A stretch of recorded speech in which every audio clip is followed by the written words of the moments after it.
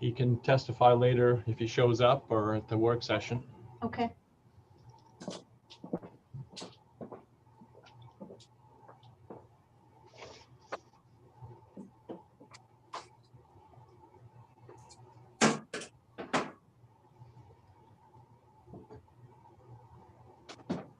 All right, good to go.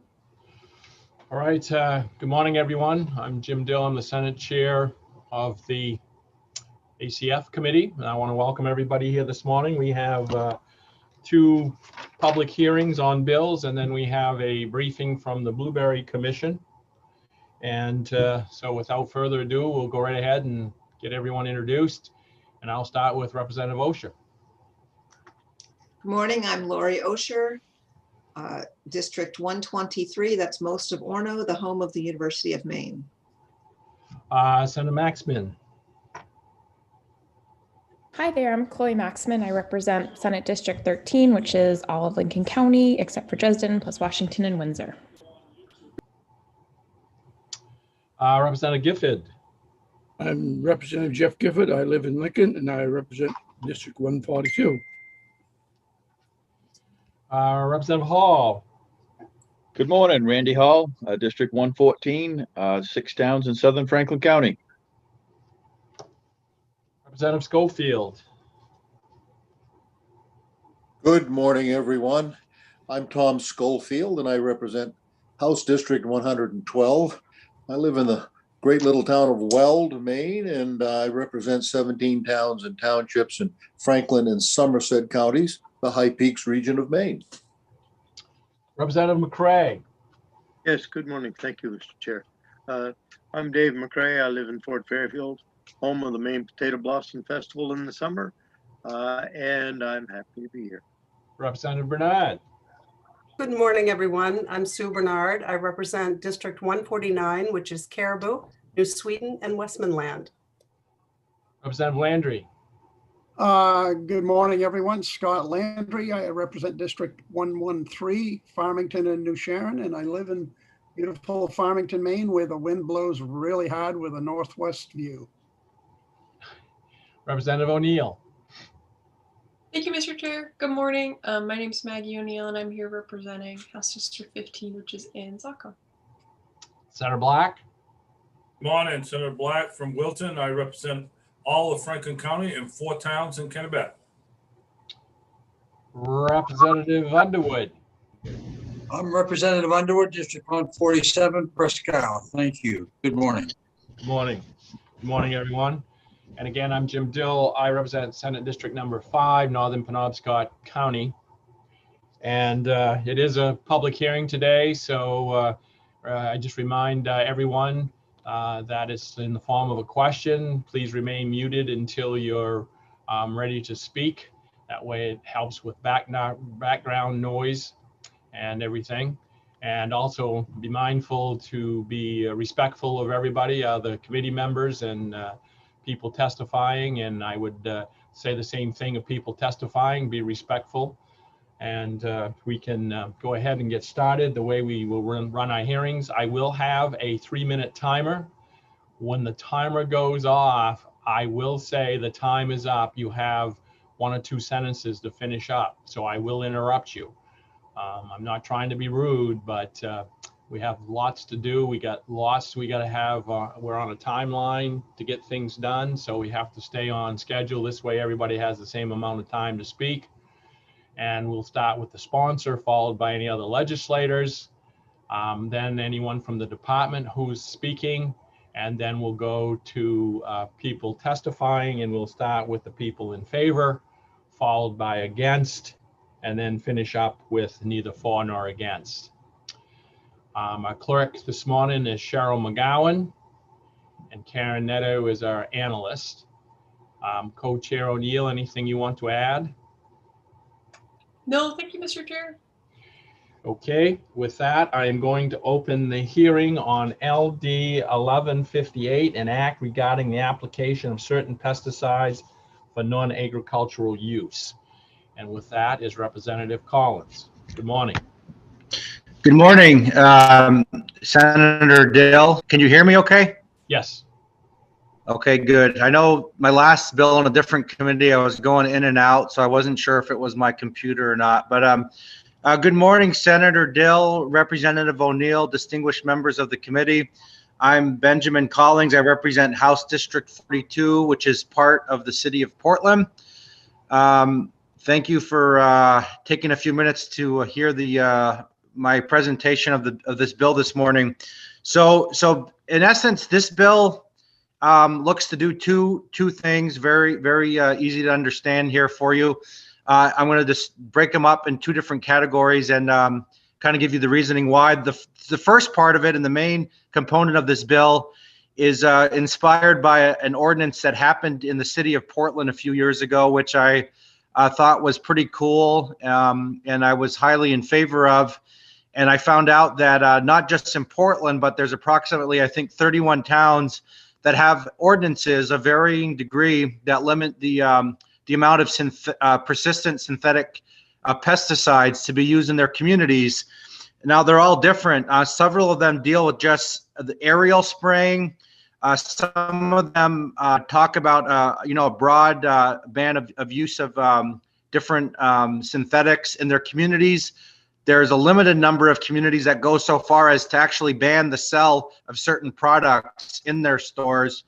Many of them are kind of a hybrid. They're a mix, and they ban certain applications, certain places, but they do have exemptions, or they do have a process where there's waivers, and you can come in and apply for a waiver if you have a compelling reason. The local community will hear that, and then some communities do allow use of certain synthetics for landscaping or for golf courses or whatnot. All of them vary. The point is that there are synthetic toxins that are very harmful to people, to wildlife, especially for young developing children. You know, their brains, their body overall. And so that's the reason why dozens of communities throughout the state, it's not just Portland or South Portland. We also have, places in Allagash, in Amherst, Maine, in Blue Hill, in New Sweden. It's all over the state. And some have been on the books for decades. Some of them are more recent, and many communities are discussing making their own ordinances to deal with this. So that's kind of the inspiration for this bill. I'm very well aware of kind of home rule in Maine and about local control, and I'm sure some people will discuss that later about why this is being proposed at a statewide level when dozens of communities are doing it on their own. Why this is needed, and I think it's very simply there are certain synthetics that stay around forever and are known to cause harm.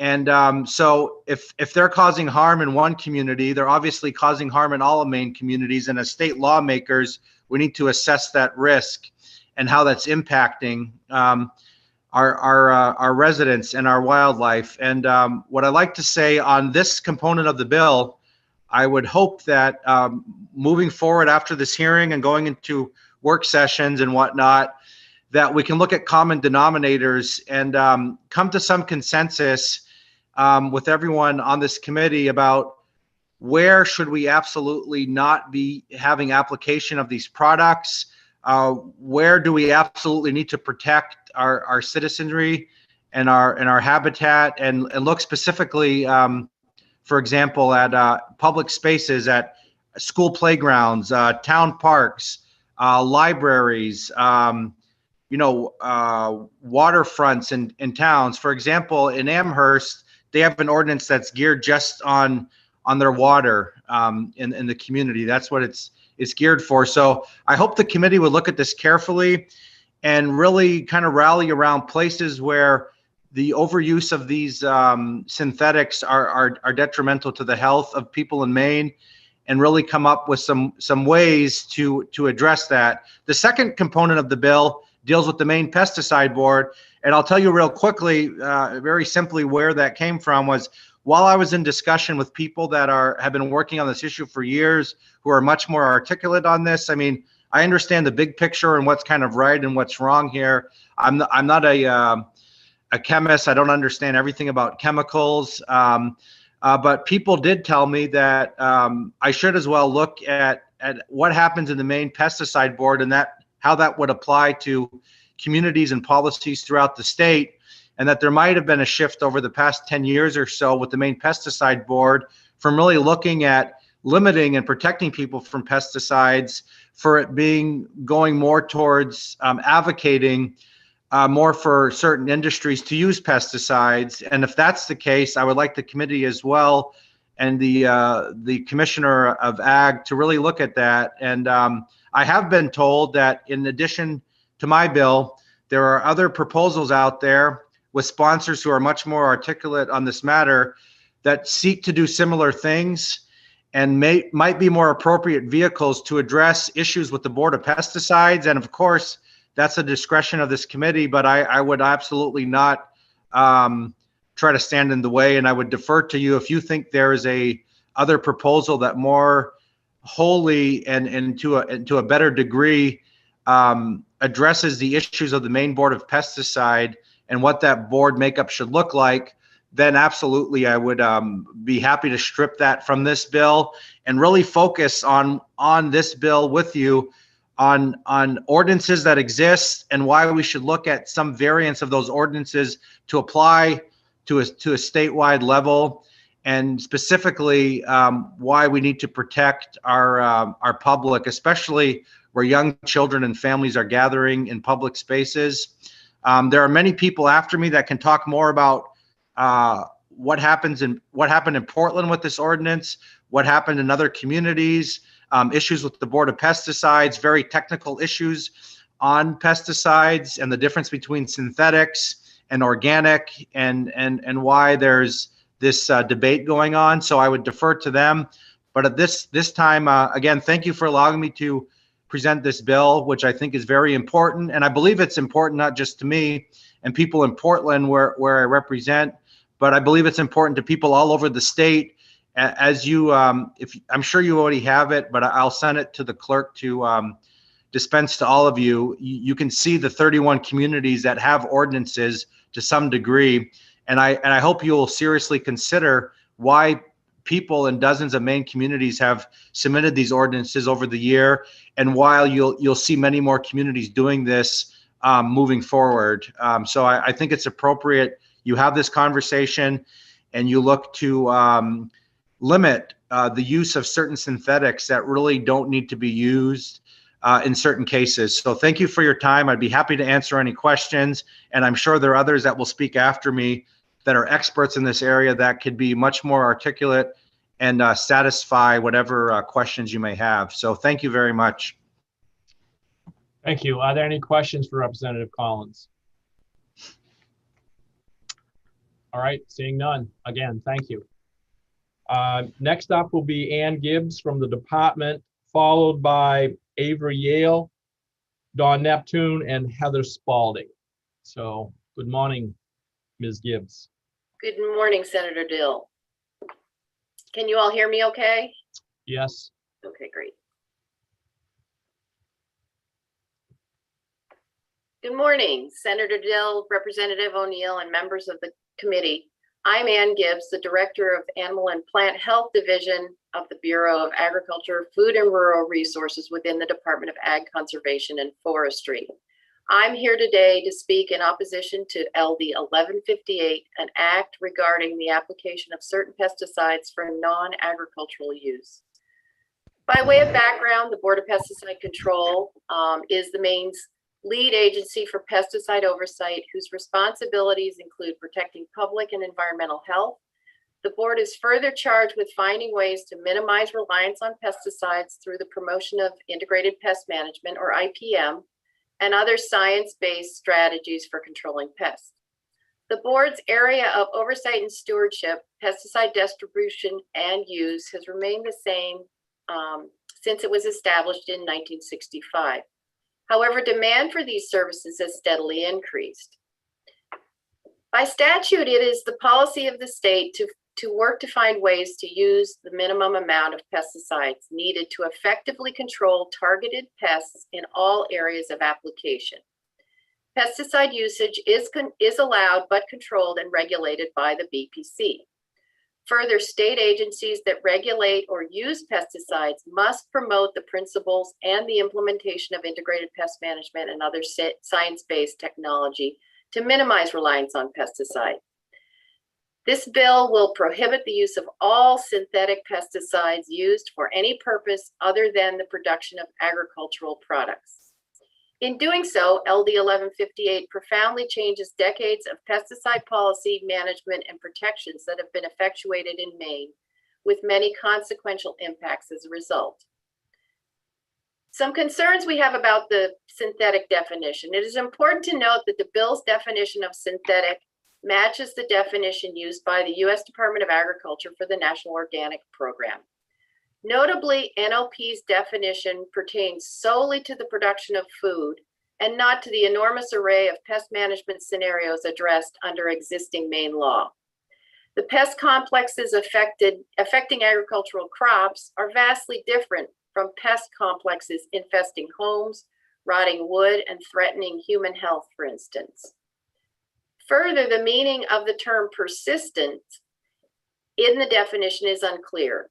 Persistence is an important consideration for the regulation of pesticides, one that is accounted for by EPA, the Environmental Protection Agency, and numerous other national and international regulatory agencies who have produced a variety of definitions.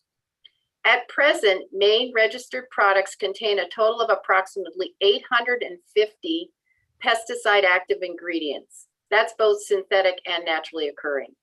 The number of these active ingredients that would remain available following the implementation of this bill will depend on the interpretation of synthetic and persistence. It is the case that some synthetic pesticides are less toxic than some naturally occurring pesticides, while others are less persistent. However, some naturally occurring pesticides may be as toxic and/or persistent as synthetic pesticides.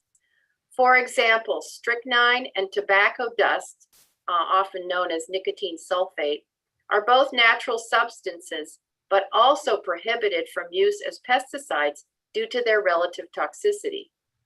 Copper presents acute and chronic toxicity and persistence concerns.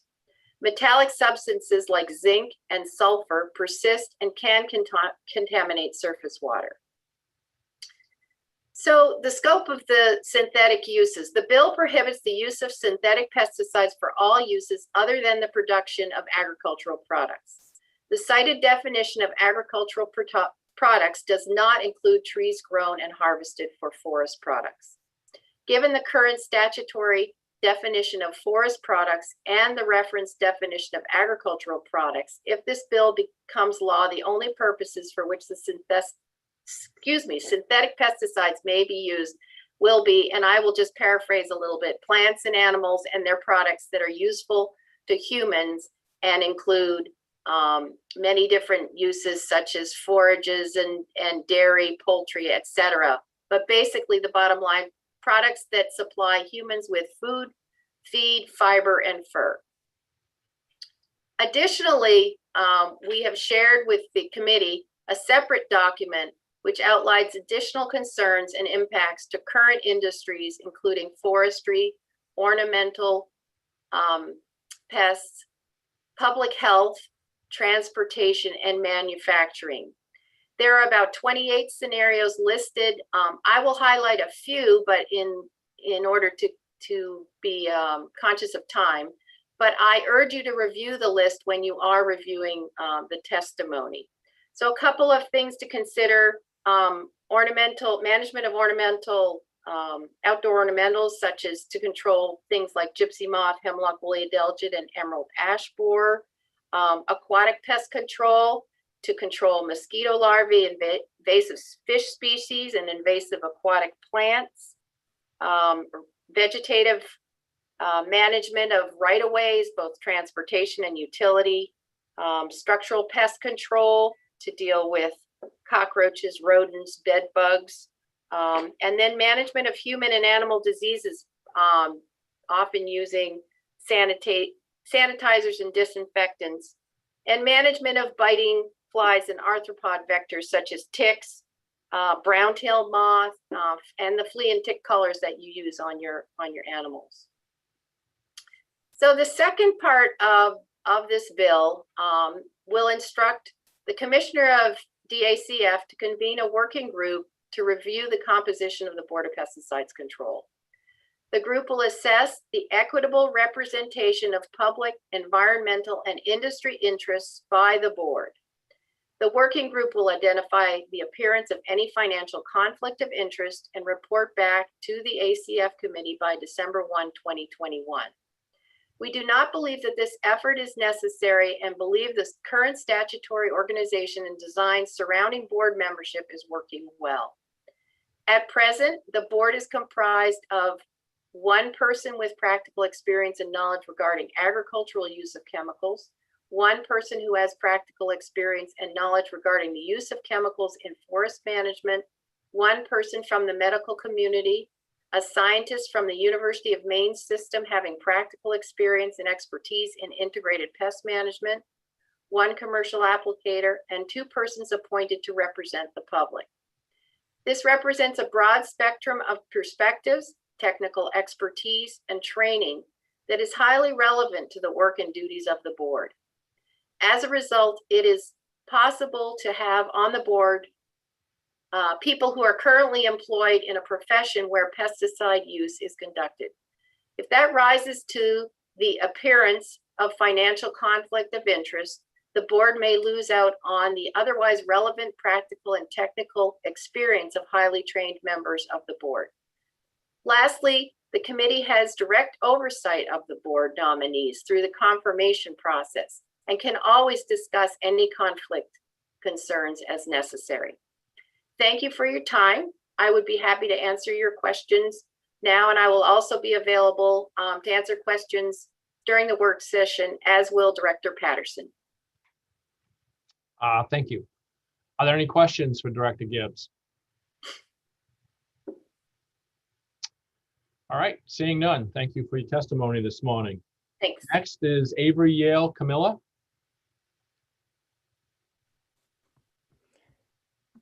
Hello, good morning. Can you hear me? Yes. Oh, excellent. Thank you so much, Senator Dill, Representative O'Neill, and members of the Agriculture, Conservation, and Forestry Committee. My name is Avery Yale Camilla, and I'm the co-founder of Portland Protectors. I serve on Portland's Pesticide Management Advisory Committee, and I'm accredited in organic land care by the Northeast Organic Farming Association.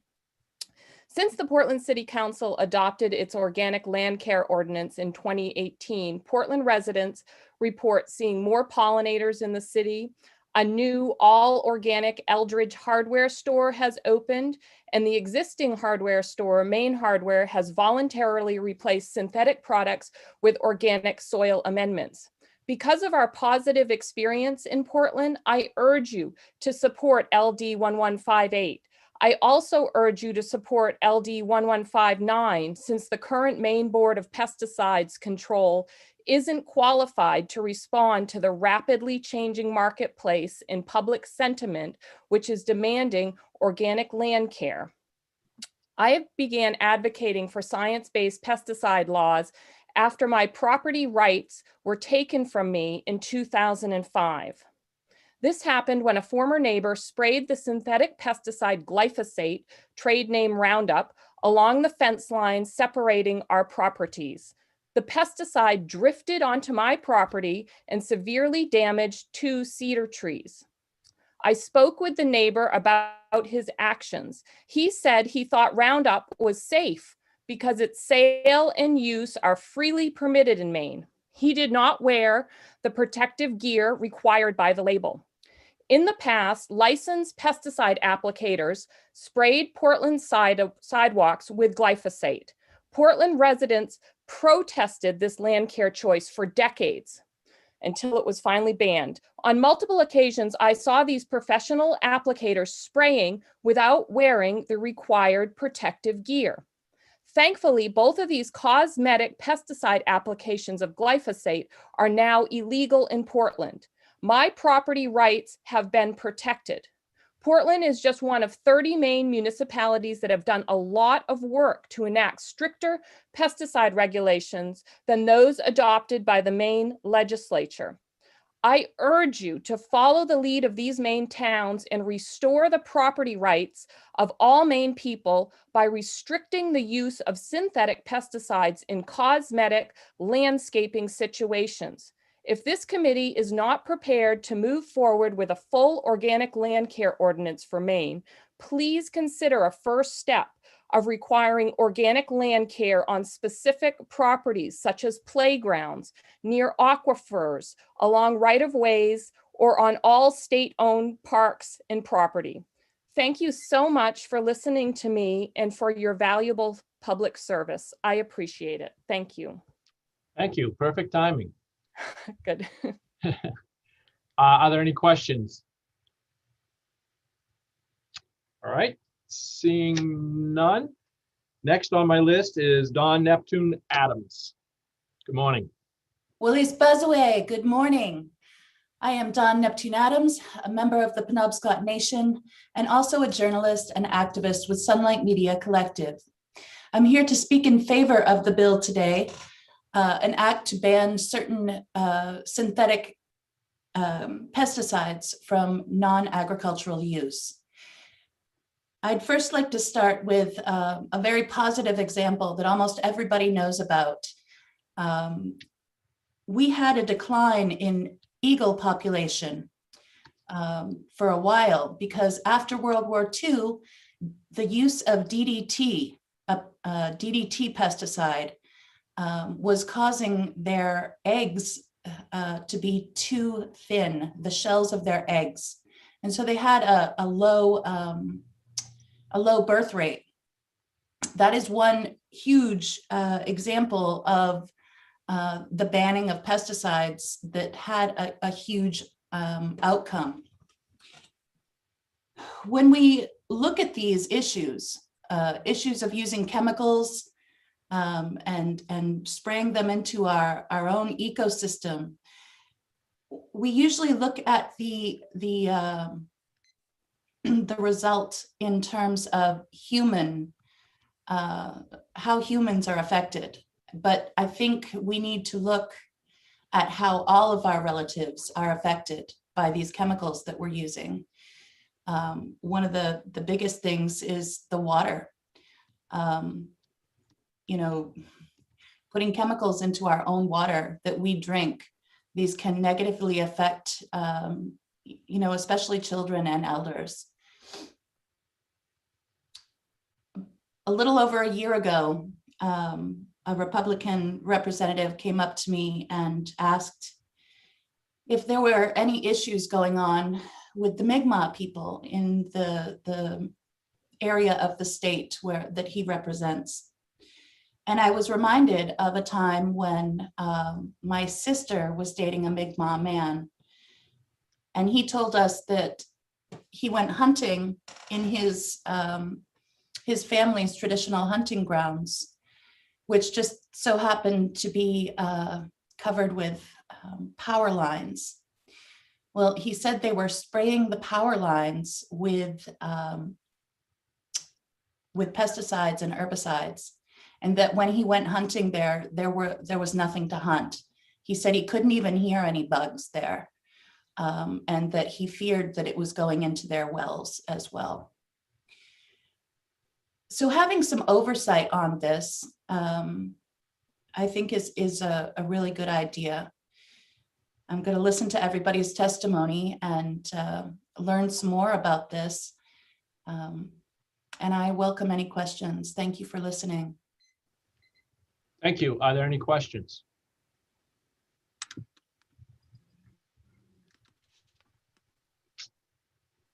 All right, seeing none. Next up will be Heather Spalding, followed by Jim Garrettson, Patricia Rupert Nason, and Rachel Berger.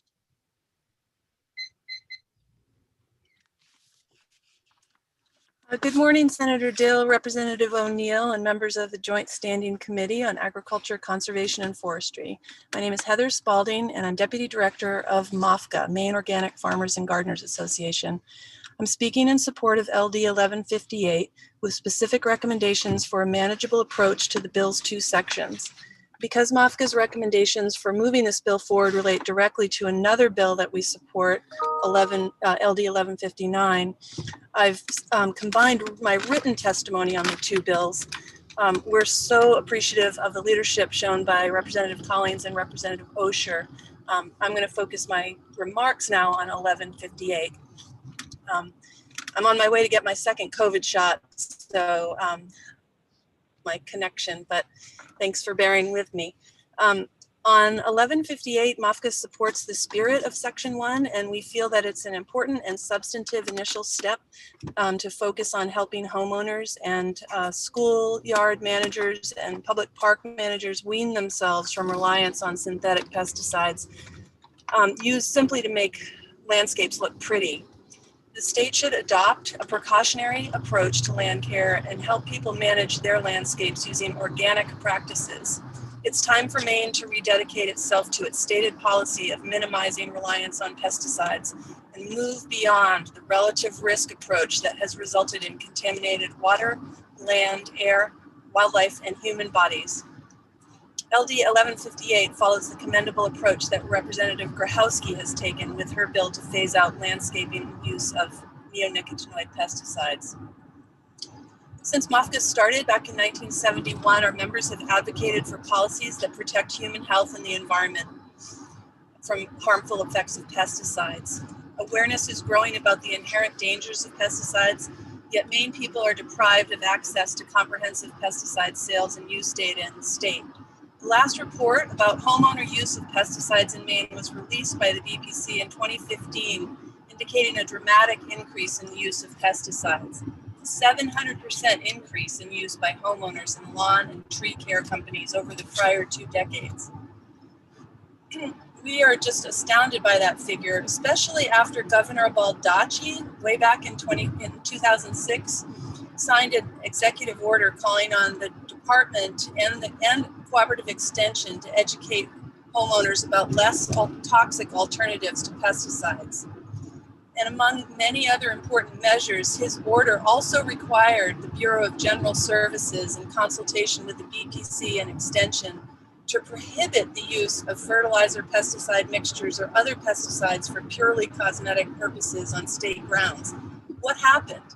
We don't remember the order being repealed, but apparently it has been ignored. We need LD 1158 and 1159 to get us back on track to a healthier future for Maine people and the environment. I will tune back into here on LD 1159, but I really feel that implementing these measures in an amended way could really help us get on track to minimizing Maine's reliance on pesticides. Thank you so much for your careful consideration. Thank you. Representative Underwood. Hi, good morning, Mrs. Spalding. I believe that this is a local issue. If you have, like, the city of Portland has a problem with the pesticides, the city isn't helping them, or they're having additional problems, they should go to the county. This is not a state problem. So why do you want a regulation that benefits Aroostook County greatly, and a board that benefits Aroostook County greatly? Why would the city of Portland want to ban something that helps them out? I don't understand that. Could you assist me with understanding it, please, on a statewide basis versus a local basis? Thank you. Yeah, I think this is just getting at the concern that public citizens have about, the problems, the human health and environmental problems that are growing. I mean, every single day you find more and more peer-reviewed studies showing the very serious harm that synthetic and persistent pesticides cause to human health and the environment. There are organic practices that are very effective and that can be used in a much healthier, safer way than many of these chemicals. And we just feel like the time has come where we need, or it's long past, it's long overdue. I mean, as I mentioned, Governor Baldacci called for a stop to using these chemicals for landscaping purposes, in 2006. So we need to get back on track. We're losing time. We're going in the wrong direction, and there's no need of it. And this doesn't affect the farmers in Aroostook County. This specifically does not have any relation to agricultural uses of chemicals. This is really about helping.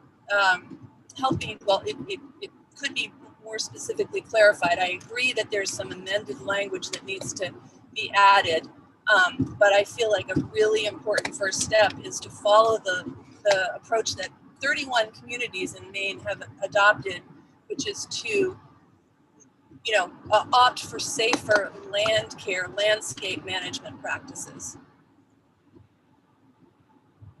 Follow-up question, Sure. Mr. Chairman. A follow-up question basically is, Aroostook County has a lot of land management companies, a lot of land management, like land companies for timber, and they use pesticides, some of the pesticides, to kill specific weeds and specific insect control. It's different, like the borash.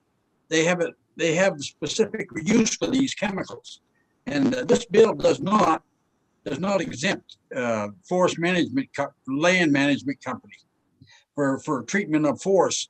So I just can't understand why something that might benefit Portland resident, why can't they go back to the city of Portland, the local control issue again, or a county control issue versus the county of Cumberland? Why can't they go back to them and talk to these people and discuss it with these people and leave the state alone? And as far as the board goes, the board is composed with a lot of thoughtful, and that is a decision that should be made by this committee. Thank you. Have a great day. Thank you. Remind everybody, committee members, that make sure that you ask a question. Heather, did you want to respond to that? Well, I wasn't sure if it was a question or not, but it sounded like he wanted to follow up, but that's fine. I think there are other people waiting who can speak, who can answer those questions for you, Representative Underwood. Thank you very much. Okay, thank you. Representative O'Neill? Did you have a Mr. question? Chair, I only wanted to make a note that we should stick to questions Yeah. in the hearing. All right, thank you. Yes, the question was, why doesn't she go to why didn't they go to the county, like Cumberland County, and discuss it with the county and have them form a regulation or something to try and solve this instead of the state? Why can't, if she doesn't get a satisfactory answer from the city of Portland, go to the county? This is not a statewide problem. Why can't she go to the county is the question. Thank you. Heather, can you? Shall I answer? Okay. Sure. Okay. Thank you, Mr. Chair, first and I'm so sorry to interrupt Ms. Spalding. I just want to interject that I want to note that I understand that, there are two sides to this issue. I think we can use a tone that is that's more respectful of our guests, and we're also, I want to note, we're not speaking to the sponsor of the bill. But if Ms. Spalding would like to respond, I want to give her space to do that. Okay, thank you so much, Representative O'Neill and Representative Underwood.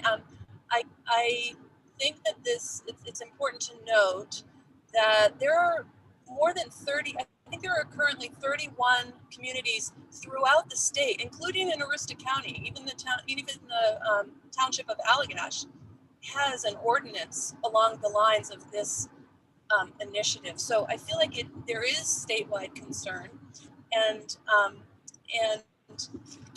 it's not, again, it's not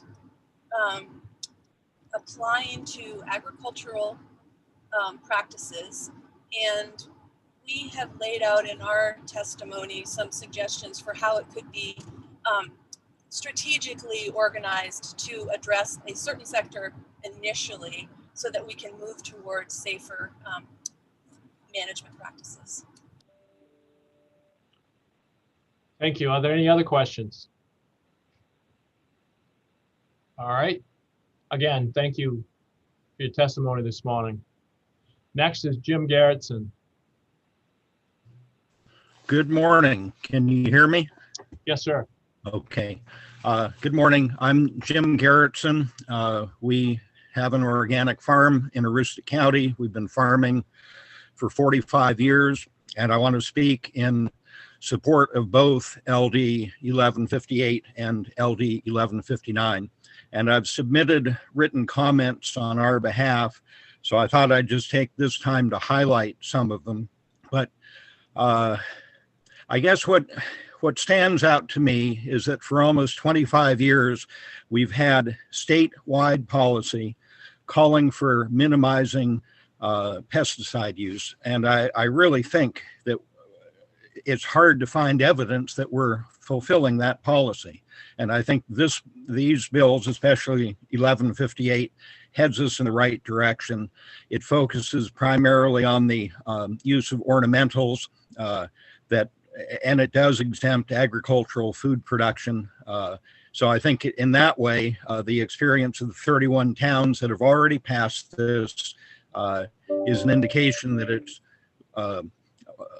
legislation that would work and would cut down the toxin load of persistent synthetic chemicals, and that's along the lines of long-term state policy.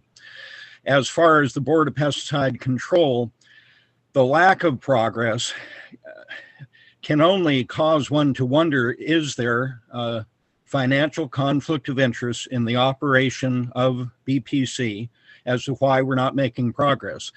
Maine is not alone in the fact that regulators often become very comfortable with the regulated, and it affects the operation. And the reality is we've got a population of 1.3 million people and about 7,000 farmers in the state. And what all state agencies, legislators, the whole ball of wax need to be doing is putting the public good first ahead of any personal self-interest. And if there is a financial conflict of interest, then I think it ought to be identified and people should be recusing themselves. So Representative Collins' legislation asking for a review of this, it would be interesting to me to find out how often members of BPC have been recusing themselves from discussions and votes on issues that affect their personal livelihoods or industry livelihoods. But my skepticism of Board of Pesticide Control goes back 4 decades to the time that we were accidentally sprayed with the spruce budworm project. I'm experienced in this. I've had a license as a private applicator for 30 years. I'm required to do that by BPC. But that skepticism about the fairness and the effectiveness of how BPC operates goes back for 4 decades. So I'd be happy to answer any questions if there are any, but I, in closing, would urge the committee to support both of these bills. Thank you. Senator Maxman. Thank you, Mr. Chair. And thank you, Mr. Garrettson, for being here today. You talked a lot about not seeing evidence that we were moving towards more restricted pesticide use in Maine. I was wondering if you could talk a little bit more about what made you say that and just give a little bit more specifics around that comment. Okay, thank you. Okay, so back in April of 1979, after having made every effort to be exempted from being sprayed by the spruce budworm suppression project, we were accidentally sprayed by the state of Maine, which was running that program, and lost our organic certification for 3 years as a result. So jump forward 11 months after that to March of 1980, 41 years ago. And I went down, as did many of us, to Augusta to a hearing of Board of Pesticide Control. The hearing began at 1 in the afternoon. I gave testimony at 11:30 that night. There were probably 100 people there. And then after I gave my testimony, the operations manager for Globe Air, which was the company out of Tucson, Arizona, that had conducted the spray program, they had 62 fixed wing aircraft. That manager of the program was one of the owners of the company, and he admitted under oath to the Board of Pesticide Control that he had never even read the label application on the barrels of 7 carbaryl, what we were accidentally sprayed with. So that's, even at that time, I knew that there is a requirement under federal law to follow federal law. The label on the pesticide has the same binding as federal law. And here's the manager of the program admitting under oath that he had not even read the label directions. Yet the Board of Pesticide Control, when asked to disqualify this company as not being qualified to operate in Maine, was allowed to spray the next year. And it came across to those of us in attendance that this is a kangaroo court. What more basic violation could there have been? So then when I couple that with the lack of progress in minimizing pesticides being sprayed in Maine, it just comes to mind these cozy relationships between those who are regulated and the regulators, and the potential for financial conflict of interest. That would explain the misbehavior that goes back over 40 years. Representative Hall. Yes, thank you, Senator Dill.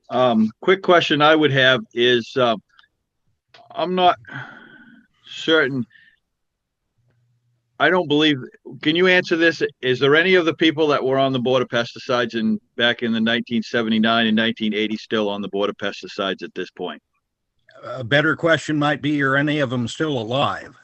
But my point is that I haven't seen evidence that we're making progress to minimize the pesticide. It's been policy for 25 years. And why is that? And it comes to my mind that there's that financial conflict of interest.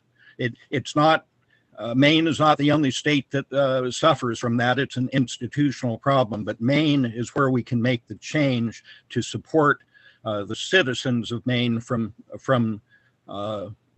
heavy toxin load. And this is these bills are an effort to try to, correct what we haven't been doing.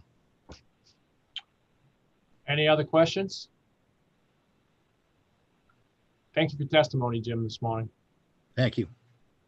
Our next is Patricia Rupert Nason. Thank you very much. So Senator Dill, Representative O'Neill, and members of the Joint Committee on Agriculture, Conservation, and Forestry.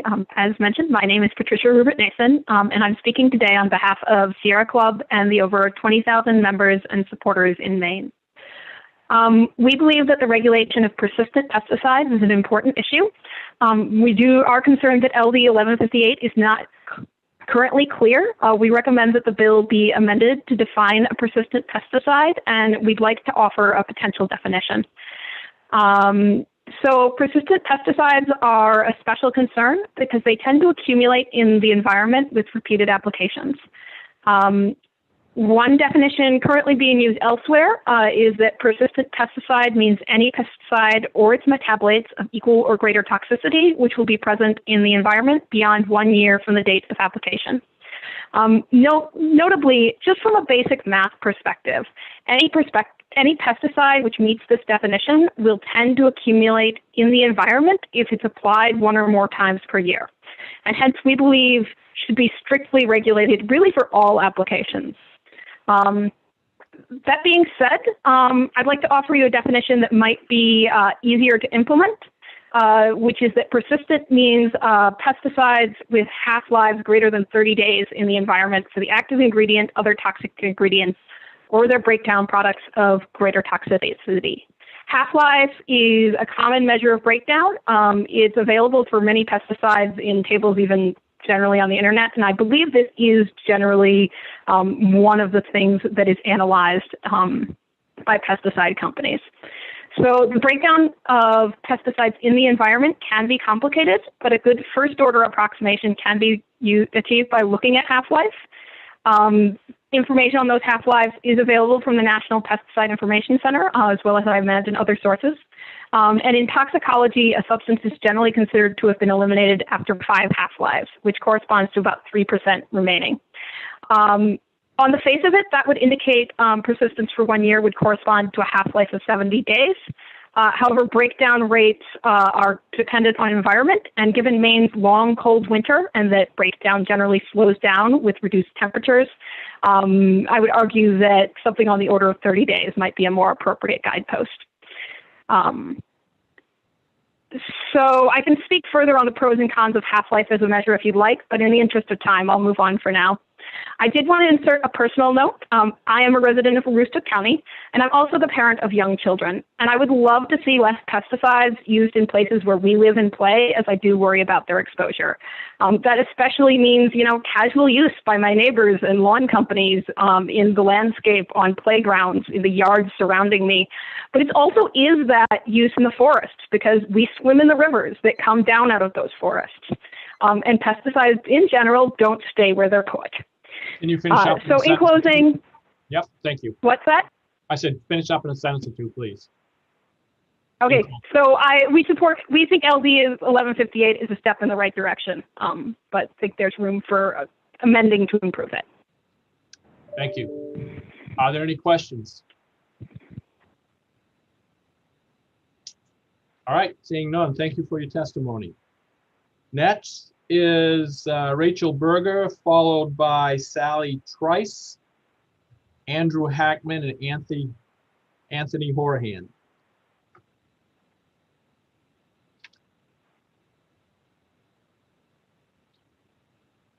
So Rachel, could you unmute yourself?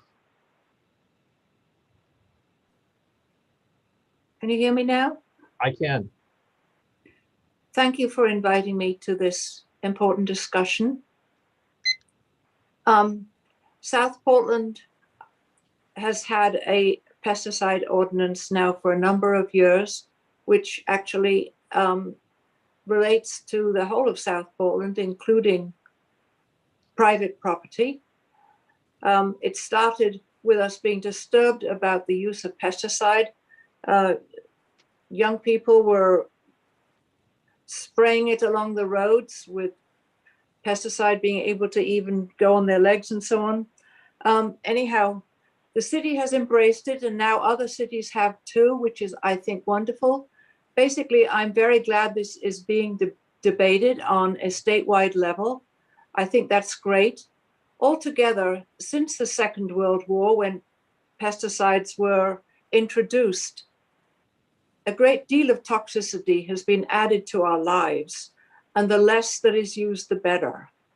I think it is industry driven and causes a great deal of harm to all manner of life, the birds, the insects, people, our pets, our children. There's so much more cancer and other illnesses present now than there used to be. Basically, I would encourage people to turn to organic care. I think if you aren't going to use pesticides, you probably need to pay attention to organic care, which means mowing high, aerating, using organic fertilizer, and overseeding with the right kind of grass. This would keep the so-called industry very happy, making beautiful lawns, healthy lawns for people. We don't need to use pesticides. I was very horrified to find that pesticides are even being used in Maine woods. That is hard to understand. The less use, the better. The more organic farms we have, the better. I think I will stop now. Thank you. Thank you. Are there any questions? All right, seeing none, thank you for your testimony. And next is Sally Trice. Hello, I'm Sally. I'm from Portland, and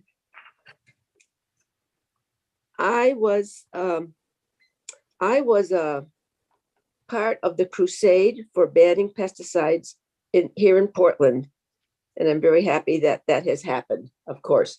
I want to mention, we hear a lot about the active ingredient of glyphosate. Not much is said about what are called inert ingredients.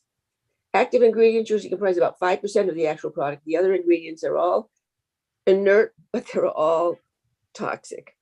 They're not even required to talk a lot about them on the label. So anyway, it's important that we, in fact, it says 800 of the 1,200 inerts are classified of unknown toxicity, and yet 57 is highly toxic. So what I want to add is that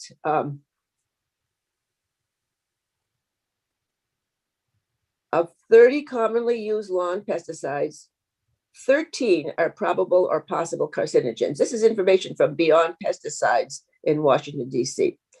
13 commonly used pesticides are linked with birth defects, 21 with reproductive effects, 15 with neurotoxicity, 26 with liver or kidney damage, 27 are sensitizers and or irritants, and 11 have the potential to disrupt the endocrine or hormonal system. Going on, pregnant women, infants, and children, the aged and the chronically ill are at greatest risk from pesticide exposure and chemically induced immune suppression, which can increase susceptibility to cancer. Children take in more pesticides relative to body weight than adults and have developing organic organ systems that make them more vulnerable and less able to detoxify toxins. The National Academy of Sciences estimates that 50% of lifetime pesticide exposure occurs during the first 5 years of life. A study published in the Journal of National Cancer Institute finds home and garden pesticide use can increase the risk of childhood leukemia by almost 7 times. And finally, studies show levels of exposure to actual lawn pesticide products are linked to increased rates of miscarriage and suppression of the nervous, endocrine, and immune systems. Exposure to home and garden pesticides can increase a child's likelihood of developing asthma. So that covers quite a few different topics.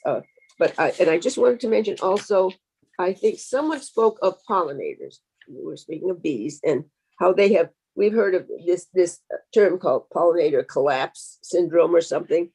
That's all bees that have been killed by pesticides in the area. And we really want to turn that around too and see if we can bring them back fully so that they can do their job of pollinating. And so it says the insecticides weaken a bee's immune system. Forager bees bring pesticide-laden pollen and nectar back to the hive, and six months later, the bees fall prey to natural bee infection. So anyway, we want to Yep. I'm sorry. Yes, we want to turn that around too. So I thank you very much for presenting this time for me to share, and others as well. Thank you so much. Thank you. Are there any questions? All right, seeing none. Thank you for your testimony. And next is Andrew Hackman. Good morning, Senator Dill, Representative Neal, members of the Agriculture, Conservation, and Forestry Committee. My name is Andrew Hackman, a resident of Union, representing True Green Lawn Care here in opposition to LD 1158. Would certainly echo some of the issues that the department noted in terms of the breadth and scope of this legislation.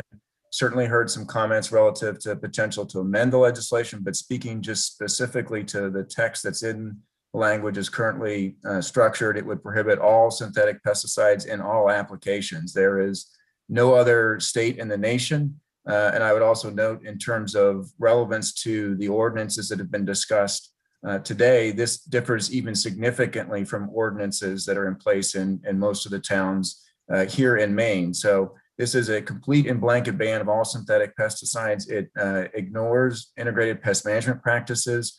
All of True Green's certified applicators go through extensive training after year with the department and the Board of Pesticides Control to ensure that they are using the least toxic material, whether that's organic or synthetic, as their first course of action. And it is something that we believe strongly in and practice extensively, and believe that this legislation, at least as currently drafted, would significantly hinder the ability to prevent things such as brown tail moth, address insects that destroy homes and have significant property damage for Maine citizens and folks that need to protect their property.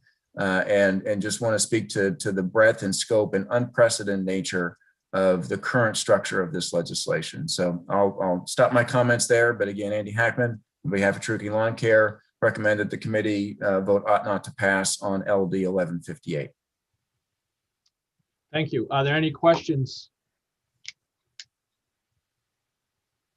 All right, seeing none. Thank you for your testimony. Next up is Anthony Hourahan, followed by Bob Mann, Christopher Finarelli, and Curtis Picard. Morning. Good morning. Good morning, Senator Dill, Representative O'Neill, and esteemed members of the ACF committee. Thank you for the opportunity to speak this morning in opposition to LD 1158. My name is Anthony Hourahan, and I am representing both Irving Woodlands and Maine Northern Railway Company here this morning. This bill would essentially take all the advances in science and technology developed for pest control in the last 40 years away from everyone that's not involved in farming in Maine. If I wear my forester's hat, we lose the use of important herbicides being used to ensure healthy forest regeneration, used to combat the ever-growing list of invasive plant species in the state, and eliminating these tools can lead to these invasives impacting our forests, our lands, and interrupting natural ecosystems, not to mention that some of these invasives create public safety issues. Then we need to factor in the possible insects that we lose tools to combat outbreaks of. It's been mentioned the brown-tailed moth is one, spruce budworm is another one that's high on our radar as we're seeing populations increase in Aroostook County, gypsy moth, emerald ash borer, to name but a few. So these tools are not only important in farming, but in general land management. If I switch to my railway hat, which I won't because I've heard Senator Dill say we can't use props in the past, if I think of the Northern Railway, eliminating these tools create big issues for them as well. Today, these tools are used to keep the railroad tracks clear of brush and grasses. If these are not controlled, it becomes a loading of fine fuels stretching for hundreds of miles across the state. Many are looking to reduce carbon emissions associated with transportation by utilizing more freight rail. Well, steel wheels traveling over steel rails create sparks that can ignite these fuels and cause fires, putting people, communities, and forests at risk. Let's not push Maine towards the realities of poor undeveloped parts of the world when we have tested and improved tools to deal with pests like biting insects that could carry diseases like malaria and Zika, diseases carried by fleas and ticks, and highly effective tools that can be used in land stewardship. Banning responsible use of these tools that this bill says are okay to use in the production of food, but not for other uses to protect people, animals, and forests would be irresponsible. So again, I urge you to vote ought not to pass on LD 1158. And thank you for your time this morning. Thank you. Are there any questions? Representative McCray. You're muted, Representative. Too many buttons. Too many buttons to get in here to raise your hand and to speak. Thank you, Mr. Chair. Good morning, Mr. Hourahan. You probably can clear something up. We've talked before, but I'm just curious. This bill says for non-agricultural use, and in some venues, I hear your industry talk about the modern forestry industry is farming trees in a sense. Okay, is there a difference between this looks at non-agricultural? Does your company consider themselves agriculture, non-agricultural, or just forestry? Well, we refer to forestry, but I think we as foresters think of ourselves as farmers of the forest, but over a much longer rotation than an annual crop. But I think by the definition of what's in the bill, we would not be considered part of the agricultural sector or the farm products. Yeah, I suspected that, but thank you for clarifying that. Are there other questions? All right, seeing none. Thank you for your testimony. Thank you. Next is Bob Mann. Thank you, Senator Dill. Good morning, everyone. I am Bob Mann. I'm with the National Association of Landscape Professionals, and thank you very much for taking the time to listen to me this morning. I refer to you to the written testimony that I submitted earlier this morning.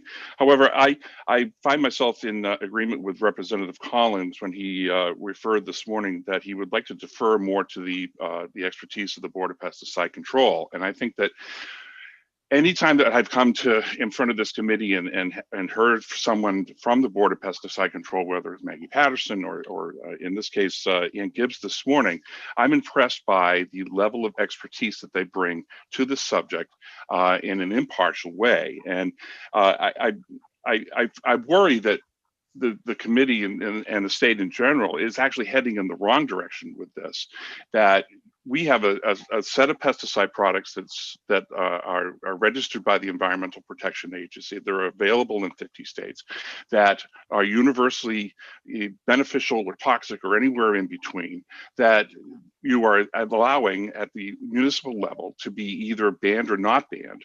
It would be much better, I'm sure that the committee is tired of talking about this topic endlessly, that you would have a single preemptive legislation in place in the state of Maine that would allow the Board of Pesticide Regulations to be the only body in the state that regulates pesticides, instead of having a mishmash of regulations that are different from one jurisdiction to the other. The prohibition approach that's outlined here has many unintended consequences that we've been able to identify by looking at this type of legislation in other jurisdictions in other states. With the removal of effective pesticide products, customers of lawn and landscape companies will cancel their services. The imposition of a ban on lawn care pesticides in Montgomery County, Maryland, only a year ago has resulted in catastrophic losses to business. The failure of licensed pesticide application businesses that provide these important services is the only logical outcome of a bill such as this. Pests, on the other hand, don't care about politics and will continue to persist. Without EPA registered pesticides available and professional applicators to apply them, consumers will take to performing clandestine applications of pesticides themselves. Consumers do not have the training or the expertise that is required of professional applicators, and the chances of misapplication are greatly increased, the exact thing that this bill purports to alleviate. Because there are no professional applicators available, black markets will inevitably develop. We see this in Montgomery County already. These bootleg applications will be performed by unlicensed, untrained, uninsured, rogue applicators that do not answer to the Board of Pesticide Control. Because there are no records of the applications, we will have no idea what was applied or if it was applied correctly. State and municipal budgets, already stretched thin, do not have the resources to properly deal with such infractions. In summation, this bill takes what is today a highly regulated industry, destroys it, and replaces it with a completely unregulated black market. Thank you very much for your time. Happy to entertain any questions. Are there any questions? All right, seeing none, thank you for your testimony. Next is Christopher Finarelli. Thank you, Chair Dill, Co-Chair O'Neill, members of the committee. Really appreciate the opportunity to testify today. Christopher Finarelli with the Household and Commercial Products Association, respectfully here in opposition to the measure today. ACPA is the premier association representing the interests of companies engaged in the manufacture and sale of familiar consumer products that help household customers create cleaner and healthier environments. Pesticide products allow Maine residents in all communities the ability to clean and protect their homes and workplaces with safe products. We would align our concerns with some of those expressed already in terms of the scope of the bill. The term pesticide encompasses a number of products, such as disinfectants, sanitizers, insect repellents, insecticides, herbicides, and rodenticides, among other products. Many of these products rely on technology that is formulated or manufactured by a chemical process and would meet the definitions outlined in this bill. These products have always been important to the safety of residents in Maine, but in recent months, they have been even more critical due to the COVID-19 pandemic. Disinfectants, particularly those on the Environmental Protection Agency's List N, which is the list of disinfectants that EPA expects to kill the COVID-19 virus have been crucial in protecting consumers and workers. Other restricted products would include insect repellents that ensure fewer bug bites and less exposure to bug-derived illnesses. Maine residences rely on insecticides to keep insects out of their homes and herbicides to keep the plants and grass from growing weeds. When used properly, pesticides protect humans, pets, plants, homes, and workplaces from pests. The safety of consumers is the highest priority for HCPA members. I'll just conclude real quickly here that this committee has done a great deal of work on pesticides. We've been a partner in that, but I think it's important to underscore the basics in response to the scope of the bill. In the absence of pest management or insufficient pest management, that can bring its own health risks, including viruses and bacteria, insects such as cockroaches or rodents, which can present health issues or contamination of food, for example. We believe it's important to recognize that integrated pest management is an exercise in managing risk. So not just by any presented by a particular pesticidal product, but also from the pests of concern. I really encourage the committee to consider those health risks on both sides. For these reasons and more, ACPA respectfully opposes this measure. Happy to take any questions. Are there any questions? All right, thank you for your testimony. Thank you. Next is Curtis Picard, followed by Don Flannery, Elizabeth Frazier, and Jeremy Legassi. Good morning, Senator Dill, Representative O'Neill, and members of the Agriculture, Conservation, and Forestry Committee. My name is Curtis Picard, and I'm President and CEO of the Retail Association of Maine. I'm also a resident of Topsom. We have more than 350 members statewide and represent retailers of all sizes, and Maine's retailers employ more than 85,000 Mainers. I'm testifying in opposition to LD 1158. Although LD 1158 does not specifically ban the sale of synthetic pesticides, it might as well be a sales prohibition. It would prevent residents from applying any synthetic pesticides on their property except those related to agriculture. Maine has thousands of registered pesticides. I believe the number is greater than 12,000 products. How many of those products would now essentially be banned under LD 1158? Perhaps the Maine Board of Pesticide Control can provide a list of affected products under this proposal. Further, we are not aware of any state in the country that has also banned the application of pesticides. These are products that are already regulated in Maine by the board, and proper education, best practices, and sound application methods work well. We urge the committee to reject LD 1158. Thank you for your time this morning, and I'm happy to answer any questions. Are there any questions? Thank you for your testimony. Next is Don Flannery. Good morning, Senator Dill, Representative O'Neill. I'm Don Flannery, Maine Potato Board, Executive Director of Maine Potato Board. I won't take much of your time this morning as this is going along quite long, I know. We're in opposition to this bill for a couple of reasons. One is we understand this isn't about agriculture right now, but we're always concerned about these bills and where they're headed and what they're doing as is to the next step, and if agriculture should be included in them. One thing I'd like for the committee to consider is that this talks about synthetic pesticides. And I guess my concern is, or our concern is, does that mean that we believe that all other pesticides are safe and don't have an impact on the environment?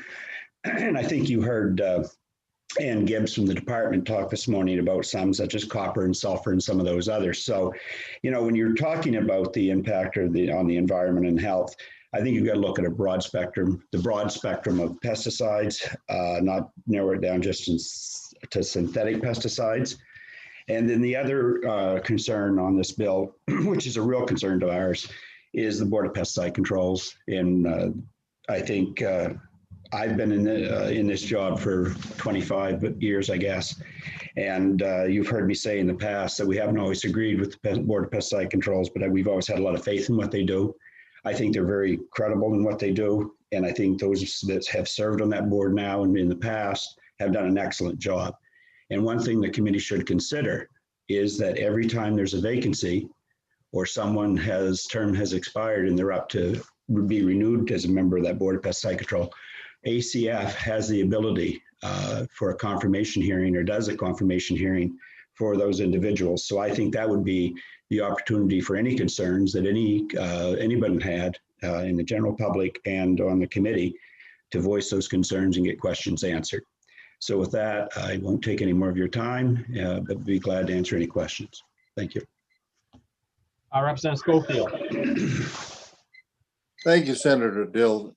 Thank you, Don, for being here this morning. It was alluded to earlier by one of the previous folks who testified that there was some collusion or some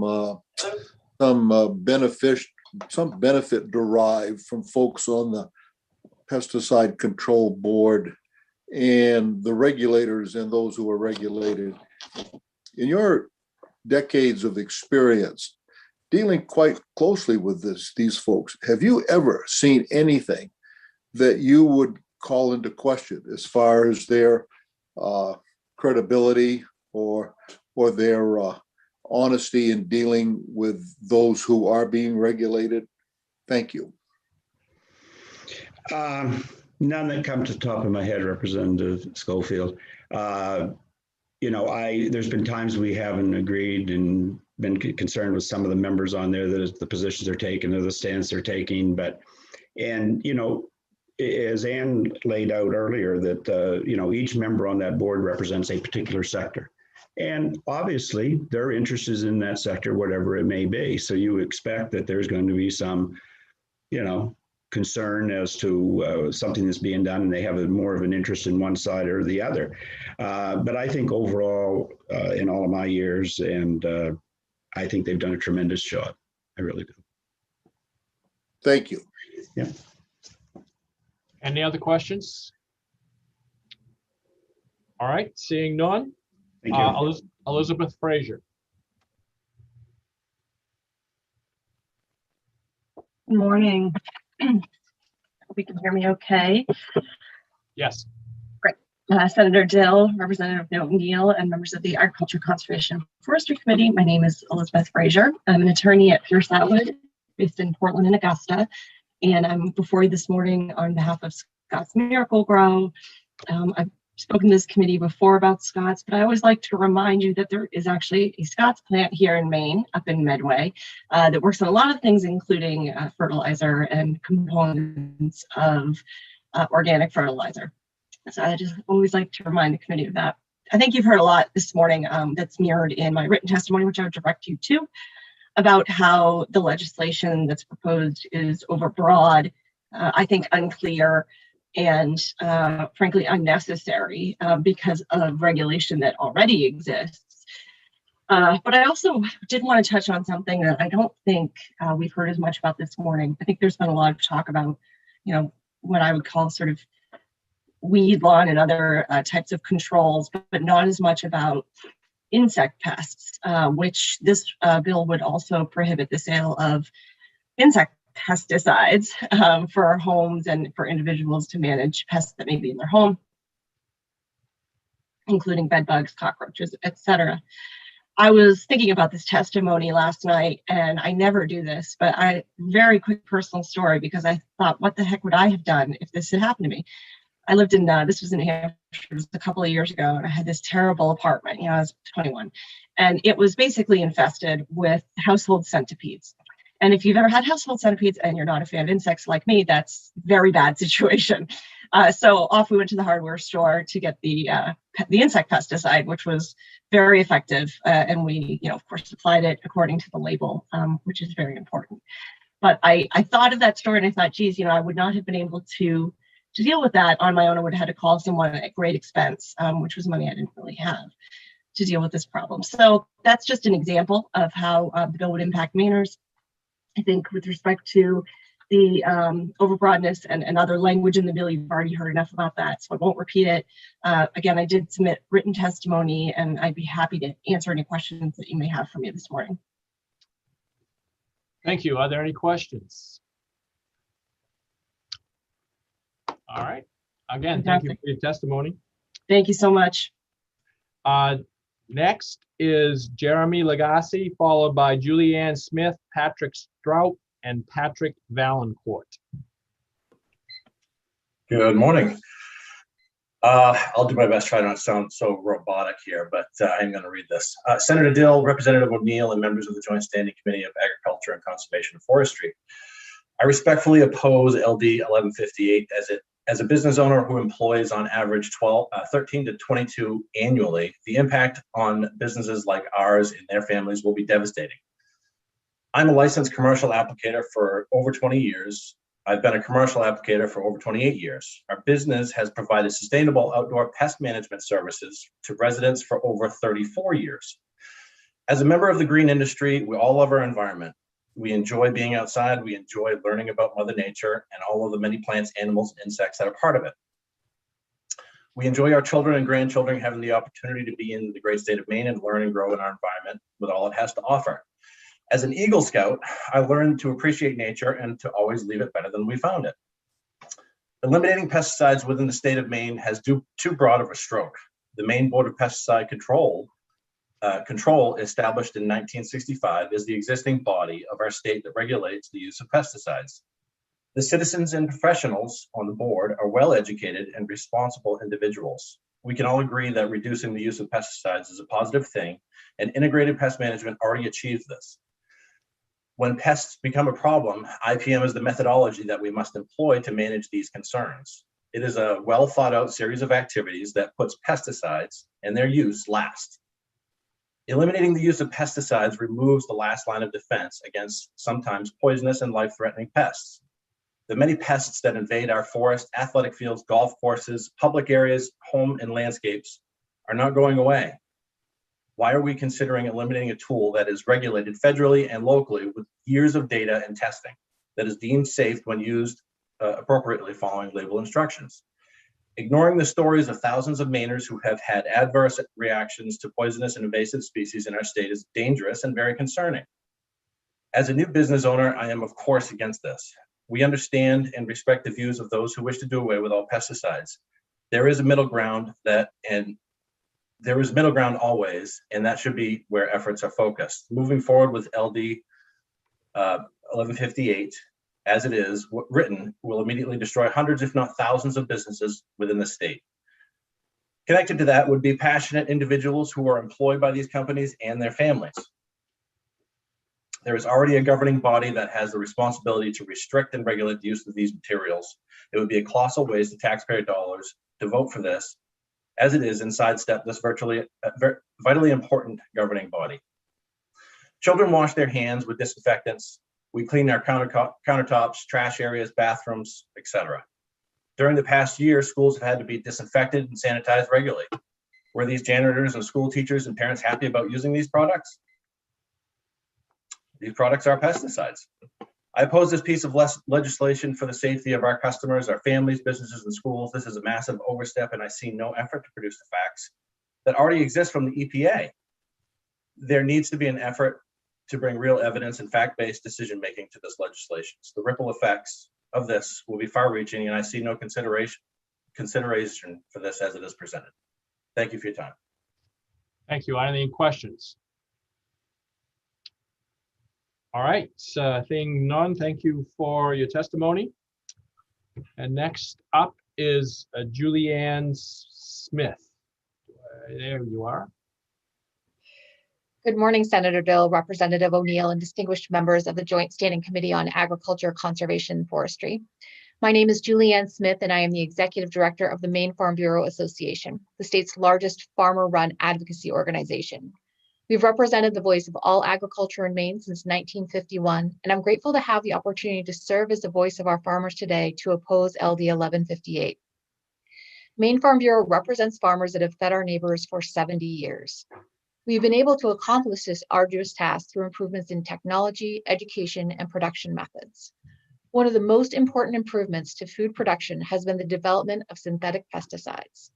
This has been an important tool for home gardeners as well. This bill's mandate to ban persistent synthetic pesticides is confusing. All pesticides are persistent to some degree. If they were not, they would not provide effective control. Yet all pesticides do degrade over time, some rapidly, others over extended periods. Ambient air, plant, and soil temperatures, as well as moisture, sunlight, and countless other factors affect the persistence of pesticides in the environment. How rapidly must a chemical degrade before it may no longer be regarded as persistent, and under what conditions? This bill defines synthetic, but it does not define persistent, rendering the term persistent synthetic pesticides problematic. Even though the term synthetic is defined, its meaning is still unclear. The bill seems to say that a synthetic substance is one that is formulated by a process that chemically changes a natural substance, unless it doesn't. If this definition becomes law, we question what products, if any, will be available for pest control in the state of Maine. With a six-fold increase in the cases of Lyme disease in Maine in the past decade, this is a very dangerous proposition. A little clarity here would be welcome. While this bill allows for the use of persistent synthetic pesticides in agriculture, it does not allow for them in forestry.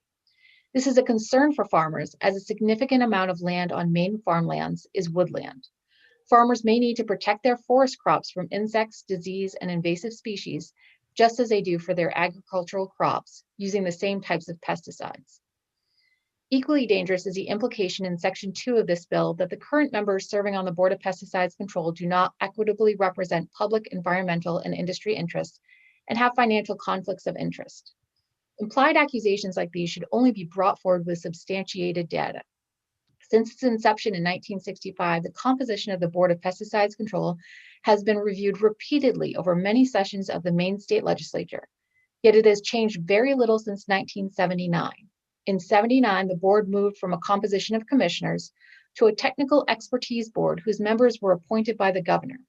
The board is presently well balanced with 3 PhDs, 1 MD, 2 public members, and a pesticide applicator, all of whom have a wealth of knowledge of the safe and proper use of pesticides. All present members have been nominated by governor, vetted by this committee, and confirmed by the Senate.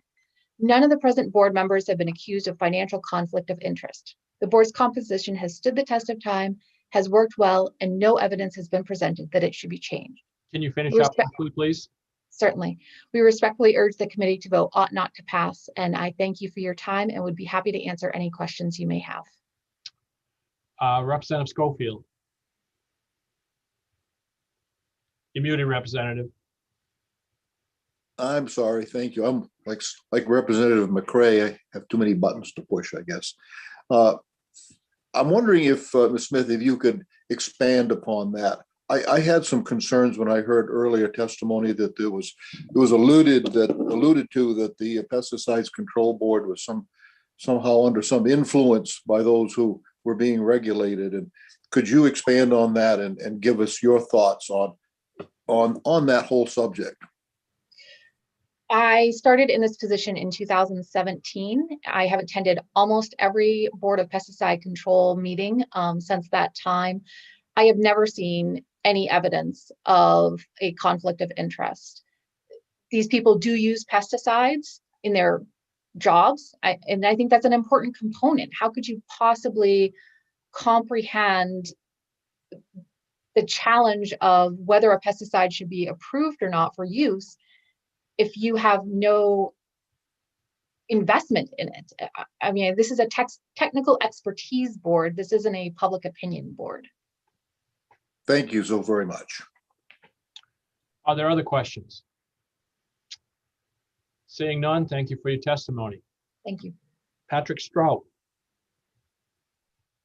Thank you, Senator Dill and Representative O'Neill and distinguished members of the ACF committee. I'm Patrick Strout from Exeter, Maine, Executive Director of the Maine Forest Products Council. We strongly oppose LD 1158 because forestry uses of pesticides are critical in our minds. Trees have weeds. Just like in agriculture, we need to treat to make sure our crop trees are growing. Just like corn, we focus on the early years, in our case, versus weeks of development. And we treat a crop that needs this kind of intervention in the early years, but it's a rotation of about 40 to 70 years that we deal with. So either once or twice during 40 to 70 years, we use this kind of integrated pest management technique.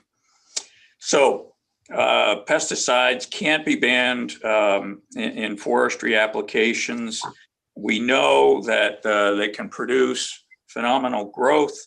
Decades of research around the world prove this. In our own backyard, we have an Austin Pond study, which looked at northern Maine, and we clearly demonstrated the important role herbicides play in forest production. We've done a number of wildlife studies in those areas as well.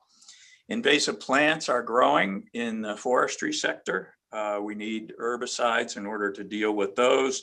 We've heard of some of the traditional beech bark diseases, other diseases coming our way, and this new phenomena of blue lettuce. I don't think we'll get to the point where we can eat it, but it certainly is a terrible plant that's taking over some of our areas. And we need to keep in mind spruce budworm is an insect that we've traditionally tried to manage. We have it'll be a very different kind of spruce budworm approach. As we deal with spruce budworm going forward, it'll be more targeted. There won't be large broadcast applications, but we need to keep our tools for dealing with insects open, and spruce budworm is certainly a big threat that's starting to percolate.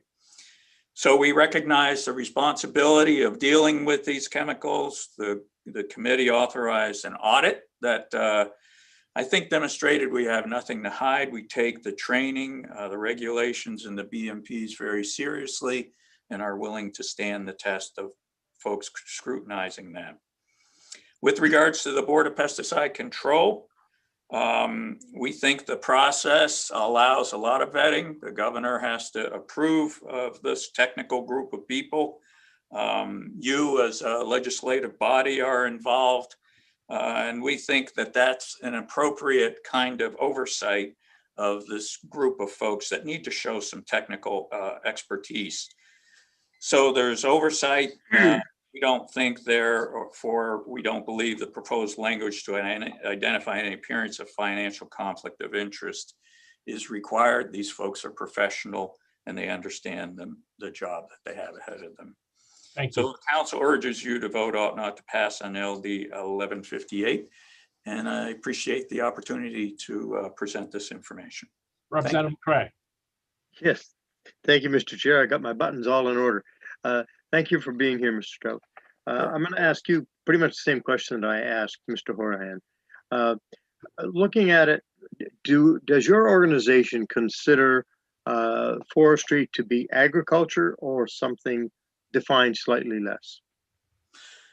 Now, if you look at where we reside in the federal government, the U.S. Forest Service is under the USDA. So at some level that is recognized. And I myself have a master's degree in silviculture, and that's the art and science of tending a crop of trees. So there are a lot of similarities. The timelines are different, but we're managing soil, we're managing crops, we're trying to put the most growth on selected crop trees going forward. So a lot of parallels there. So it would be curious not to include forestry in an exemption for agriculture.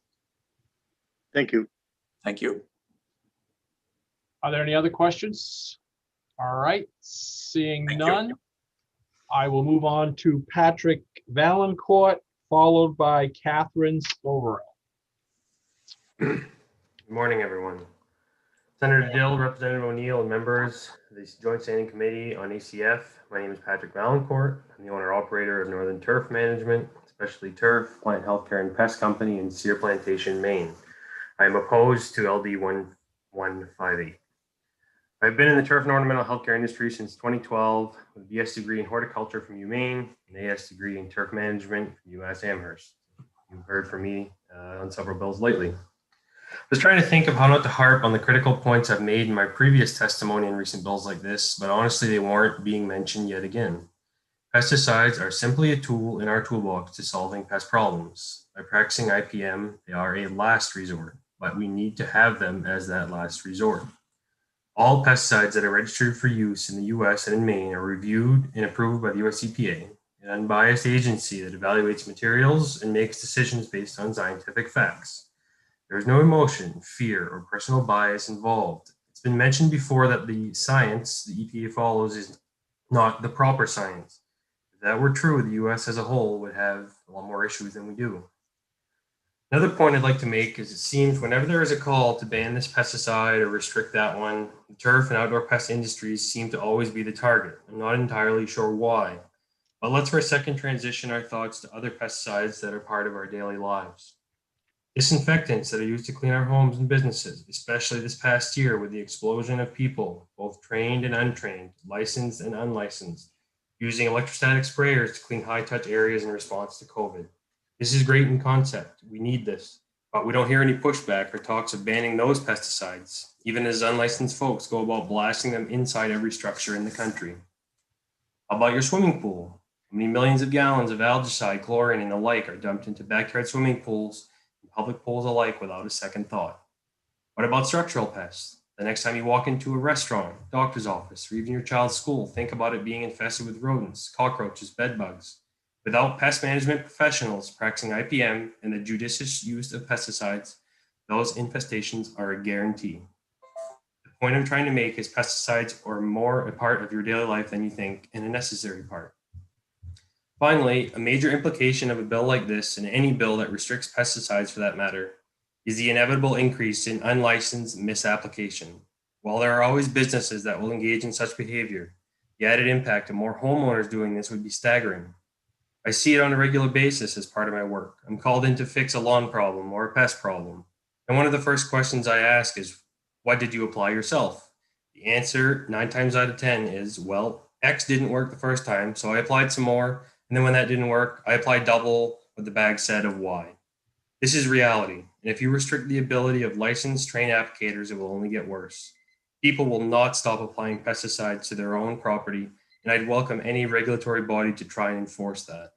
People will order the products online, go to a neighboring state to purchase them, or get it from the farmer down the road. Just think. Up in a second sentence or two, please. Just think, grandma applying undiluted paraquat to weeds in her flower garden with shorts and sandals and no PPE.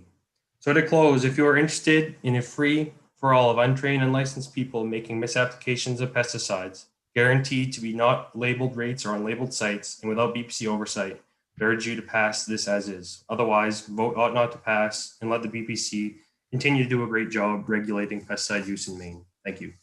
Thank you. Representative Schofield. Thank you, Senator Dill, and thank you for being here. I've heard you before, and I'm very impressed with your background. I just couldn't help but think. I was in southern Maine the other day, and I was thinking about, as I was driving along with some of these pine trees beside the road after the winter surface treatment of all of these roads and asphalt parking lots and whatnot down that way, which there are considerable. The effect of calcium chloride and all of the stuff that we treat our road surfaces with, which I suspect gets into the soil and lasts a long time. And you mentioned some other things. What are your thoughts on something like that? Is that something that we don't seem to worry as much about as we perhaps should? Your thoughts?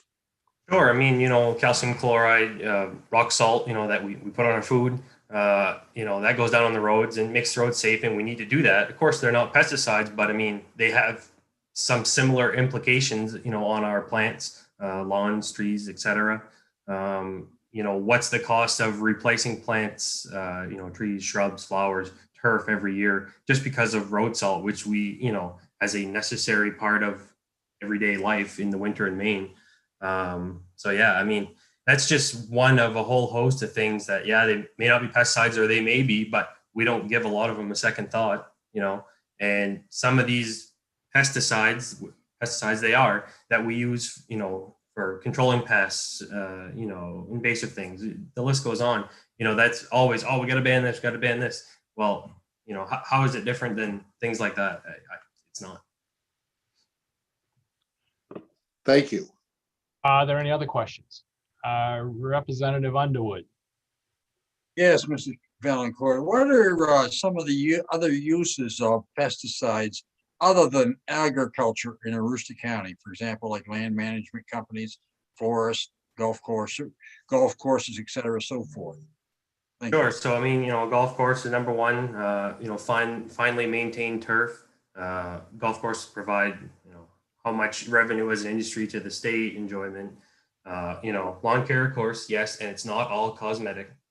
We're controlling pests so that people have a lawn and don't have just bare soil. Invasive weeds, tick control, mosquito control. All these are disease, they vector disease. Managing forest lands, as has been mentioned before, roadside vegetation management. If we were to manage the vegetation on our state roadsides, I used to be a contractor that managed vegetation on roadsides for the state. If we were to manage all that vegetation that we do with chemical controls by mechanical cutting, it's a 60-to-1 cost factor, and that's directly from Maine DOT. So, you think we have money problems now, just any one of these things, think if we take away pesticides. I could go on, but that's a small list. Are there any other questions? Thank you for your testimony. Catherine Soberall. Thank you, Senator Dill, Chair, Representative O'Neill, and members of the committee. My name is Catherine Soberall, and I'm the Executive Director of the Maine Veterinary Medical Association. And as a representative of the Maine Veterinary Medical Association, I am testifying neither for nor opposed to LD 1158. The MVMA is concerned that the bill unintentionally includes animal flea and tick treatments in its definition of persistent synthetic pesticides. Flea and tick treatments are essential not only for animal health, but also for public health and the prevention of vector-borne diseases. Lyme disease is not the only disease that can be carried by deer ticks in Maine. Maine CDC also lists anaplasmosis and a host of other diseases that deer ticks carry. Providers report human cases of all of these diseases, or they reported them in 2020, and they're all a public health concern. Beyond flea and tick products, we are concerned that other products used to treat animals could also unintentionally be included in the current bill. For example, oral anti-parasitic products that are used in a wide variety of veterinary settings. We have spoken to the sponsor of the bill about our concerns, and he was open to adjustments this was unintentional. So if the committee decides to move forward with this bill, we just ask that that this issue be considered. Thank you. Thank you. Are there any questions? All right, seeing none. Thank you for your testimony. Cheryl, that's all I have on my list. Is there anyone else? I would ask that you ask the attendee list if there's anyone here to speak, because there are some people on there that I don't know who they are. They might be here for the Blueberry meeting. Okay. They're just not on my list for that either. Okay. All right. Is there anyone else? Just raise Seeing your none. hand. Nope. Okay. I will close the hearing on LD 1158. And we will open up the hearing on LD 1159, an act to amend the membership requirements of the Board of Pesticides Control. And that's presented by Representative Ocean. Oh, hello. Thank you, everyone.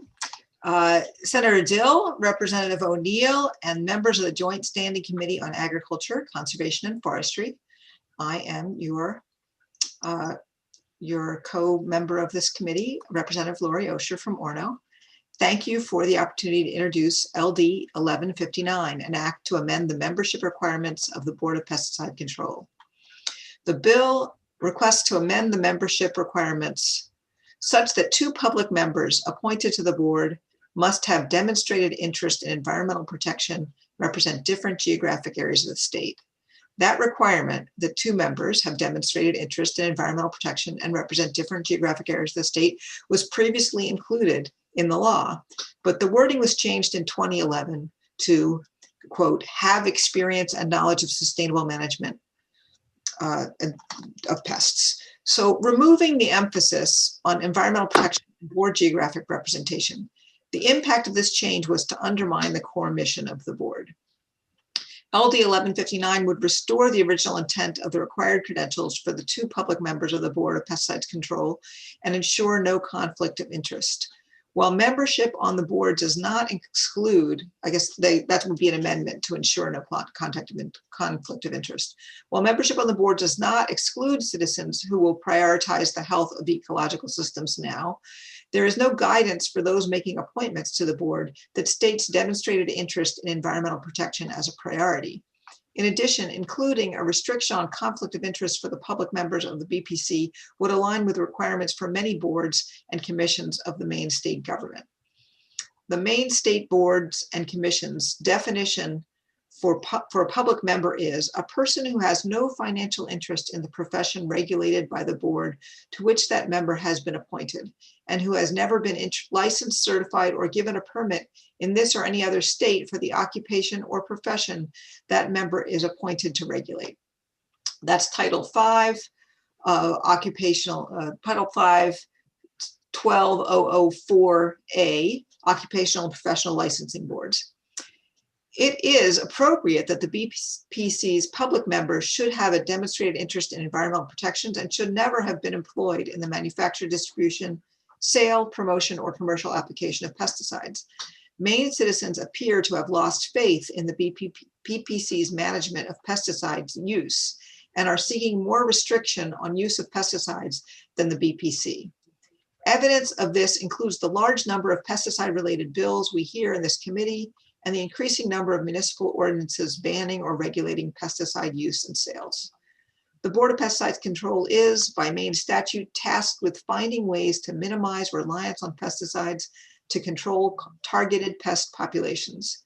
Specifically, the statute says that it shall promote the principles and implementation of integrated pest management and other science-based technology to minimize reliance on pesticides. That's MSRA 22-1471-X.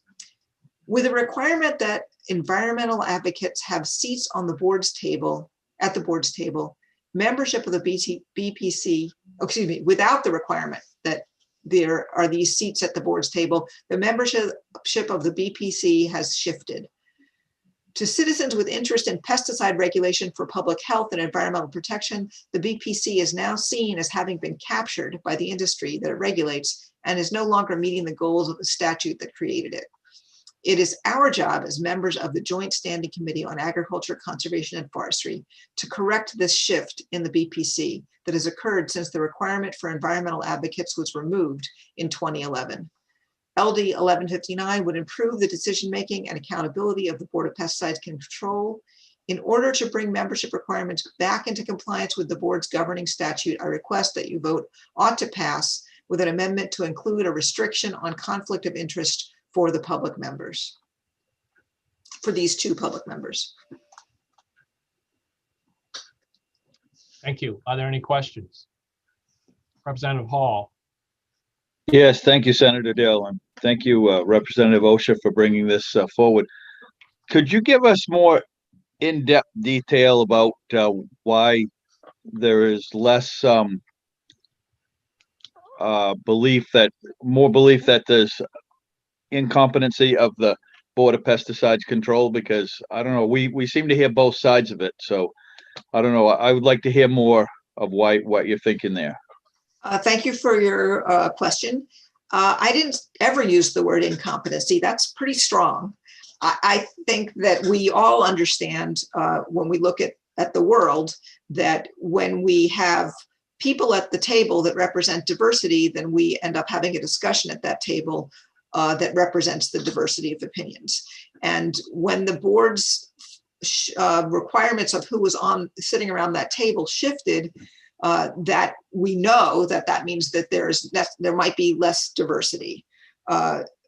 We have the requirement there be a medical person and a requirement to be someone within university, and that's because we understand that they have a unique perspective that they bring to this discussion of pesticide use move to the goal of public health protection and why the doctor, the person from the university for 25 years, John Jemison has been, and his specialty is looking at agronomic systems.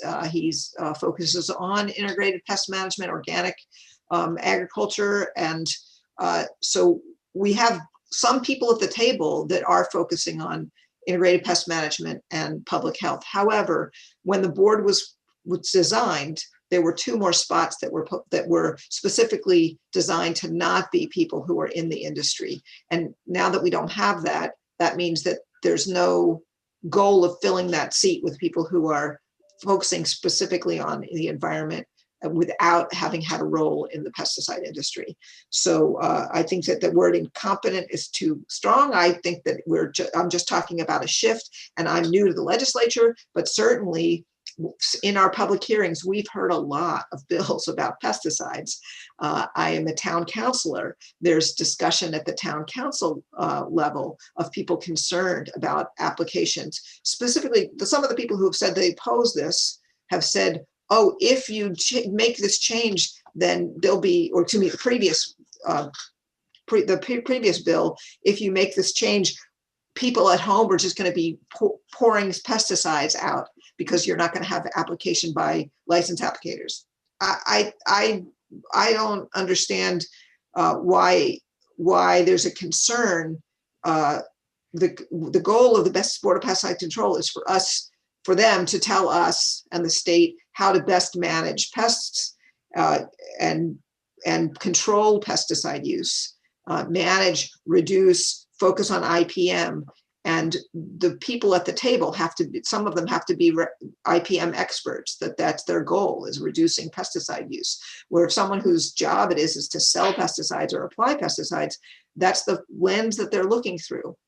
So this is again, as a town councilor, I see that municipalities across the state are having these discussions to try to protect their citizens, and their concern is that the BPC is not doing that. As a legislator, I'm seeing lots of things that show that our fellow legislators are bringing things up that obviously they're bringing because their constituents are concerned. And so our job is to listen to our constituents and do our best to make sure that the boards that we oversee or that we help manage, I don't know exactly the proper words because I'm new to the legislature, but basically the Board of Pesticide Control discussions of it are in our committee because that's our job. And they were formed by a statute that said to focus on IPM, and it appears that the citizenry of our state does not believe that they're actually focusing on IPM as much as they should be. Are there any other questions? Representative O'Neill. Thank you, Mr. Chair. Thank you, Representative Osher, for your testimony and for bringing this bill forward. A question that I have, not necessarily for you today, I think it's more for our analysts. I'm wondering if we could get the legislative history on the 2011 change and that analyst sheet that we usually get, just so we could follow that history and how those changes took place. The work session, is that Representative O'Neill? Yes, please. Okay. That probably can come from the board department. I'm requesting it from OPLA, yes. Yeah, okay. Thank you. Any other questions? Seeing none, thank you for your presentation. Next is Ann Gibbs from the department. Good morning, Senator Dill, Representative O'Neill, and members of the committee. I am Ann Gibbs, speaking neither for nor against LD 1159, an act to amend the membership requirements of the Board of Pesticide Control. The department's Board of Pesticide Control is charged with ensuring public access to the benefits of pesticide use while protecting public and environmental health. The board is further charged with finding ways to minimize reliance on pesticides through promotion of integrated pest management and other science-based strategies for controlling pests. The board's area of oversight and stewardship, pesticide distribution and use, has remained the same since the board was established in 1965. However, demand for these services has steadily increased.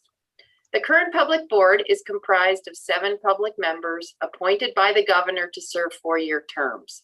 Day-to-day activities are carried out by a staff of 10 full-time and 4 seasonal employees who are housed in the Bureau of Agriculture, Food and Rural Resources within the Division of Animal and Plant Health.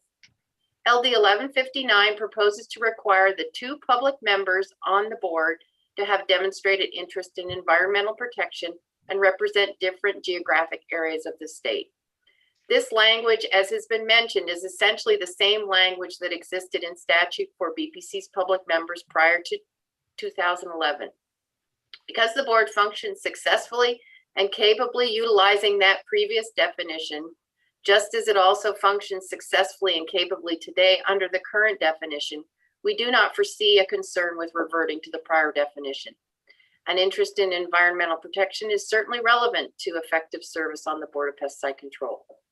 I will be happy to answer your questions at this time and will be available at the work session for further discussions. Thanks. Are there any questions? All right, seeing none. Thank you very much. Next is Heather Spalding. I think already spoke. She was on her way to get a shot, so I don't think she's here. So next is Julianne Smith and followed by Patrick Strauch. Oops, Heather is here. Do you want to speak, Heather, on this one? If you wouldn't mind, I would appreciate it. I kind of abbreviated my remarks earlier to focus on 1158, but I do have a few more things I'd like to say about 1159. If that's okay, I'll try to be quick.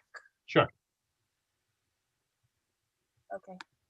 Thank you so much, Senator Dill and Representative O'Neill and members of the ACF committee. I'm fully vaccinated now. Really appreciate the opportunity to speak in support of LD 1159, an act to amend the membership requirements of the Board of Pesticides Control. And I want to thank Representative Osher again for her leadership on this. I had said in the last hearing that we felt like 1158 could be streamlined further by dropping section 2 in deference to an amended version of LD 1159. And we feel that would restore the original intent of the membership credentials of the BPC and also ensure no conflict of interest for the states assigned to public members with demonstrated interest in environmental protection. The interests of commercial applicators already are well represented, and we need perspective of citizens who will prioritize the health of ecological systems. Adding a restriction on conflict of interest for the public members of the BPC would align with requirements for many boards and commissions of Maine's state government. Here is the common definition for a public member, and I'm quoting: for purposes of any occupational or professional licensing boards which have a public member or members, public member means a person who has no financial interest in the profession regulated by the board to which that member has been appointed and who has never been licensed, certified, or given a permit in this or any other state for the occupation or profession that member is appointed to regulate. It's appropriate, no, that was the quotation. It is appropriate that the BPC's public members should have a demonstrated interest in environmental protections and should never have been employed in the manufacture, distribution, sale, promotion, or commercial application of pesticide. We also feel that the scientists from the university should specialize in either agronomy or entomology. I also attend and regularly report on BPC meetings, and I witness a recurring frustration for both the staff and the board members. The public has lost trust in the institution and has taken regulation into its own hands, more and more frequently in the form of municipal ordinances. There's a public perception that the BPC prioritizes the interests of the pesticide industry rather than the public and the environment. This is a challenge for all farmers as well, conventional and organic, and we hope that a board will, with well-balanced expertise and opinion, will monitor challenges and opportunities. Organic farmers need the public to have faith in the BPC just as much as do conventional farmers. So again, I urge you to support LD 1159 as well as an amended version of 1158. And I'd be happy to answer some questions if you have any. Thank you so much. Are there any questions? Representative O'Neill. Thank you, Mr. Chair. Thank you, Ms. Spalding, for your testimony. I appreciate you raising the idea about the conflict language. And my question for the work session is, could the analysts come back with other examples of licensing boards where that language is used? And perhaps, Ms. Spalding, you have some examples too that you could provide, but I just want to put that out there. Maybe it'll make their work easier too if you could just give those examples, or maybe Missy O'Neill can help personally. Okay, thank you, Representative. Okay. Representative Schofield. Thank you, Senator Dill. I'm just wondering if you had any examples, either anecdotal or otherwise, of conflicts of interest from the board, with the board and those who they regulate. Do you have anything that you can say that is substantive to us? It would be appreciated. Thank you.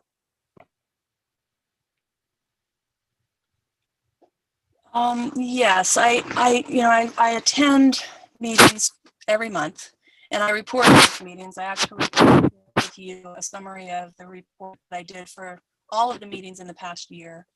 My feeling is that the consent agreements, the variance requests, there's never a no. I mean, there's very rarely even lively debate about whether very dangerous pesticides should be given a variance. I'd be happy to send a copy of that report that I did on all of the activities of the last year to you. I guess I would also say that that the original intent of the composition of this board called for 2 public members with a very specific focus on a demonstrated interest in environmental protection.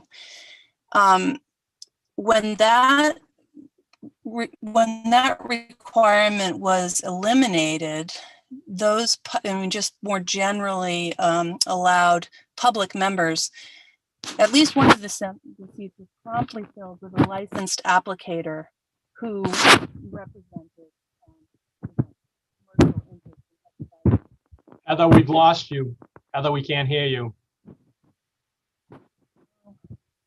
You can't hear you. I don't know what, yeah, okay, can you hear me now? Can hear you now.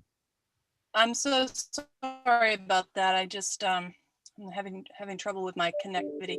What I was going to say quickly is that when the composition, the credentials were changed for the composition of the board, where they removed the requirement the public members have a demonstrated interest in environmental protection. One of those seats was promptly filled with a licensed pesticide applicator who has been advocating for pesticide, for the pesticide industry and pesticide, pesticide interests above the public concern about environmental protection. And we feel like that's just an unfair balance.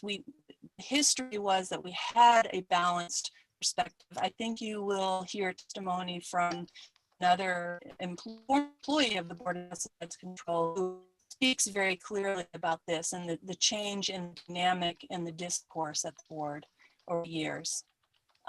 If these ordinances are not going away, they're only going to increase in number, and we feel that this approach could do a lot to restore faith in the Board of Pesticide Control. Thank you. Are there other questions? Representative Landry? Yes, thank you, Heather.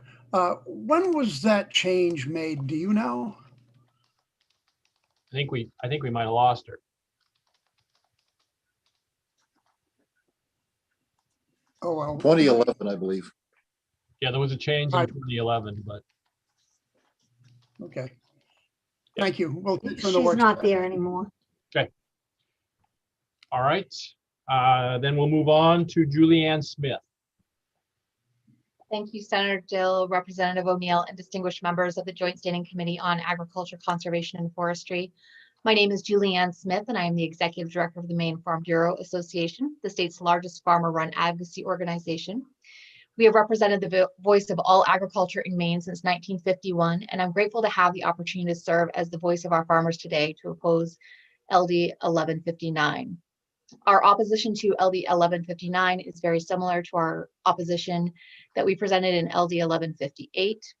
I would like to bring to the committee's attention that the purpose and the policy of the Board of Pesticides Control is in statute, is for the purpose of assuring to the public the benefits to be derived from the safe, scientific, and proper use of chemical pesticides while safeguarding the public health, safety, and welfare, and for the further purpose of protecting natural resources of the state. It is declared to be the policy of the state of Maine to regulate the sale and application of chemical insecticides, fungicides, herbicides, and other chemical pesticides. This is a technical expertise board. We feel that, as we stated earlier, the change in 1979, which shifted the composition of the Board of Pesticides Control from the commissioners to technical expertise, was warranted. If you look back through the history, which I asked the law library to help me with, there was a lot of concern that was brought forward at that time. And we have found that that change was effective. And the current composition of the Board of Pesticides Control does include people that have a deep concern for environmental protection. The people who are using pesticides on the land do not do so without serious consideration. This is their livelihood. Without proper usage, that land would not exist for them to have their jobs. So again, we feel that the current composition works very well. It has stood the test of time, and we don't feel that any evidence has been presented that it should be changed. So we respectfully ask that you vote ought not to pass on this bill, and I would be happy to answer any questions. Are there any questions? Representative Schofield. Thank you, Senator Dill. Once again, I just heard again that there's a public perception, I think is what was referred to as a lack of veracity or credibility of the board. And I'd just like to hear your perspective of that. Do you think there is a public perception that the board is not credible? Thank you. I would say that the public that I deal with most often are farmers, and farmers do not have that perception. We have many organic farmers as members of Maine Farm Bureau Association. I'm not hearing that from them. I'm not hearing that from our conventional farmers.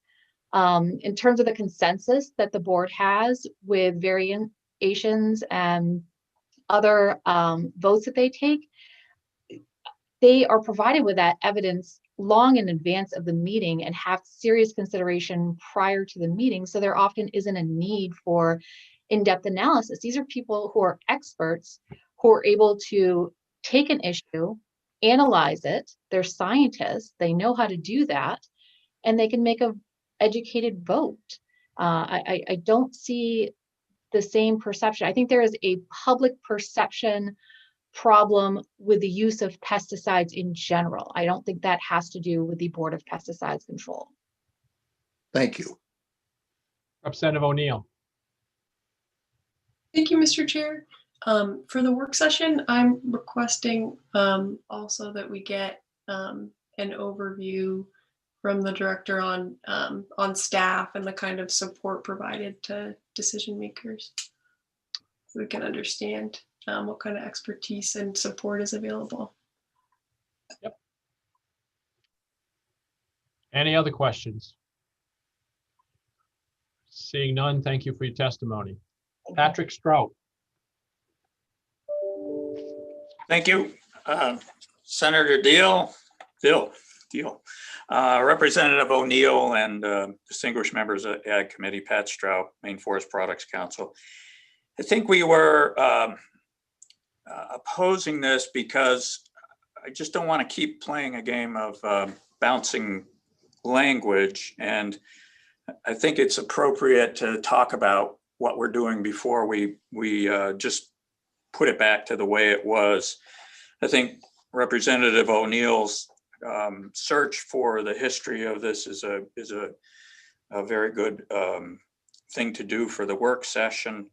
I think like the Land Use Planning Commission, we have to recognize that we wouldn't want to put a person in there that was anti-development, that would not contribute much to the technical nature of the mission of the Land Use Planning Commission. So when we use the word, if we're interpreting demonstrated interest in environmental protection to be environmental advocates, I think there needs to be more discussion about that. So I think the dialogue put forward by Representative Osher is really important.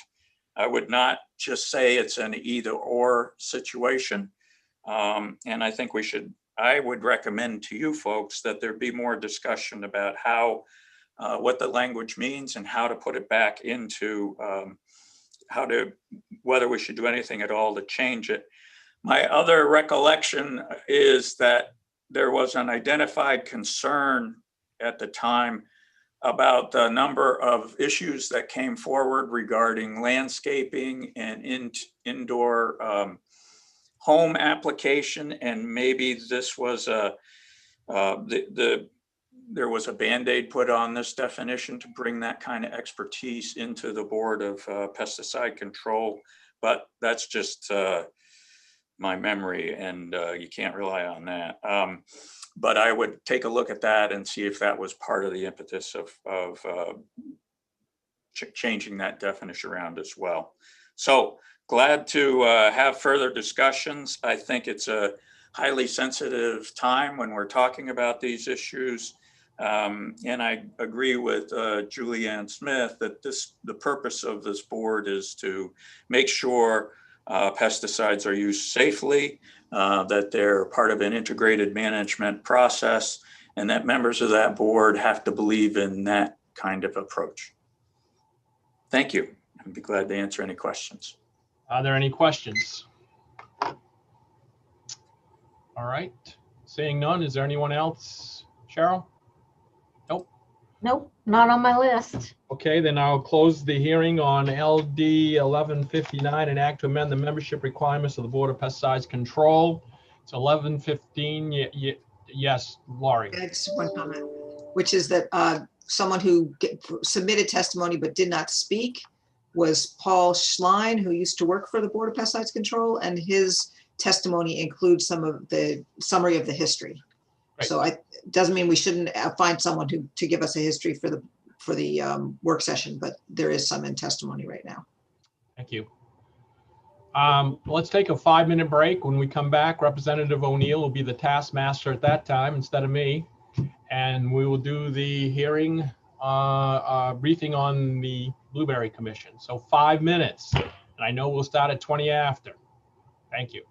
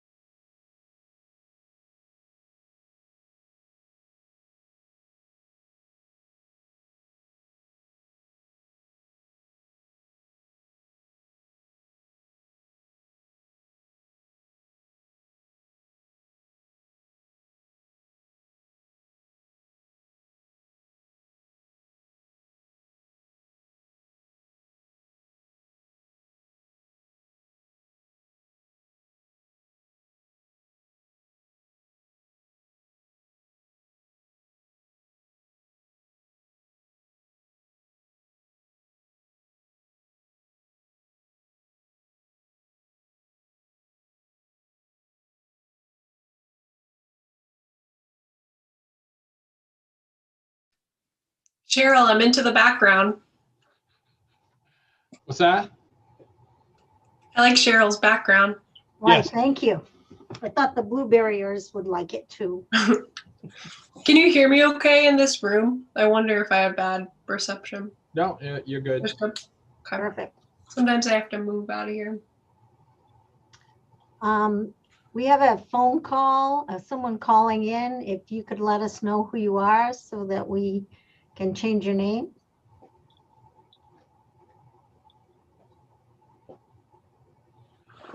You're on mic too, Cheryl. Yeah, I was hoping they would hear me. Oh, okay. Do you mind if I let them in so we can try to find out who they are? Sure.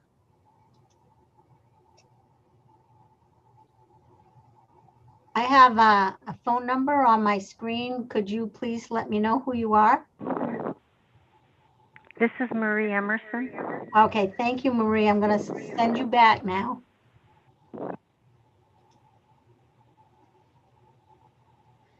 Yeah, she's one of the ones that I assume wants to say something. Yes, she is.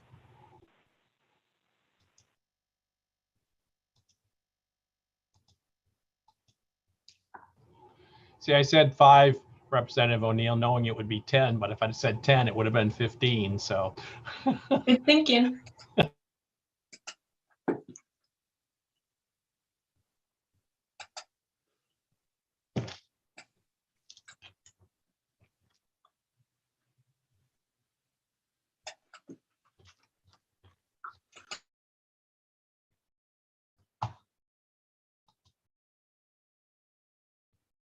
Do you have an order, Representative O'Neill, that you're going to take these folks in?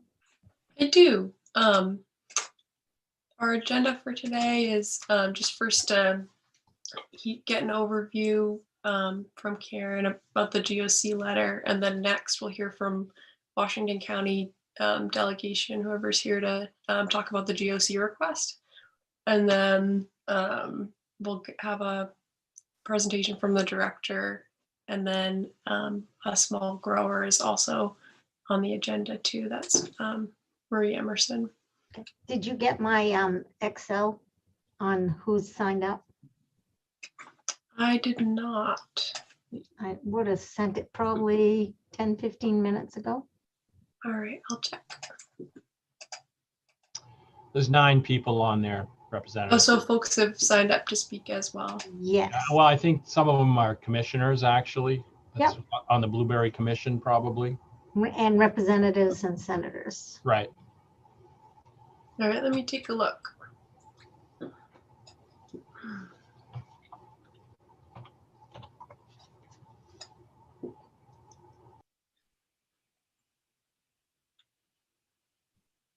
All right, this is not.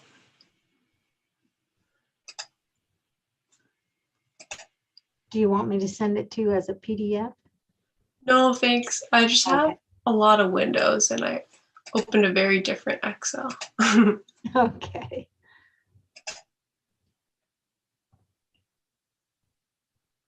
It took me a second. All right.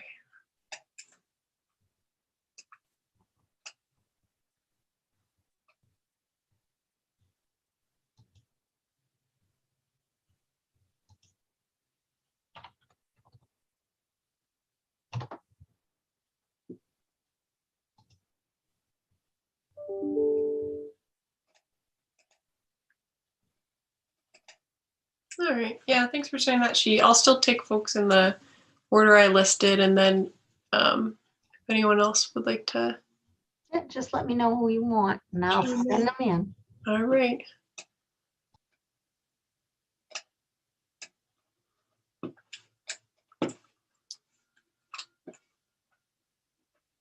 We had intended for this to be more of a kind of briefing and initial start, so.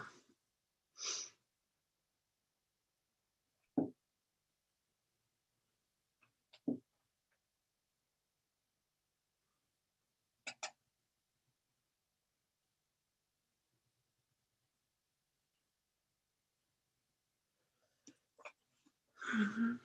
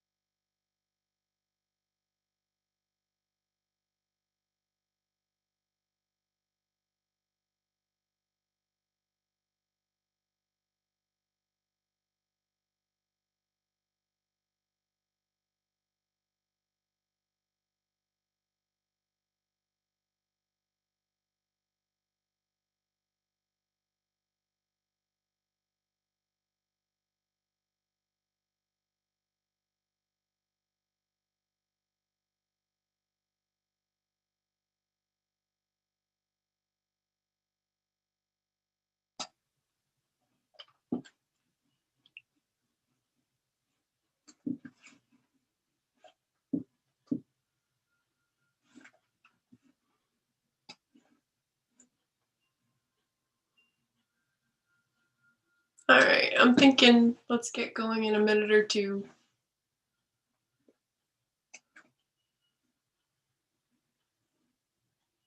Senator Dill, do we have enough people to start? I don't know if it makes a difference. I think you're fine. You started with a quorum. You just Okay. recessed, Yeah, I so wasn't sure if you we don't were need okay. to establish the quorum. Thanks, Karen. All right. So as folks are coming back, I guess I'll start with an introduction that a year ago, the Government Oversight Committee received a request from folks in Washington County, or around a year ago. And we had it hit the committee just a little while ago, but my understanding is the request started that long ago, and I'll ask Karen to give us an overview of that. But long story short, we thought it was an important conversation to have, and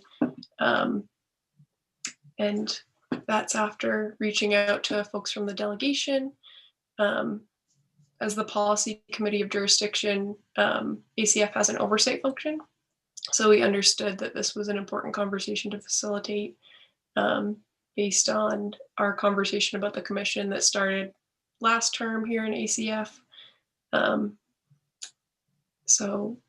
What we suggested when we received this request in GOC was that we create an oversight meeting in ACF, including initial fact-finding and an opportunity to request more information related to what folks have brought to us.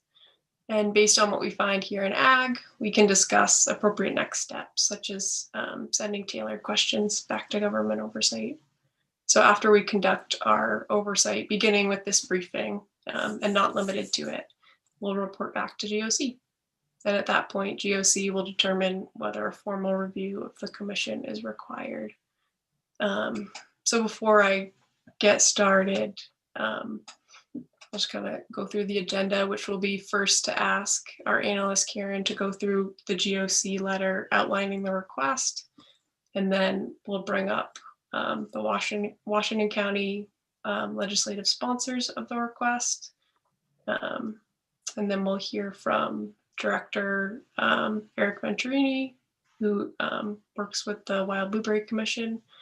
And we have a small grower who requested to come and articulate some of these concerns. And I see that we have a couple more folks signed up. So depending on how time goes, we might do a few minutes at the end to let everybody else come up and speak as well. So Karen, I will pass it off to you to outline what we got from GOC for a request from the committee. Sure. Thank you, Representative O'Neill. So, yeah, as you just said, this all started back in February of 2020. At the end of February of 2020, the chairs of the GOC got this request from the Washington County delegation. And so obviously a couple of weeks later, everything's sort of stopped in its tracks. So more recently this year, early March, the chairs of the ACF committee got a letter from the chairs of the Government Oversight Committee, just basically asking ACF committee, because you're the committee of jurisdiction, to kind of provide some feedback and input in this process. But the GOC recommended you consider the following actions. So one thing they recommended is that you hold a meeting between the ACF chairs and Senator Moore and the other legislative sponsors of the request. And then the second piece of that was this briefing. inviting legislative sponsors of the request and representatives of the Wild Blueberry Commission and its staff to brief the committee and provide relevant documents related to questions posed in the request. And documents can include contracts between the Wild Blueberry Commission and Wild Blueberries of North America, audits of the commission pursuant to Title 36, which is the taxation title, and reports of the commission required under the Government Evaluation Act in Title III. So we received this letter in early March. They wanted the committee to report back at the end of March, but we were in the middle of a lot of work in the biennial budget. So we asked if it was okay if we held this briefing in beginning of April and report back to them by the end of April. So that's basically their request in a nutshell. Thanks, Karen. With that, something I'm going to read is the goals from the original GOC request, just to frame the conversation so that folks can know what was in that request. And there were three main questions. Those questions were, first, where does blueberry tax money go? Is the Wild Blueberry Commission using WBANA, which is the marketing organization, to steer it back to themselves and not for marketing? The second question is the relationship between the industry, the commission, and WBANA, the marketing arm, transparent? If not, what specific actions must be taken to ensure that business is conducted in the public realm? And the third question was, who provides oversight of both the commission and WBANA, and is oversight adequate? So those were the questions that were first initiated in the GOC request back in February of last year. And now that we have that framing, I'm going to ask that we invite in any Washington County legislators who would like to come in and outline the request for us and kind of where things stand.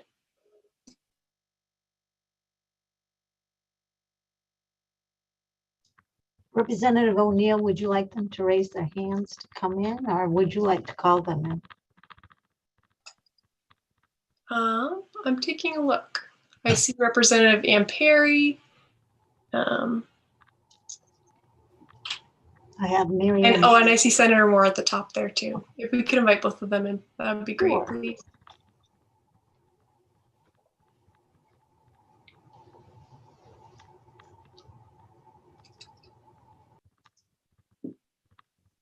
Hi, welcome.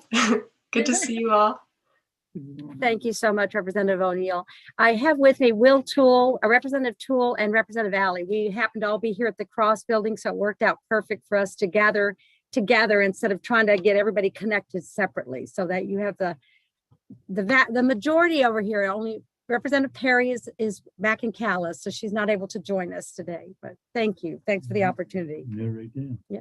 Perfect. We have the whole crew. So I'll give you the floor and let you outline the request and kind of the general situation for the committee. Okay. And as it was outlined briefly a little while ago, last February in 2020, we make it a habit with the Washington County delegation to try to meet with our constituents on a Wednesday evening.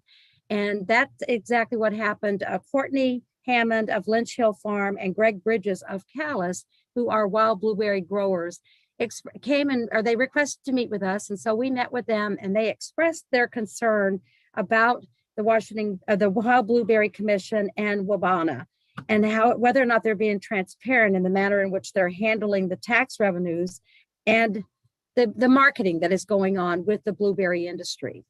At the time, we were thinking about possibly doing a bill, asking for some various requirements of the investigation or a resolve for a study and so forth. But we realized it was very late in the year and we were not going to be able to get it through in time. And of course, we did not predict that it was going to be the pandemic and the whole shutdown of what happened on March the 17th. So I think Representative Toole wanted to make a couple of comments as well.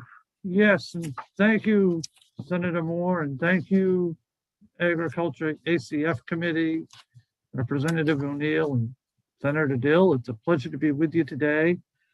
I do want to pick up with where Senator Moore left off and express that this whole request was driven by industry folks such as Mr. Hammond and Mr. Bridges, who laid out a compelling case for having an investigation and even before that, having a formalized public hearing where they could express their concerns. I know it's a complicated issue. It's an issue that not all of us fully, completely understand.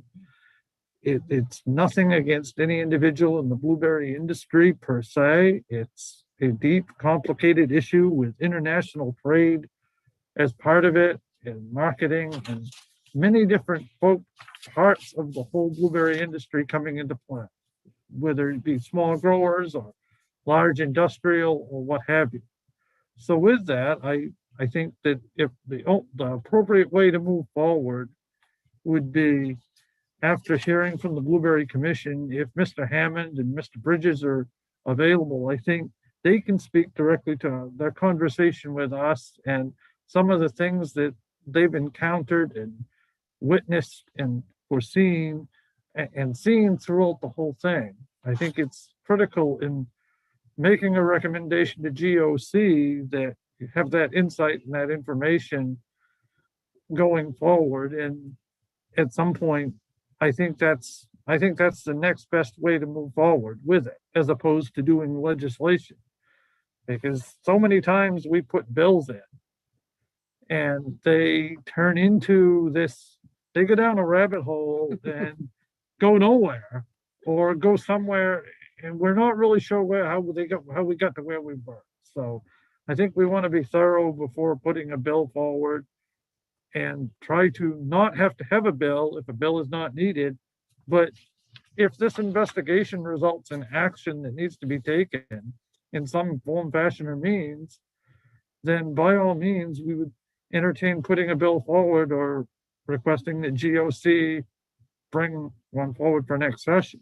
So I guess that's my impressions of where we're at. Sorry for rambling, but I hope that was clear. That's great. That's helpful. And absolutely, we can have a presentation, kind of an overview for the committee of the commission, and then invite Mr. Hammond and Mr. Bridges to come speak. Would Representative Valley or Representative Perry like to add anything? The only thing I'd have to say is that the Canadian production there is almost 20. It's quite a bit. Yeah, it is. It's quite a bit. And that's why we really are encouraging the marketing of the Maine wild blueberries as opposed to North America wild blueberries. And of course, our Canadian neighbors, they have a lot more of financial assistance from the government than we have in the States. So it's that's why it's so critical that we make sure it's transparent, and what's being spent for marketing is indeed marketing the Maine wild blueberries. And to do that, we need professionals that do this profession. I know that's a redundant saying. Professionals that do this professionally, as opposed to amateurs and people that kind of know what the concern is, but don't know how to take it to the next step. Yeah, I would like to add something. This is really a long-standing problem and has a lot to do with cross-border blueberries throughout the commission as well as Wabana. And we really aren't in a position to evaluate what's happening and what's transparent and what isn't. And that's really the other reason we brought this to OPEGA, to really take a organizational look at the commission. Is it doing what it is charged to do? And in the spending of the state's money, is that money going to the state of Maine for the benefit of Maine blueberries? And those are two big questions that go with that. And I think that the history is the piece that needs to be heard, and that will come from the speakers to go forward. Thank you. That's really helpful. All right. So I think we have a clear outline. Is there anything else you want to add before I move on? All right, perfect. Thanks so much to the delegation for being here to introduce, and good to see you all. All right. So next, I would like to invite in Director Venturini from the Blueberry Commission to give an overview for the committee of the commission and its work, and we'll have an opportunity to ask some questions.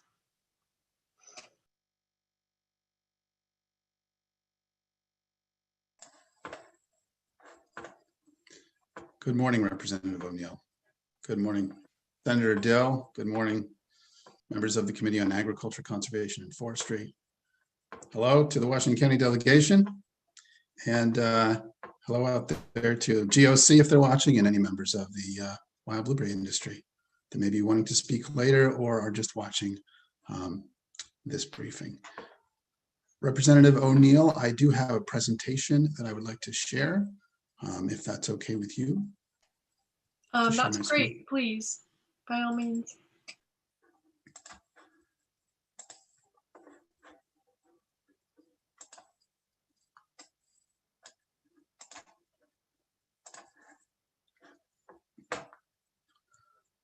Can you all see that?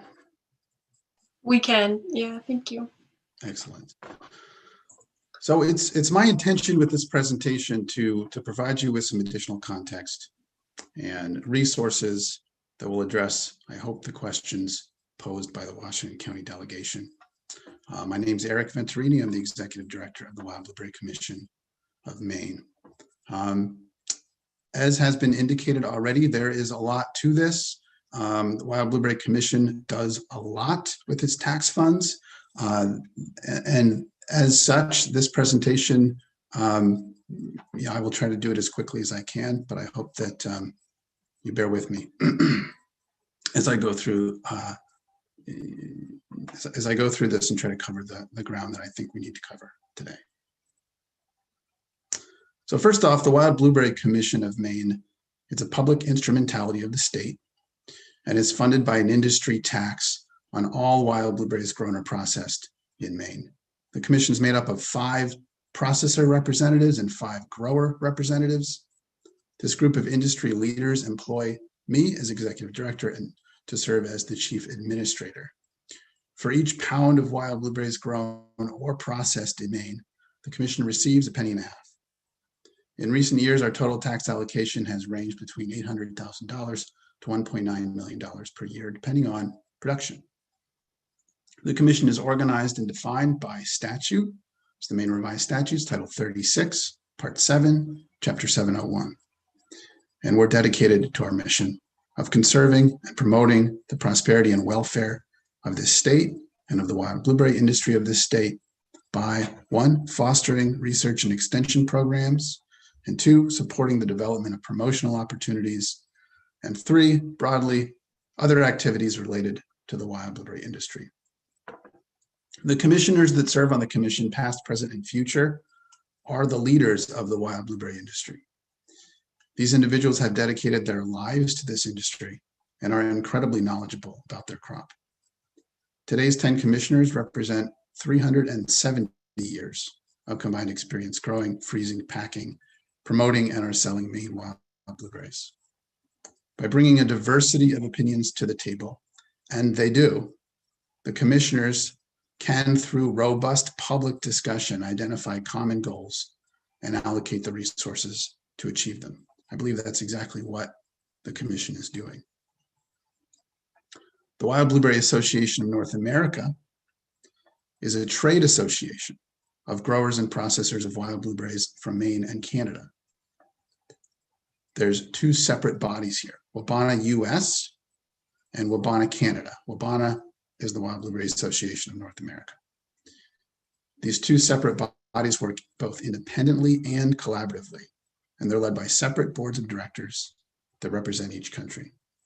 Wabana US is organized as a 501c5 nonprofit, a Maine nonprofit, and Maine produces virtually 100% of the wild blueberries grown in the US. And so for all intents and purposes, Wabana US is practically speaking a Maine organization. And every board of director and grower, every board of director is a grower or processor in Maine. Wabana's mission is to educate consumers in the trade about the indigenous low-bush wild blueberry and its wild advantages, increased demand, and to help tell the wild blueberry health story. Now, the staff of the commission, myself, my director of programs, and our administrative assistant are also hired by Wabana US to manage promotion and health research programs and administer Wabana US's accounts. This arrangement allows for more efficient operations and coordination between the two entities and provides that there are 3 non-industry people, myself and my staff, who have shared knowledge of all operations.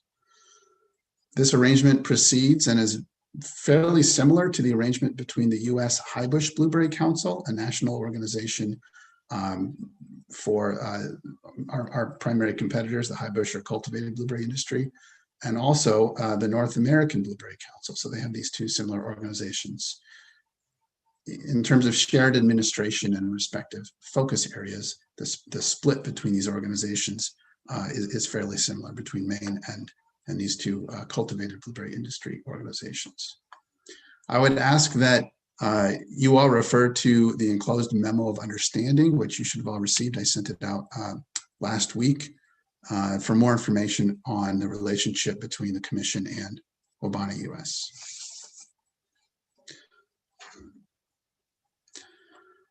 I think I need to talk a little bit about the history and trends in this industry, because I do think that that is a large part of where these concerns come from. So this graph shows 2 things. First, it shows in the blue what's called farm gate, or the price paid to farmers for their raw unprocessed product. The black line shows supply in Maine of wild blueberries. So how much was grown in the state each year, and it's in terms of millions of pounds. Wild blueberry production in Maine began to grow rapidly in the 80s. And anticipating this growth in crop size, the industry formed Wabana in 1981. And Wabana's focus was on promotion and market development. In the mid to late 90s, research indicated that wild blueberries contained high levels of antioxidants. Using funding provided by the commission, Wabana US led a very successful consumer education campaign to inform the public about the health benefits of eating wild blueberries. The wild blueberry industry was one of the first fruits, if not the first berry and vegetable organization, to recognize the promotional potential of the antioxidant health story. In the late 90s, demand surged, followed by farm gate income. And this period was marked by high prices, which ended in the early 2010s. Acreage and yield increases in both Maine and Canada, in addition to exceptionally favorable weather for a period of 3 years between 2014 and 2016, led to excessive production and record high inventories. Now, we can't consider the production trends in Maine without also considering production trends in the cultivated blueberry industry. And next, I'll talk about the Canadian blueberry industry. This graph, I think, provides a good quick overview of the drastic increases in production that we've seen in the cultivated industry. You see in red is imports of fresh cultivated blueberries. These are our major competitors. And in the blue is US production of fresh cultivated blueberries. And I encourage you to look at this scale. You see in the 1980s, we're down at under 50 million US production, 50 million pounds.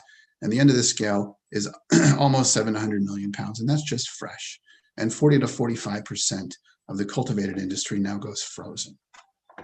And indeed, these increases have continued. And of course, that exerts significant market pressure on our industry as well. Consider back our previous graph, the upward scale in Maine wild blueberry production. We've had a couple of years where we produced over 100 million pounds. This scale, today, especially considering, well, let me just go to the next graph.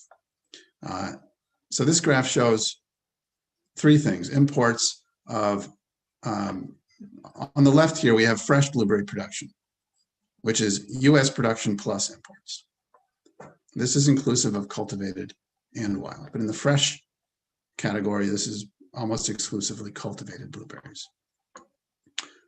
You can see the major increases here in imports of high bush, of cultivated high bush. That's the blue lines. In the middle, we have, sorry, this is for 3 years, 2019, 2020, and a projection for 2021. In the middle, we have processed blueberry production, which is flatter. And this again is US production plus imports. Maine is the yellow. And on the right, we have the combined. The bottom line is this year, we're looking at a projected amount of 1.67 billion pounds of blueberries in the US. This is a lot of blueberries. And the ramifications on markets, which have impacted the growers, have impacted the processors in the main industry, are tremendous. Canadian production of wild blueberries has also increased in the last 20 years, which has further exacerbated market pressure. This graph shows Maine wild blueberry production plotted against imports of wild from Canada.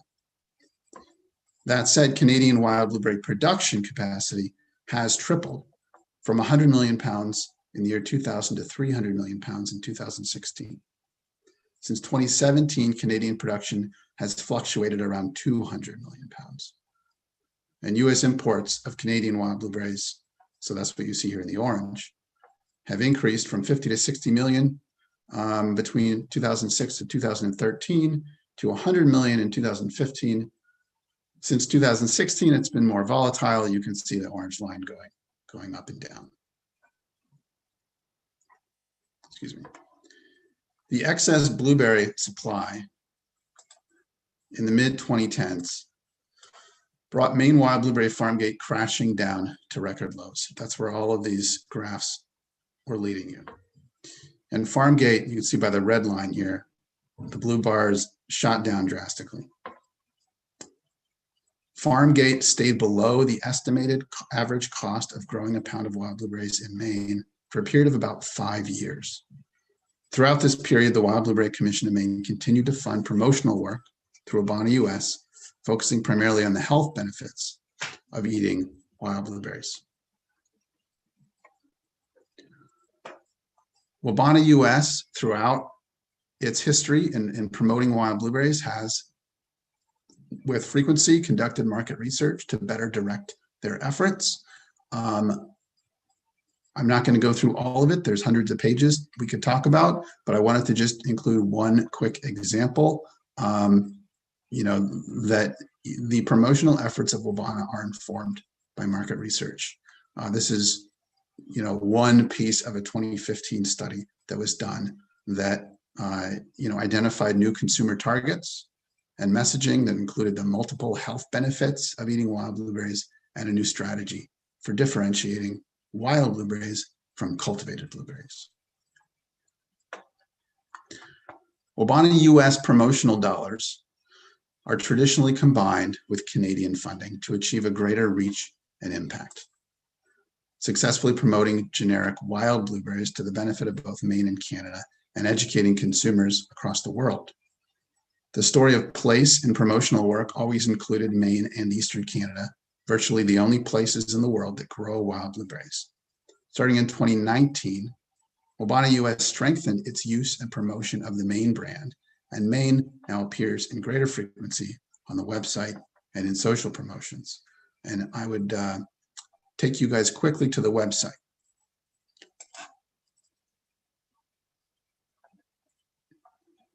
So this is the landing page. You can see we focus a lot on families. Just scroll down. These are our central health messages. Comparisons. This is really a comparison between the cultivated industry and the wild industry, because about 99% of Maine blueberries go frozen in the form of what's called individual quality frozen, or IQF. Bunch of recipes, and we have grown in the wild barrens of Maine. I would also point you over here. Last year, Abana US, in partnership with the Commission's Fresh Pack and Value Added Committee, launched this fresh season page. We have some video content here. And the whole intention of this effort was to promote the availability of fresh wild blueberries in August in Maine, fresh season. And this page points. Representative O'Neill, can I interrupt for a second? I don't know if I'm the only one. I think I just saw we're not seeing the website, so I don't know if Oh, you're not anybody seeing the else is. website. I'm not. I know Representative Osha's not. Oh, yes. If you're scrolling through something right now, I can see a page with a child. How's that? Moving. There we go. Oh, I can see something. Yes. Yeah. What you should see now is social media on a slide. Is that what you see? Yes, it is. All right. That's not actually the goal. If you bear with me, let me try to get to the website. Okay. We're all figuring this out, right? All right. So this is where I was taking you. Let's go back to the home page. So this is the home page. Can you all see that? You should see a young girl eating some wild blueberries, a healthy scoop of goodness every day. Yes. We see Excellent. Good. Okay. Sorry about that. So this is the homepage of Wabana US, their promotional website. And this, any promotional campaigns, any efforts that Wabana does to promote wild blueberries or Maine wild blueberries, they all point back to this website. Quickly going down the page, here's our central health messaging. 33% more anthocyanins, 2 times the antioxidants, and this is all setting wild blueberries above our primary competitor of cultivated. Some more comparisons between really IQF frozen wild blueberries and what most cultivated blueberries go for, which is fresh. Some recipes, and here, grown in the wild barrens of Maine, right on the website. And I'll take you up here. This is a page that we did last year. You already heard me talk about it. So this page is all focused around August fresh season. Traditionally small, some smaller and medium-sized Maine wild blueberry growers are in what's called the fresh pack business. They have a pretty small processing line that they can use to clean their berries, and they use that to sell their berries fresh, or sometimes they then freeze those and sell them as what's called fresh frozen. And this page is all about the August fresh wild blueberry season. And the campaign included social media efforts, which drove a lot of traffic back to this webpage. It was very successful. Included 4 grower profiles of Maine farmers, an effort to tell the story of the Maine grower. So now I'm going to go back to the PowerPoint.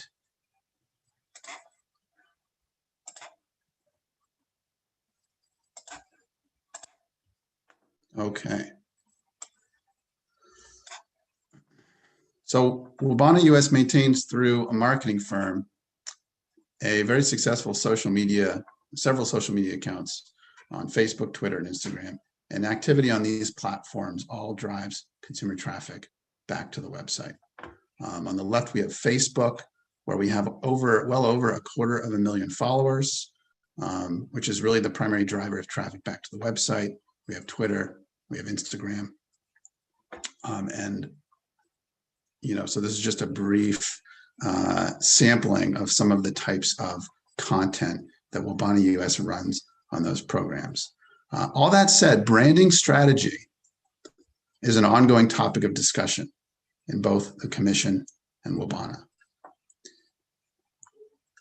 At every commission meeting is public.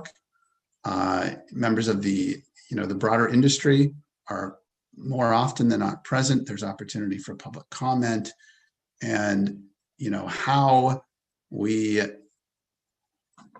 brand, and how we promote and how we strategize all this is part of a robust public conversation that the commission then votes on.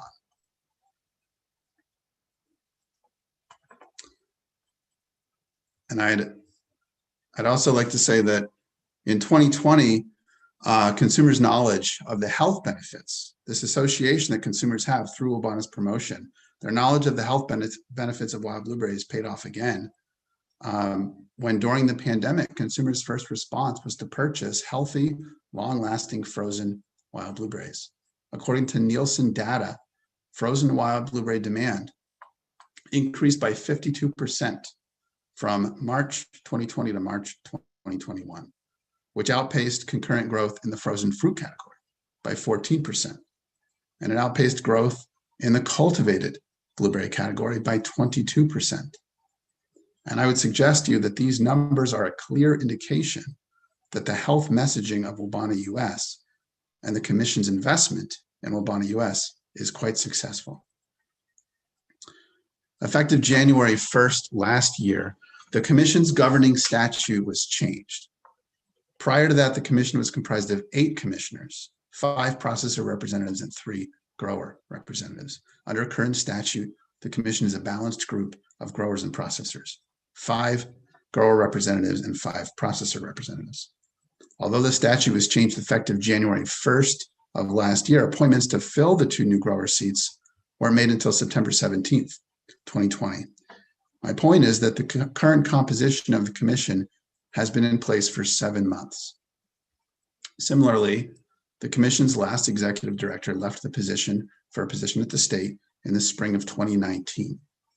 In the interim between her departure and my hire, which was about a year, the Commission's goals and objectives were carried out by 2 short-term interim executive directors. And my point here is that since the spring of 2019, the Commission has been in a period of transition. Shortly after the 2020 confirmations last year of the new commissioners, we held an all-day strategic planning session that happened on October 7th. It was professionally facilitated, it was in person, and of course, because of COVID times, the public were invited, but they attended via Zoom. During that meeting, the Commission identified common shared priorities, which were subsequently refined by working groups. And in another public commission meeting on March 23rd of this year, we revisited and refined those priorities further. The following strategic statements, as they first were developed in October and as they have been revisited even just in March, have been absolutely foundational to the Commission's work since that meeting. So I'm going to go through some of those now. Guiding principles. So all of this came out of a very recent strategic planning meeting and is now up, foundational to the Commission. Diversify allocations to ensure the programs support the depth and breadth of the industry. Do not either intentionally or unintentionally do harm to any part of the industry.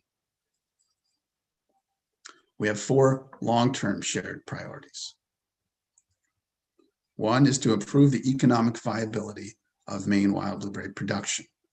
And we try to do that by working to accomplish 3 goals. 1, grow demand for wild blueberries, as we do primarily through Wabana promotions and also through other Commission-led promotional efforts. Build and promote the Maine wild blueberry brand through differentiation, Maine from Canada and wild from cultivated, and diversification. And try to stop the loss of small farms and acreage, which is a huge problem. 2, in our long-term shared priorities is to conserve and preserve Maine wild blueberry land and its human and environmental resources. And to do that, we're working to support the environmental resources of Maine wild blueberry farms and land. And we're working to protect the social and cultural resources surrounding wild blueberry production. 3, support University of Maine wild blueberry research and extension. This is something the Commission has done an excellent job of for a very long time. And to do that, we communicate industry priorities to the research and extension team. We allocate funding to research and extension priorities through grants to researchers, and we work to increase the university's capacity for research and extension. And finally, identify and respond to opportunities and threats, and those, of course, are opportunities and threats for Maine's wild blueberry farms and businesses, such as addressing climate change issues, increasing resilience to climate change, keeping Maine farms and businesses appraised of national and international market trends, and determining strategies that align with industry needs, and keeping Maine farms and businesses appraised of changing rules and regs and engage in policy to represent the voice of our farms and businesses. I won't go through these in as much detail, except to talk about a few of them. These are our near-term priorities and first came out of that October meeting again. But number 3, evaluate programs and promotional work for deliverables. This will come in the form of an annual report that I'll deliver to the Commission and the broader industry at the end of this year. We're in the process, and we'll take this up again in June, of developing bylaws for the Commission. And really, ever since I started, and more so when the Commission listed this as a near-term priority, efforts to increase the transparency of this Commission and trust in this Commission from the broader industry. And that, I think, is primarily through education, telling people about what we're actually doing.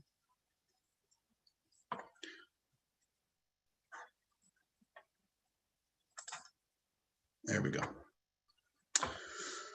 Finally, before I talk about some of the programs and initiatives we're carrying out this year that I think get at some of the concerns raised, just in March of this year, in that recent meeting I mentioned, the Commission has agreed to this long-term iterative strategic planning process, because we don't think that a strategic plan should be a 200-page document that sits on the shelf, but rather an ongoing process that, in this case, engages the broader industry very intentionally. And we intend to do that by conducting listening sessions, region by region, in person, every other year. I'll report those findings to the Commission, and those listening sessions will inform the revisiting and further development of the priorities that we use as the foundation for the Commission work. So a couple of things we're doing this year. This actually started, sorry, let me back up a second. So, on the short-term priority of increasing Commission transparency and trust, we've developed an industry communications, we're in the process of developing an industry communications plan. We're in the process of developing a organization website. At present, the Commission doesn't really have a website. And we have started actually in March, I think, of last year, this very simple constant contact emailer to help get the word out about what the Commission does to the broader industry. This goes out every other week. And it started off by providing information about COVID and how that would affect the industry. It's been very successful. Our mailing list has increased organically. Our click rates and our open rates are far above industry averages. We recently hired a student from the University of Maine. He's pursuing a degree in marketing to help us develop a website, which I hope to have ready for review by the Commission for our June meeting. This is one of the most exciting projects this year, I think. The launch of the first Maine Wild Blueberry Weekend. This is an agritourism event that will provide on-farm experiences to create promotional and educational opportunities, and it'll provide participating farms with opportunities for sales to new customers and provide consumers with a long-term connection to Maine wild blueberries. We're holding it on August 7th and 8th, which is almost peak tourist season, because our goal is to get as many tourists out to Maine wild blueberry farms as possible. I encourage you all to attend. At present, we have, I think at last count, 15 farms that are going to be participating and hosting visitors on their farms to do things like raking, tasting blueberries, and of course, purchasing wild blueberries and wild blueberry products. This project actually started last June. We're trying to increase the connectivity of Maine wild blueberry farms and businesses to local and regional markets. The project also pilots a model of connecting farms and businesses to state and institutional buyers. This project is part of an agricultural development grant awarded last year by the Department of Ag, Conservation, and Forestry. Now, I speak primarily to last year simply because I've been with the Commission since February of last year. However, I did speak to my staff and other folks that have been involved in the Commission much longer. And the Commission has operated a public education and communications program for many years, frankly.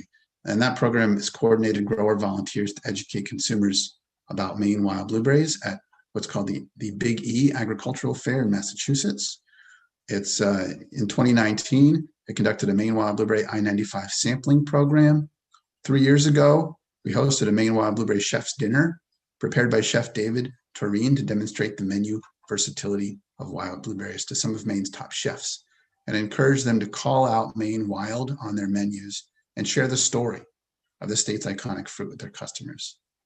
Additionally, in partnership with Wabana US, food service chefs from around the country were invited to Maine to learn about the power of wild and how it could translate to their menus and drive consumer demand. Media and lifestyle health influencers on social media have been invited to Maine to discover the story of wild blueberry, its heritage, its taste, and health advantages, which ultimately resulted in a significant media hit on the Today Show in 2018. Finally, in partnership with Wabana US, we created and delivered to Maine, and still do, to Maine growers, a variety of printed materials for their promotional use, and delivered a periodical newsletter to update the broader wild blueberry community on these and other commission activities. There's a lot more I could say, but I realize I've already used a lot of the time dedicated to this briefing. I would just like to sum it up by saying that I know that I and the commissioners understand and hear the concerns raised. In this industry, per the 2017 USDA census, there's 485 farms. I doubt that any one of the farmers that own those places see everything exactly eye to eye as far as what the commission does or where this industry should go.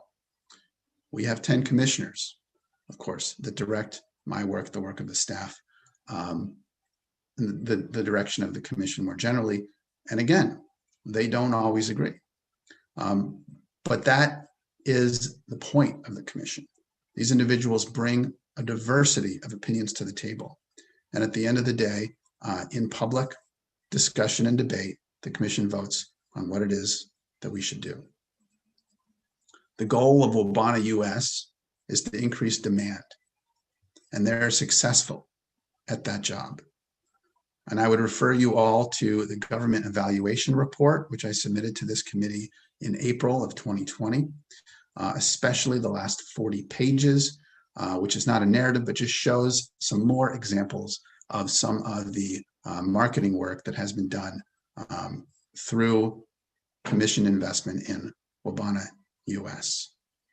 You know, the Wabana US has successfully increased demand, but demand is not, you know, right now demand is not the major problem in this industry. The problem in the industry is the rapid growth of cultivated and also the growth going back, you know, maybe a decade or more at this point in Canadian wild production.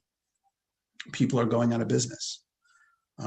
This committee has heard me say this before, that 25% of wild blueberry tax payees last year, not production. We were down 50% in volume of production because of climate change induced drought last year, but we also lost 25% of the payees into the wild blueberry tax. Kids don't want to farm anymore. However, I don't think the reason behind that, I don't think the reason we're seeing those losses comes down to demand. I think the reason that there's a lot of concerns in the industry is frankly prices. The commission starts every meeting by saying explicitly that we cannot discuss prices. And the reason we do that is because if we did, it would break antitrust law. There are issues to tackle in the industry, but I don't think the relationship between Wabana and its work to promote an increased demand for wild blueberries is to blame for the state of the industry at present. So, you know, the take-home messages, I hear the concerns. The commission is working to address these concerns very intentionally and very explicitly. And it's part of the commission's ongoing work. And how we resolve these issues is part of robust public debate and dialogue that is not over and that takes place at every single commission meeting, all of which, again, are open to the public. That's all I have for my presentation. Thanks for your time. I'd be happy to take any questions, of course. All right, thank you, Mr. Venturini, for that presentation. Do I see any questions from committee members? I know I have one, but I want to open it up to folks beforehand. All right, I see Representative Landry with a hand up. Thank you, Chair Dill. Chair O'Neill. My question is, what is your total budget for the advertising program? Yeah, that's a great question.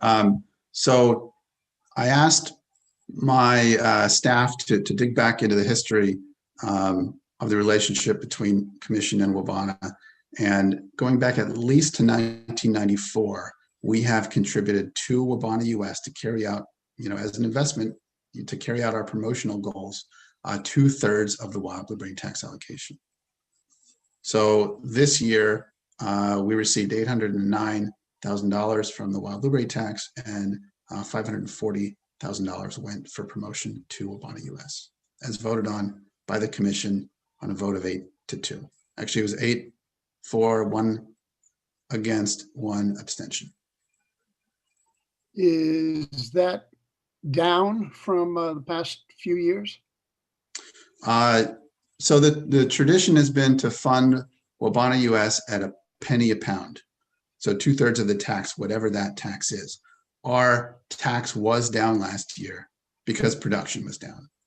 We had about 50% less production in Maine than, frankly, at the beginning of the year we had expected due to climate change induced drought primarily. So I think I said at the beginning, our budget ranges based on production from 1.9 million to about $800,000, which is, in the past several years, to about $800,000. That 800,000, is that adequate to carry on a successful campaign as you're doing? We could always use more. There's still a lot of industry issues out there to resolve, and we're working very hard to do just that. Marketing, frankly, is incredibly expensive, and that's why so much of our budget goes to marketing. Is the $800,000 adequate this year? No, but it's what we have. Both the Commission and Wabana US are dipping into the reserves this year in order to continue programs. Typically, what percentage of your marketing expense comes out of the total budget? 2/3, so 66% of the blueberry tax typically go to Wabana US to invest in their promotional work. I would also say, though, that the Commission itself carries on what I would call more local and regional marketing and promotional activities. Like I would call the Maine Wild Blueberry Weekend, I'd put that in that category.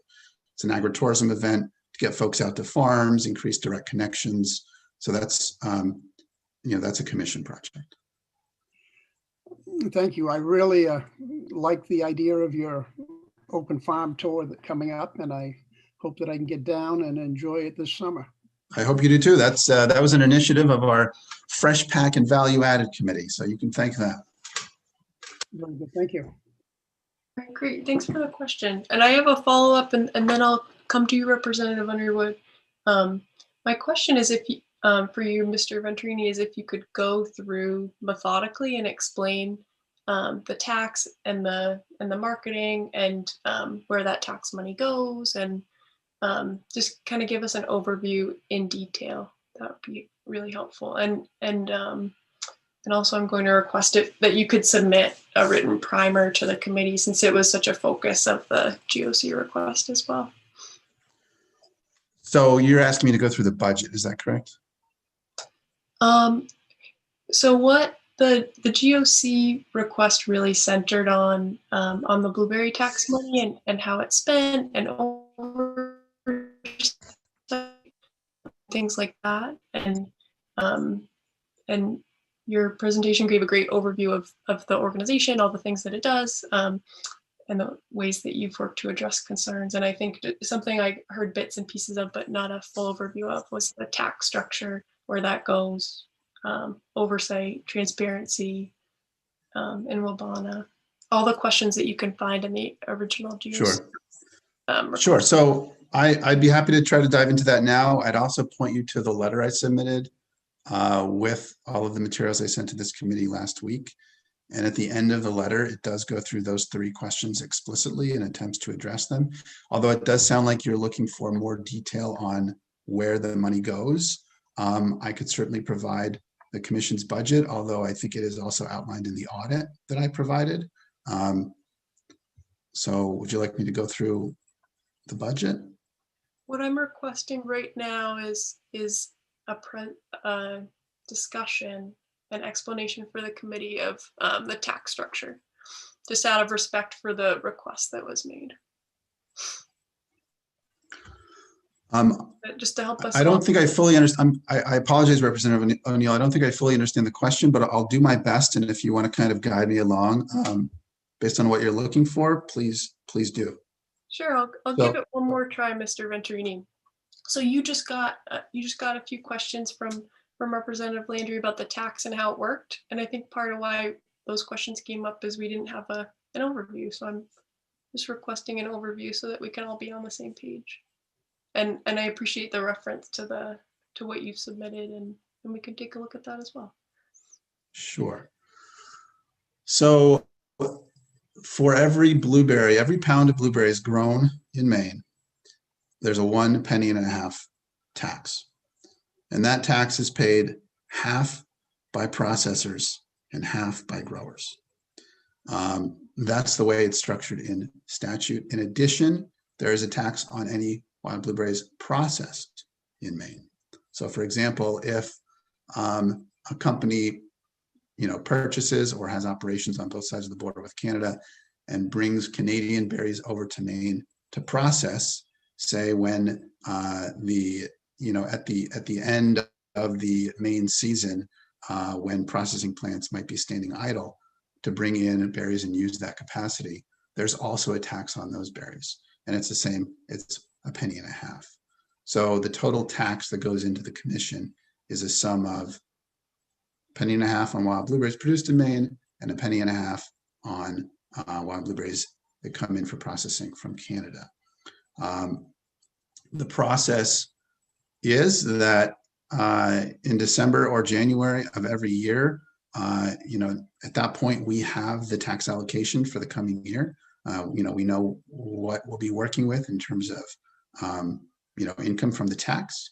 Then we sit down with the commission and I propose a budget to them, and they approve the budget, make changes, and we carry out that work for the rest of the year. To give you a general overview of the commission's budget this year. So again, 540 of that $809,000 went to Wabana US for promotional work. And there's about $250,000. I'm not looking at the budget right now, so I'm just trying to provide an overview. About $250,000 that go for just commission operations. So that's the staff of myself and my staff, just operational, computers, benefits, all that kind of stuff. And then we have, we have a number of different programs, and each of those programs are funded differently from year to year. So for example, this year we spent, we're going to end up spending just under $50,000 for the promotional campaign and other activities around Wild Blueberry Weekend. We spend about $100,000 a year in most years to go down to the Big E Agricultural Fair in Massachusetts. I don't have the budget in front of me, but I would be happy to, submit something in writing to give a better overview of that, if you would like. Thank you, Mr. Venturini. That would be really helpful if you could outline the structure as you articulated it in a digestible form for the committee. I think, one page, if you're able to make kind of a chart that explains the tax, what you said about blueberries coming in for processing, blueberries being produced, how the commission allocates, and then where else that money might go for marketing, and also oversight. something? I could speak to the oversight. I mean, the oversight is this committee. For the commission, the oversight is this committee. So I send audits to this committee and to the state every year. We sent the government evaluation report to you this April. That is part of the oversight process. And then there's Wabana US. So what's the oversight for Wabana US? Well, the oversight for Wabana US is the commission, because the commission every year, again, engages in discussion, hears from the public, hears concerns, and then votes whether or not to fund Wabana US. This year, hearing the concerns from the industry, I presented 3 options to the commission. One was business as usual, fund Wabana at 2/3 of the tax. One was fund Wabana with directives of how to spend that money. And the other was don't fund Wabana at all and take the promotional work, directly under the wing of the commission. The commission voted, again, 8 to approve the budget, 1 against and 1 abstention. So that is where the money went. If the commission were to decide in any given year to change how they work with Wabana or not to fund Wabana, then the commission would do just that. And again, that is a public process. Thank you. So just to follow up, it would be really helpful if you could kind of spell that out and make a chart that's digestible and addresses that. And I'm going to turn to Representative Underwood. Thank you. What is Wabana? How do you spell it? Or is it an acronym for something? Or Thank you for the question, Representative Underwood. follow-up question? Go ahead. Wabana stands for the Wild Blueberry Association of North America. Thank you. And there's 2 separate entities here. There's a Canadian organization, Wabana Canada, and there's a US organization, Wabana US.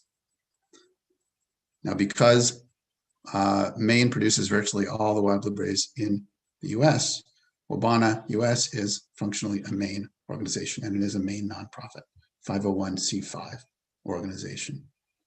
Wabana does primarily 2 things, and one is promotion, as I demonstrated, and then they also do health research. They provide grants to researchers to better understand and study the health benefits of wild blueberries. Thank you. The second question basically revolves around the delegation from Washington County. I believe that they're looking for financial accountability by your organization, and in the form of what Representative O'Neill was saying.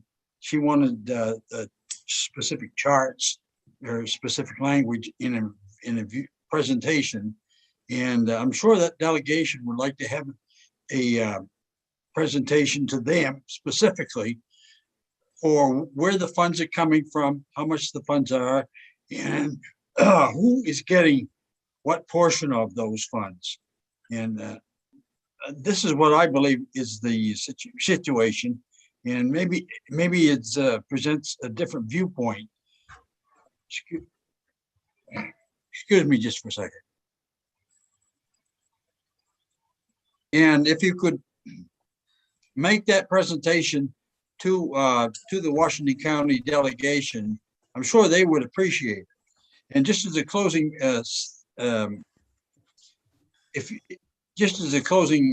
comment, that if you could present what kind of deliverables could you present to the Washington County delegation specifically in order to gain their confidence in what is happening with the commission.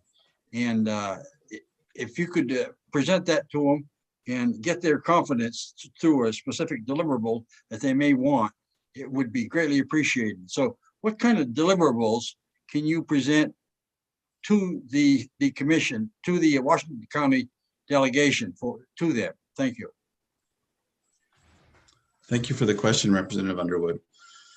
I guess I'd start by saying that before this meeting was scheduled, I did meet with the Washington County delegation during one of their Wednesday sessions and gave a very similar presentation to them as the one I gave to you and addressed their questions.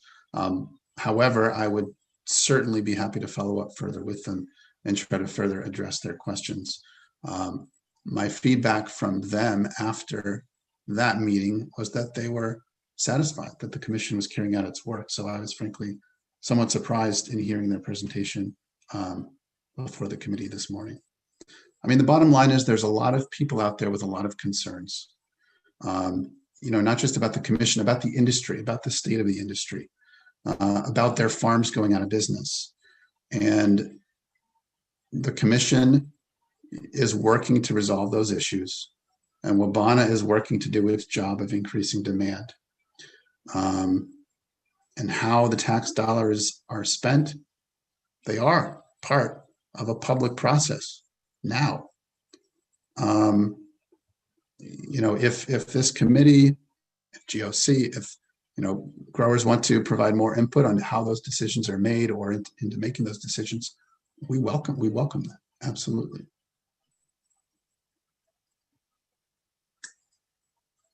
Thank you very much for your, Oh, thank you very much for your time. And don't forget to send an invitation to all committee members to any event in Washington County Blueberries Association or anything that you put together. Okay, thank you. agreed. I think we'd all be glad to attend. I see a question from Representative Landry. Yeah, you may have answered it, Eric, a bit. Can you advertise Maine wild blueberries, or is your connection with the Canadian farmers and operation restricting that? I think that, first, to answer the second part of the question first, like our good friend Dr. Nir Shah likes to do, no, there's no restriction on our relationship with Canada as far as what we can do. Wabana US makes their decisions on their promotional strategies.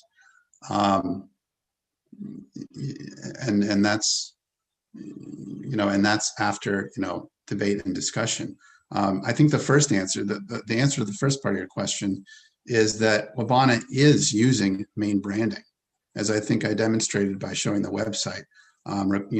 Consider Wabana's role in supporting, they have supported a small part of Wild Blueberry Weekend. They were a big part of the Fresh Pack Summer page that I showed on the website. That's all hosted on Wabana's website, Wabana US's website. Does Wabana always put Maine before wild blueberry? No. And I can't necessarily speak to the reasons that the board of directors have in making the decisions they do, but I think the most important part of the decision is that they want the promotional messaging to match what is found on the package. When a consumer goes into the store and sees a package of frozen wild blueberries with Maine berries inside, whether it's a muffin mix or whether it's dried blueberries or a bag of frozen wild in the grocery store, that package rarely says Maine on the label. And the reason is the companies that make these products, and I'm talking primarily about companies that use wild blueberries as an ingredient, not necessarily Maine companies like yogurt companies, muffin mixes, etc. In order to ensure the consistency of supply, they want to leave the door open to sourcing product from wherever it's available. If they say Maine on their label and Maine has a short crop year like last year, they may not be able to keep that product on the shelf. If their product just says wild blueberries, they can always purchase wild blueberries from Canada, thereby keeping their product on the shelf and keeping that product flowing to consumers and maintaining that shelf space, that valuable shelf space in the store. For years, Maine companies have been trying to convince their buyers just to put wild on the package. Many of them won't do that.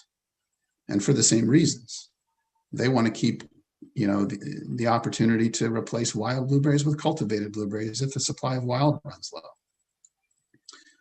But the focus of Wabana has been on differentiating wild from cultivated in the eye of the consumer and in the eye of the trade ingredients buyer, while also telling the story of place. And that story of place is increasingly a Maine story of place rather than a Maine and Canada story of place. Well, sounds like you're caught between Mother Nature and corporations. Very good answer. Thank you. Thanks, Representative Landry. Mr. Venturini, my question for you as a follow-up is, are Wabana meetings public about how the marketing dollars are spent and the health research? That's a great question. Thank you, Representative O'Neill. Wabana is not public. No, Wabana is a nonprofit. It's not a public instrumentality.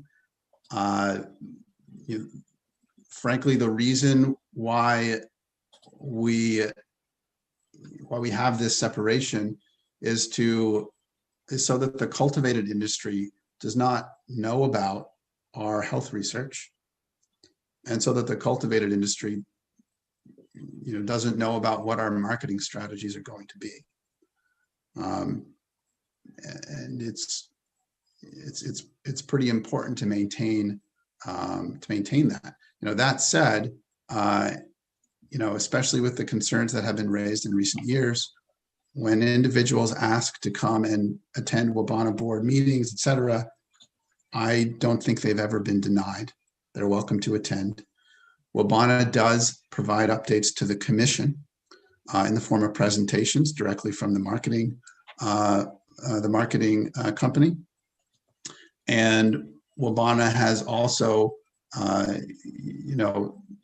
we've kind of facilitated Wabana and the marketing company to provide updates, also to the broader industry. It was just, I think it was earlier in March, where through University of Maine Cooperative Extension, they were holding a winter wild blueberry conference. We had Wabana come and give a presentation on the promotions and what they were doing to anybody that was interested in attending. So it's not like the information is secret, but it is also not a public instrumentality. So it's a different type of organization. Thank you. Okay, so I'm hearing the need to protect marketing strategy, and how has this come up in your conversations about transparency? And I really appreciated seeing that that you had facilitated these meetings and that one of the identified goals was to build trust.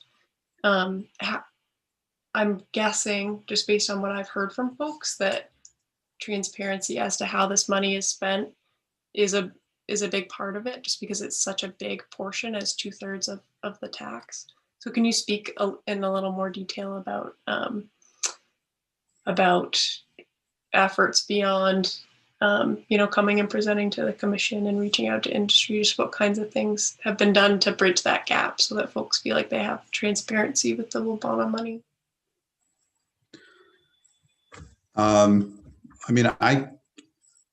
I can't speak as well to efforts that have been ongoing to provide, information about, Wabana's promotional work. But I do know that, in the past there were, so every July, for example, the University of Maine hosts a wild blueberry field day out at the research farm, Wild Blueberry Hill Farm out in Jonesboro. And I don't know if it happened every year, but typically as part of that, there's a presentation on, what's Wabana's promotional work. I know when I started, there's also winter meetings, and in the winter conference of February last year, just a few weeks after I started, Wabana was on the deck to give a presentation to about 100 members of the wild blueberry industry that attended that. And previously, it's my understanding that updates on Wabana's promotional work were provided at field days that happened across the state during the summer on a, if not regular but frequent basis.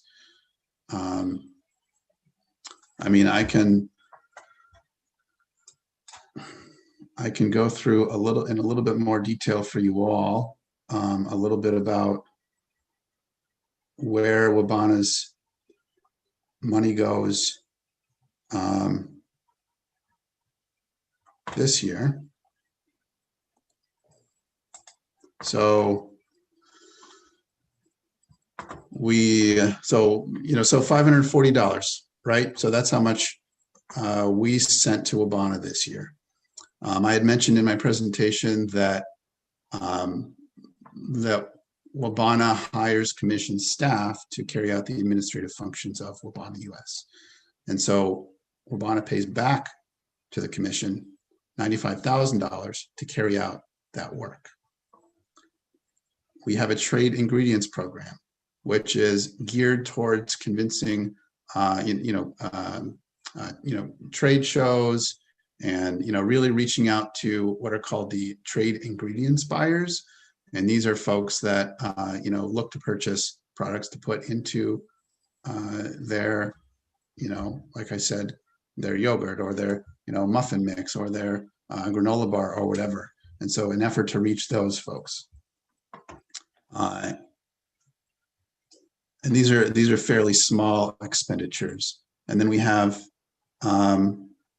digital marketing, which is primarily our website and social media.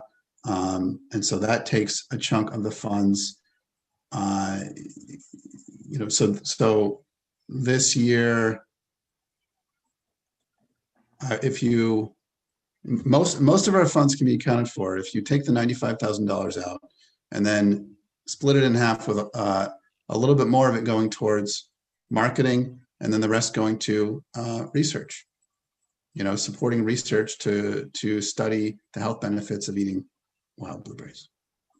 Thank you, Mr. Venturini. I'm just going to jump in, just in the interest of time. I think I want to give other folks a chance to speak as well. And I think once we hear the folks who have brought this forward, outlining what they were thinking and looking for, I'm guessing that we'll have some follow-up questions for you, and then we can take it from there. But do I see any other questions from anybody else? Looking good. All right. Well, thank you very much for your presentation. We appreciate your time. Thank you.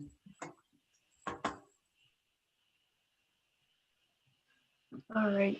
And Cheryl, I'd like to work with you, please. We had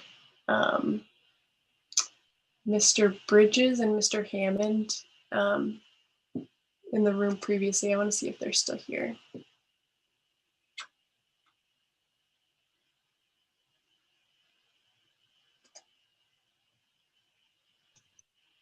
All right. They're on your screen now. Thanks. I'm making it bigger so I can see now. Mr. Bridges and Mr. Hammond, thank you so much for being here and for your patience. I would like for you to introduce yourself, please, and where you live, and to give the committee an update on why you are here today and involved with this work. Courtney, why don't you let me go first? Because I guess so the concerns that Senator Moore put forth to the GOC is not, I think we got our wires crossed because of COVID and the delay in time. I think it's the message that we're actually, or the questions that we have are actually quite different than that. But, and I'm not trying to unscope what you've already kind of laid out, but anyway, I'm Greg Bridges. I'm a third generation wild blueberry farmer from down in the Calais area. If you've seen the Facebook page that Eric stuck up there, there's a picture of two old people on an old horse and buggy, and that was actually my great grandfather and my grandfather. So I got kind of involved in the wild blueberry, I don't know what you want to say, leadership position back in 2004 after the settlement of the class action lawsuit against the processors for price fixing. And it was kind of a mess then because of, I felt that it was kind of an unfair process to the processors being labeled price fixing because there was never any legitimate way on how to fix things. But I was kind of brought in to kind of put things back together and find some compromise. And they had made me the chairman of the marketing board starting in 2008. And I kind of got off the board around 13 or 14 because I just felt that maybe I wasn't being effective, because being the chairperson, it's hard to criticize an organization that you're trying to run. I have zero problems with the way that we market or spend money. If you want to be involved in Wabana as a grower, you can show up to the meetings. You can see all how the money is spent. I would consider zero transparency issues as a grower to find out this information, and it should be kept secret, because if we don't keep it secret, it could give our competitors an inside edge on what we're thinking and how our strategies work. My main focus is really with the Wild Blueberry Commission in the way that things work out, with not the ability to work hard and make money. It seems like sometimes the commission is being utilized to lobby for either bonus buys or special things that really don't help but maybe one or two of the larger processors. And being on the board for so long at Wabana, you know, I used to go along with a lot of things that really didn't make sense, because, you know, Canada is a direct competitor with us, but it would be better to utilize the money to basically do joint efforts for the marketing effort to get farther ahead.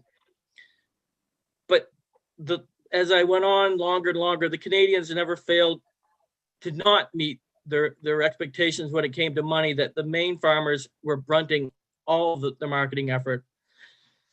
So what's happened since then is that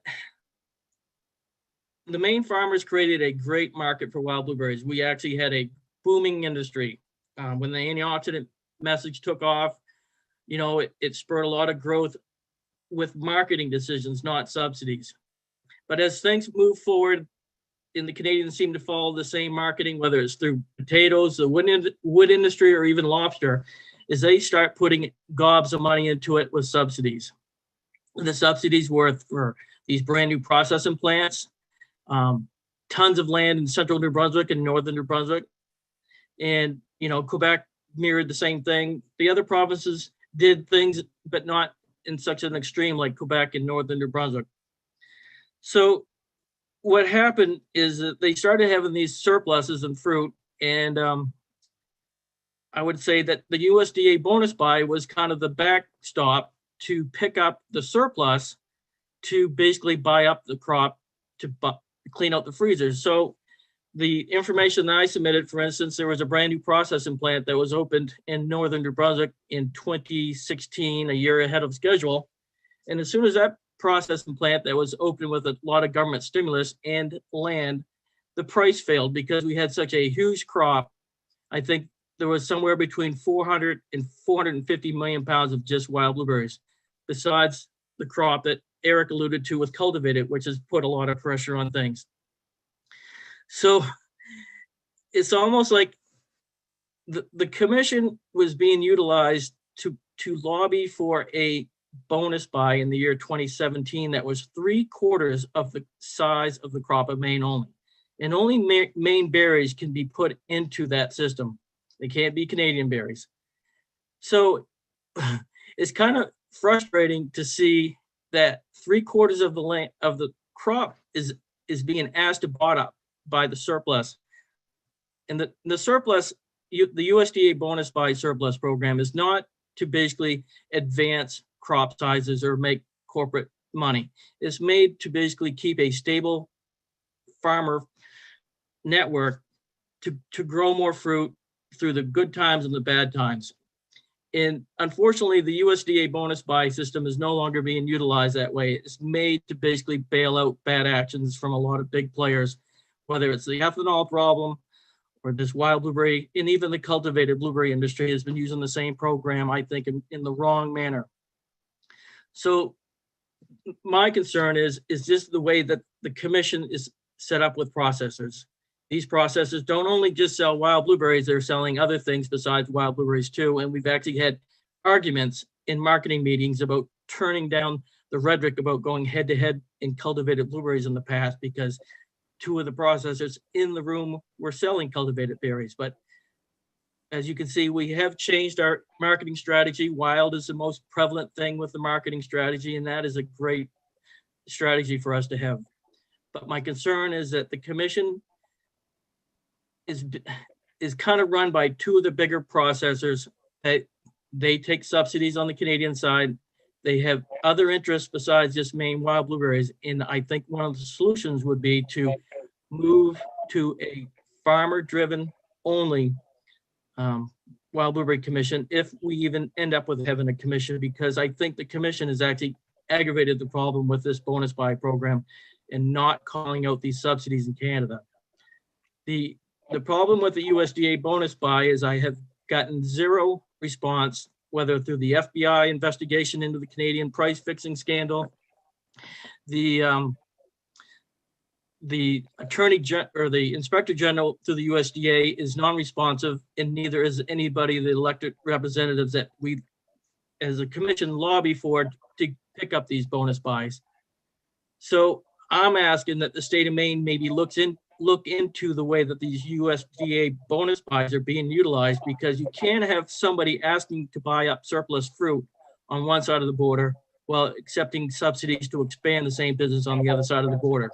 It creates a lot of fraud and a lot of unhappy growers because it destroys the price, because a USDA bonus buy sends bad signals to the market. If you're asking for that much of a bonus buy, do you think that a buyer is going to ask, they're not going to pay anything for the blueberries because it's such a bad signal it sends over and over again. So one of the reasons why the crop was down so much in 2020 is not only what Eric talked about, which was frost and drought, which is, you can call it climate change, but that's just normal activity for the state of Maine. It's either too cold, too hot, too dry, or too wet. But there's so many farmers that are not tending their fields anymore because the price is so bad. In 2016 and 2017, when you got 25 cents, we owed money back to the processors because we got less than what our advance was as a crop. You cannot make a living like that. The commission always talks about not talking about price, and that was one of the outcomes of the settlement of the class action lawsuit. But we don't get together because we want to talk about blueberries. We get together because we want to talk about making money. And that is the only thing that I really think that any of these organizations benefit, is to be profitable for the whole state of Maine, not for the Canadians, for Maine farmers. So I guess the long and the short of it is that I think there's going to be three solutions to this. Either the commission goes away, the commission changes from a processor-driven entity to a farmer-based entity with bylaws stating clearly that they cannot be influenced by outside forces, as in Canadian processing or market conditions, because it's a tough world out there. And if we don't figure out that Maine first, if they want to join our coattails, great, but it needs to be a Maine-focused entity. The other thing is that the USDA bonus system is going to continue to be abused until there's some serious changes with it. And I believe that the Attorney General is probably the only one that's going to look into something like this, or there's going to be yet another class action lawsuit from some of the growers to basically deal with this once and for all, because it is not there to bail out corporate entities and to grow markets. Is there as a backstop for farmers, and none of this money is trickling down to any of the smaller farmers. So, and then the third solution is continue as is, and you're just going to lose the rest of us. And I mean, I could go on with all the little ins and outs with these subsidies, but it's easy to Google all these subsidies in Atlantic Canada and Quebec to see how the government has stimulated a false market using subsidies. Thank you. Thank you, Mr. Bridges. I appreciate that overview. And one thing I do want to request from whoever's listening is if we can get an overview of Canadian subsidies, just to get an idea of that. And I have notes on your suggestions here in the context of engaging in a further conversation that might involve a GOC conversation. Would you be willing to talk further about how we can drill down on these questions that you said didn't look well tailored or approaching it in the right way? Yes. All right. Thank you. Mr. Hammond, I want to invite you to introduce yourself, where you live, and to speak to the committee. Yes, good afternoon, Representative O'Neill, Senator Dill, members of the committee. My name is Courtney Hammond. I'm a third-generation blueberry farmer from down in Harrington. We farm almost 200 acres of wild blueberries, and we also grow some cranberries and a few mushrooms. I currently serve as chairman of the Maine Wild Blueberry Commission's Fresh Pack and Value Added Committee, and I'm also one of the co-presidents of the Maine Farm Bureau. A couple of things I listened to Eric's presentation. I've heard that a few times over the last couple of months, but there's a few things I'd like to point out. The fact is that over the last 15 years, and granted Eric is trying, and he's only been there for a year, and the makeup of the commission in its current form has only existed for a number of months.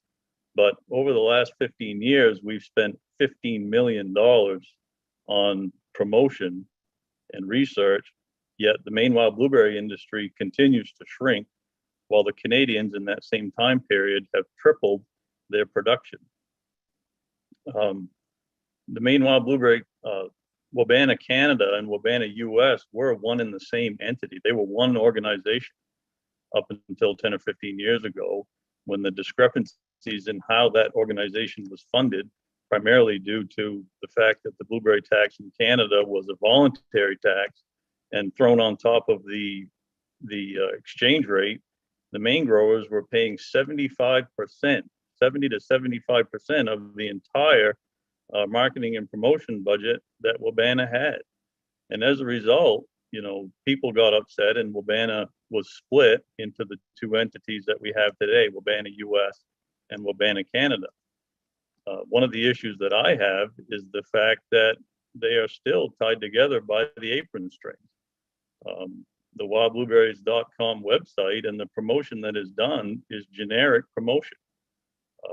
Mr. Venturini mentioned that, there's more reference to Maine on the website than there used to be, but it's a passing reference in the fact that blueberries are grown in Maine and Eastern Canada. There's nothing to differentiate Maine, from our Canadian counterparts. And as far as, Maine branding being a topic of discussion, I would disagree with that, in the fact that Wabana US voted last week not to do that they want to continue strictly with generic promotion to create demand, which down the road will result in more availability for Canadian blueberries to be imported or to use. The other thing they're not talking about, and Greg alluded to the fact that, the Canadian land base continues to expand. There is in process 16,000 acres of land being converted into blueberries there now, which in the very near future will result in an additional, maybe 50 or 60 million pounds of additional Canadian blueberries coming onto the market. Yet our commission, and through Wabana, has done nothing to try to protect the Maine industry. So this shared contract with the marketing that Wabana US has with Wabana Canada continues to hurt the Maine growers. As far as transparency goes, Eric said 2/3 of the monies are passed through to Wabana US from the commission. 2/3. And then once it goes, there is no oversight. There's no government oversight for Wabana US, and there's no commission oversight for Wabana US, in the fact that the members of Wabana US are the commission. The board of directors of Wabana US are, in fact, the same members of the commission. In two instances, they wear a different hat. So instead of the father, it's the daughter, or so to speak, but the same companies, the same people, and in most instances, the same people that serve on the commission also serve on the board of directors of Wabana US. So as far as any oversight, or asking Wabana for producibles of how they're doing, it's essentially like the commission is just looking in the mirror and saying, you know, are you doing a good job? Well, we think so. I think that's one of my biggest issues right there, is that they're one and the same. And as far as the makeup of the commission in its current form, to add those additional 2 members to try to give the growers a greater voice on the commission. At the time, the commission lobbied against expanding that membership. If some of you folks would remember that from a couple of years ago. And then it was delayed to get those people onto the commission until just September of this past year. If you look at recently there was an International Trade Commission conducted an investigation into the blueberry industry in the United States, both wild and cultivated. We were kind of dragged into it. It was initiated by the cultivated folks. That report will say that there's no problem, that the blueberry industry in the United States is profitable, that we're not being impacted by these imports from other countries, whether it's Canada or South America. The reality is that the processors are doing very well, but the growers themselves, again, as Eric showed in his graph, that in several years recently, the price paid for blueberries is below the cost of production. And we can't continue on that way. I think you'll see within, in talking with some of the growers, in the next 5 years, independent blueberry grower in Maine will cease to exist.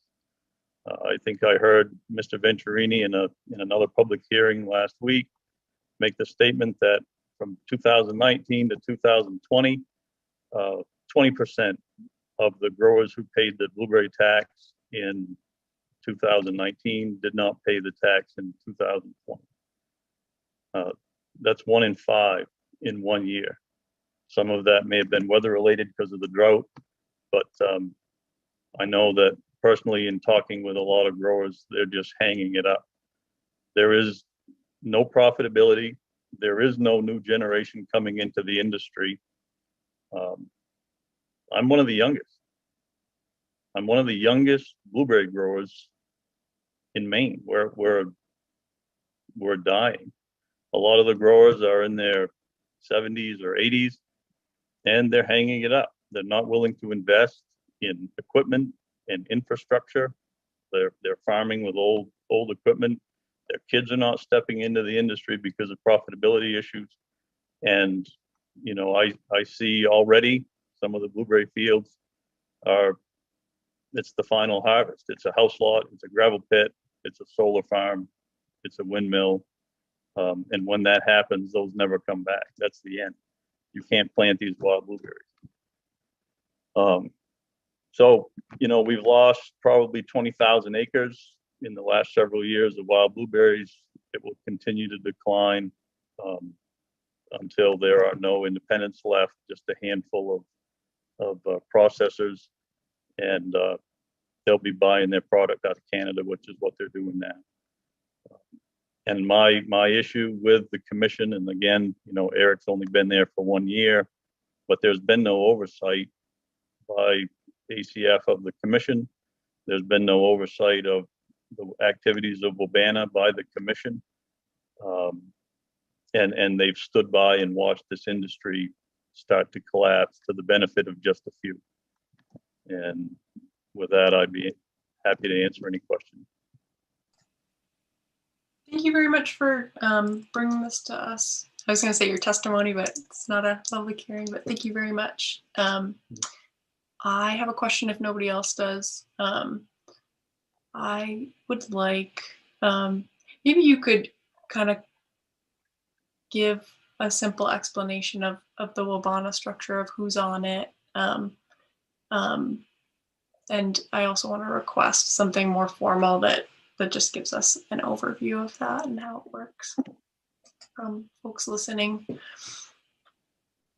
So the Wabana Board of Directors is made up of the same processors that currently serve on the Maine Wild Blueberry Commission.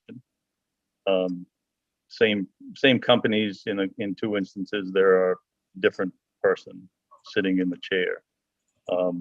There are a couple of independent grower representatives, but the problem is that there is no oversight, so to speak, by the commission.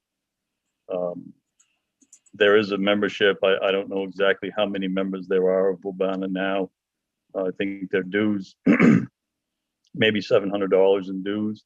Other than that, their revenue all comes from the blueberry tax that's passed through by the commission. And if you look at the commission's budget under their income line, it will show the blueberry tax, but it also show a $95,000 income line from Wabana, which is Wabana giving money back to the commission for the administration. So for the staff, Eric and the staff there at the commission. That's helpful, thanks. And you had mentioned that at a point, Maine growers were paying 70 to 75% of the marketing budget. Is that true now? And what percentage do Maine growers contribute now? I think that's part of the issue with the transparency, in that the shared contract that Wabana US has with Wabana Canada and the marketing agency, I believe is supposed to be 50-50. But I believe, and how one would go about finding out, I don't know, but that the Canadians are actually providing additional dollars to that contract. Which, if that's the case, obviously they're not going to try to promote Maine as a place, because they're getting more money from the Canadian side than they are from the U.S., which is just the opposite of the way that it used to be. Thank you. I would like to request that for the committee to get both the historical perspective of what it has been and how many years back should we go to look at that 70 to 75% if we want to compare then and now. I don't know. My father was involved with that when they split Wabana. He was one of the folks that brought that discrepancy forward to folks, and ultimately resulted in that split. But I'm thinking maybe right around 15 years ago that happened. Okay, let's just to make it safe, let's say we compare 20 years ago versus 15 and 20 years ago versus today, just to get an idea. And I see a question from Representative Underwood. Hi, good afternoon. And could you, the gentleman that was just speaking, could you get together with Mr. Bridges and make a presentation to somebody, not only in the House, but in the Senate? And so they can present it, either whoever you choose, to present it to the Ledge Council.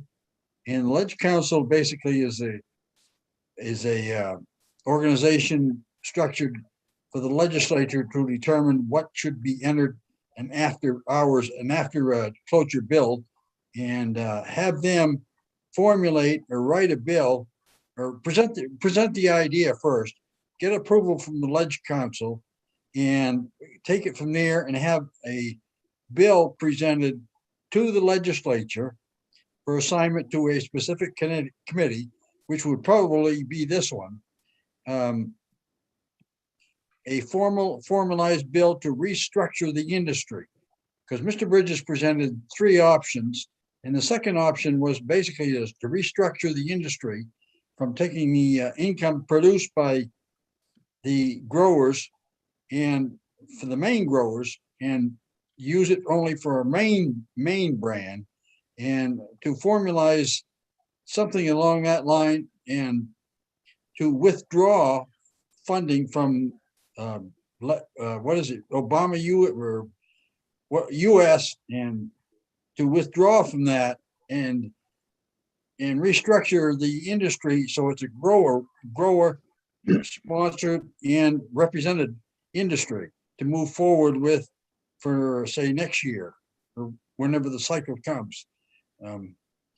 Maybe I didn't clearly explain it, but the basic idea is to get together with someone who can present a proposal to the Ledge Council to get your idea to restructure the industry so the growers have more of a say, and whatever tax they pay for the main grower pays be used for promotion of the Maine blueberry.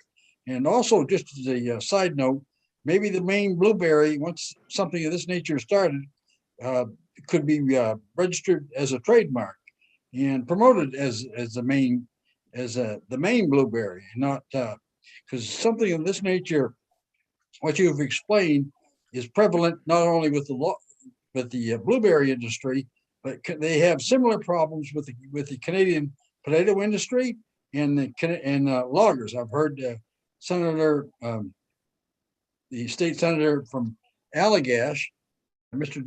Jackson, mentioned that they had problems with logging in similar instances with Canadian loggers. So if you could formalize a bill for presentation to the Ledge Council by one of the members of the Washington County Committee, and so we could get a bill assigned to us to help to organize and put together some sort of structure that you would need to restructure the industry, it would be a great start. I think it would be a great start and possibly a solution to the situation. Thank you.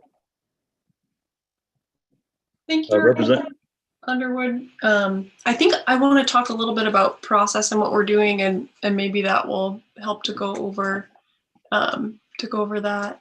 So folks initiated something with the GOC committee to do a review, and there's a whole department called, or it's small and modest, but it does great work, called OPEGA, that will review government programs and spending. And the GOC committee's job is to make a work list and to pick what we want to work on.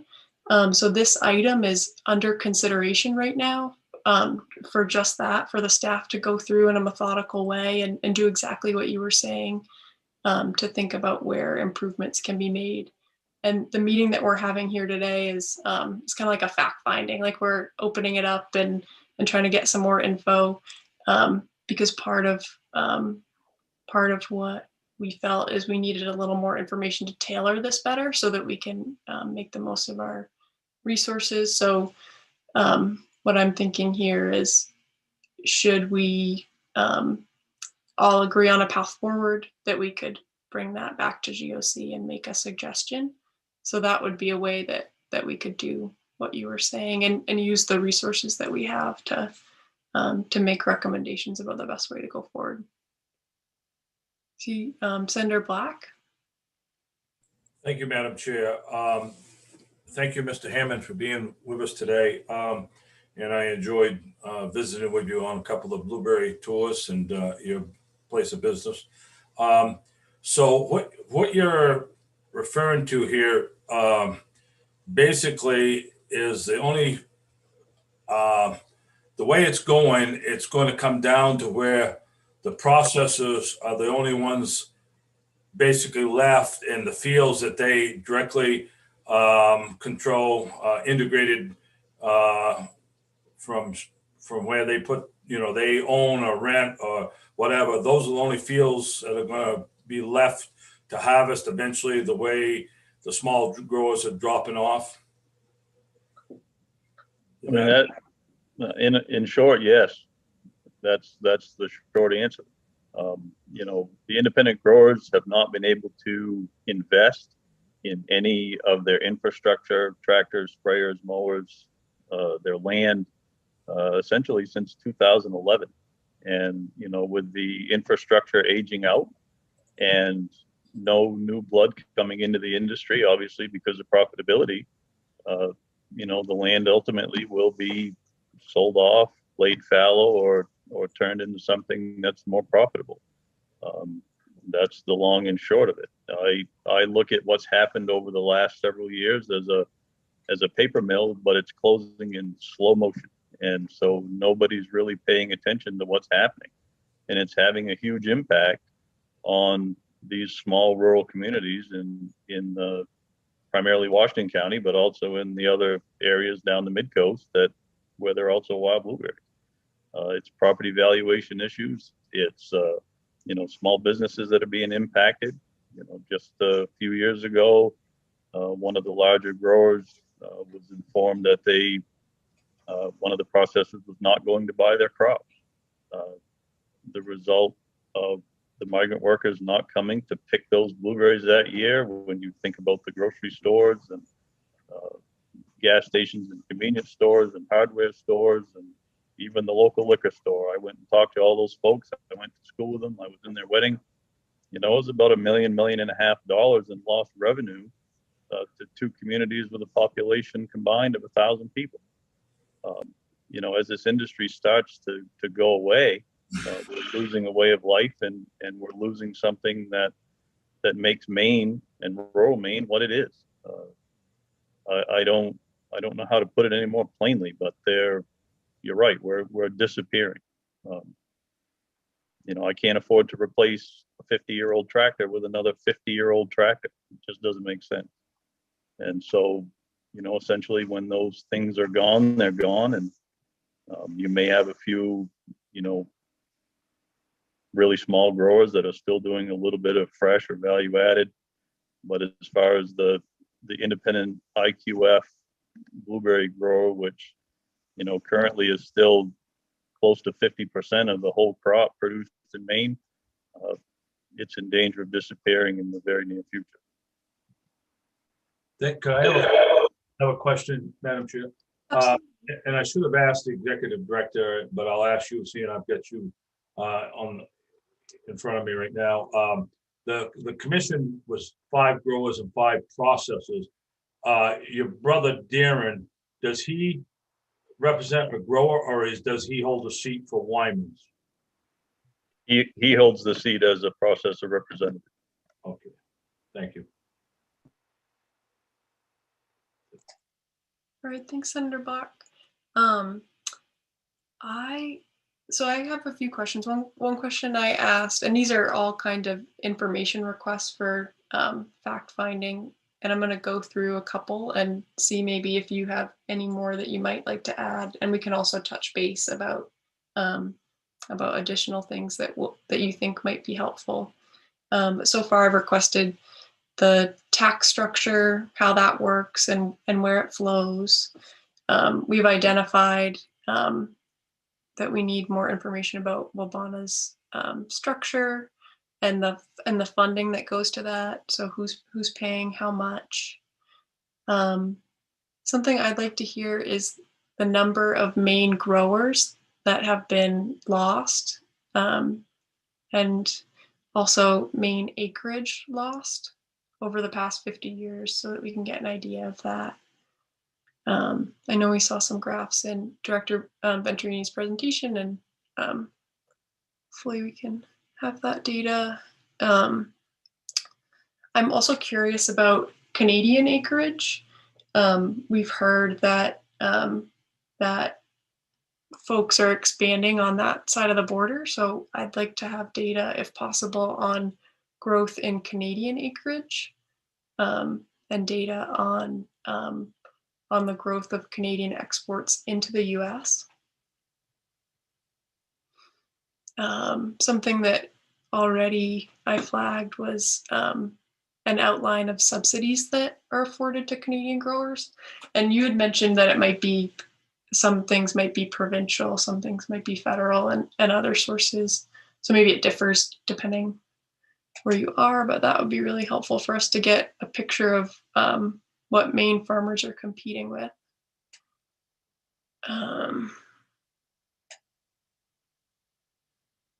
What else do I have?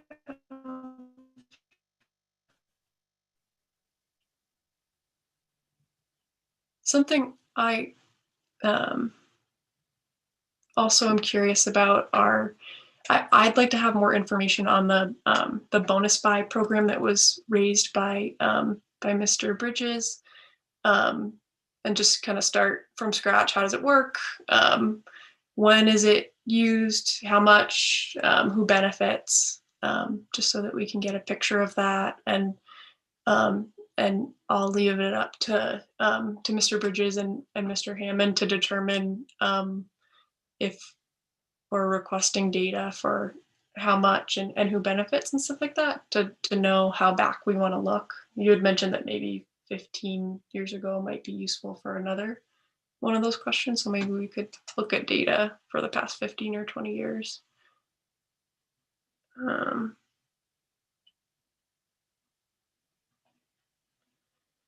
I've heard some talk about the antitrust lawsuit regarding price fixing, and Mr. Hammond, I want to know what's the significant, in your opinion, what's significant about that? What should the committee know? I think the case law on that is readily available. Essentially, there was a lawsuit filed, a class action suit by a group of growers alleging processors conspired in fixing the prices to the independent growers. Ultimately, that was settled in favor of the growers. There was some transparency that was that came out of that as a result of how growers were paid, how the field price or the farm gate price was calculated. Not all growers took advantage of the initial payout. There was an initial payout to the plaintiffs for what had happened in the past, but there was transparency in the way that the price was calculated moving forward. That has all since gone by the wayside in the last few years, and the industry is currently back in the same position that it was prior to that class action lawsuit with regard to price and how it's determined and how they're paid. Price, the way that growers are paid is a huge issue, in that blueberry growers that sell to a processor in Maine have no idea how much they're going to be paid for the product that they deliver to the freezer plant. So the harvest occurs in August. They don't know, we don't find out how much we're going to be paid per pound until we receive the final settlement check, generally sometime in late November or early December. So that's kind of a big issue with, there's no way for a farmer to be able to plan for the future if you don't even know what you're going to be paid for your crop until several months after you deliver it.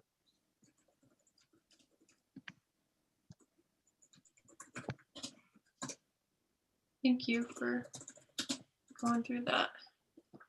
And my other question is about research that Wabana does, and I think it's Wabana that we're talking about when we say that the blueberry taxes also fund health research. Is there anything else that the blueberry taxes would go to that's research related other than health? I think everything is included in that, whether it's cognitive function, eyesight, cardiac. I mean, there's lots and lots of different research projects that are out there, many of which are published on the wildblueberries.com website. Okay. So do folks feel like, is the research accessible? Is that part of the transparency issue with Wabana, or do folks feel that they have access to that research and that everybody benefits since those dollars are going there? I'm not sure, as far as like ongoing research, I don't know, how accessible that is. Completed research is typically published, but my opinion, I'm not sure how much the research is actually benefiting the industry as a whole. It's almost like for the last 15 years since the big antioxidant discovery and the very short-term resultant price increases to the growers that came about as a result of that. They're looking for the next silver bullet that's going to save the industry. You know, whether blueberries will cure cancer or blueberries will solve, cure Alzheimer's. They just keep looking for the silver bullet, and it doesn't work. What is it they say? The definition of insanity is doing the same thing over and over, looking for a different result. And yes, we're finding some good things out that result from wild blueberries as far as health goes, but there's no silver bullet that's going to save this industry.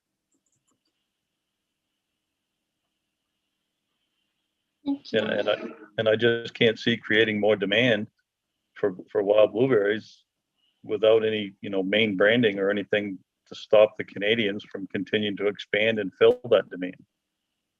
We're contracting, and if it's cheaper to buy for the processors to buy Canadian wild blueberries than it is to buy Maine blueberries, then that's what they'll do to maximize profit.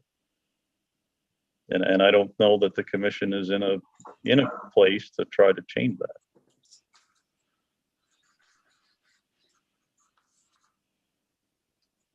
Thank you. You had also mentioned the most recent meeting of the board of directors of Wabana, and I'm wondering if you can just explain a little more about what you brought up. You said something about Maine, a rejection of something related. I wasn't at the meeting. I was talking to somebody that did attend, and one of the grower representatives was attempting to get Wabana to try to focus more on the Maine branding and to look into the potential for benefits in branding Maine, like Maine lobster, like Maine potatoes, like Georgia peaches, and the board wouldn't even consider it. So which I go back to the statute that kind of forms the commission. It lays out their purpose. It says promote prosperity and the welfare of this state and of the wild blueberry industry of this state, and not, I say generic promotion that's benefiting people other than people in the Maine wild blueberry industry, was misguided. It doesn't work. And we're just continuing to decline. And I guess that's my issue, is that, who is doing anything different to try to save this industry? They just keep doing the same thing over and over and over, just expecting a different result. Thank you. I also want to ask about, you had brought up the International Trade Commission, or maybe Mr. Bridges did. And I wondered what's the significant thing that we should be looking here for? Does it have to do with antitrust stuff? Does it have to do with something like vertical integration? Does it have to do with, profit? What should we be looking for? And is there a reason to request information in that report? Is there any information about processors there? About a year ago, in an attempt to react to what was happening with the international pressure of imported Canadian wild blueberries, the commission did take up at its meeting about a year ago now, trying to have the International Trade Commission look at the Canadian subsidy issue. And that effort to get that to happen was ultimately squashed. In the meantime, the cultivated blueberry industry in the United States initiated this Section 201 investigation, which does not deal with subsidies. It's a short-term trade remedy, not meant for long-term relief. It's a short-term trade remedy that they attempted based on the amount of imported imported fruit coming into the United States, both cultivated and wild. And there was some good information that was there, with regard to how much pressure we're facing from, Canadian imports, not just in the wild, but in the cultivated blueberry industry as well. I mean, both of those have just skyrocketed, almost at a faster rate than some of the areas in South America and Mexico. Ultimately they ruled that, there was no injury to the domestic industry because they said we're profitable. Well, a few people are profitable, and the few people that were able to spend the $1 to $2 million to have a law firm represent them in Washington, D.C., maybe they are profitable. But our Blueberry Commission opted to sit on the sidelines and watch things play out rather than participate and even, halfway attempt to represent the industry here. And, I think there was some concern that not a lot of growers submitted the information that was requested by the ITC, but I mean, it was almost 50 pages, that survey, and it took days to fill that out. And it was information that was just not readily accessible to a small independent blueberry grower. And I think a lot of people looked at that and just said, I'm not going to bother with that, and I'm not sending it in. And, I think the commission looked at that and said, well, I guess those blueberry growers up there in Maine don't care.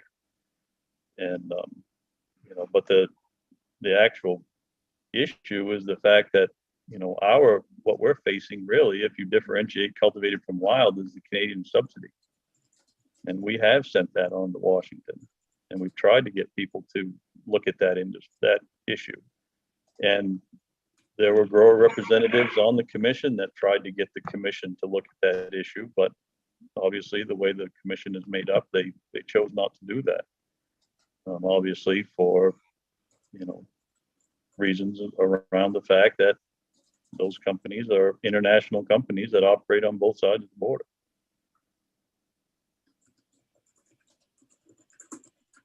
All right. Thank you very much, Mr. Hammond, for all your time and answering all these questions. And I think we have some clear action items to request more information.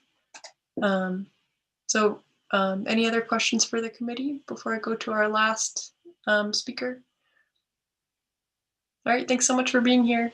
Really appreciate your time.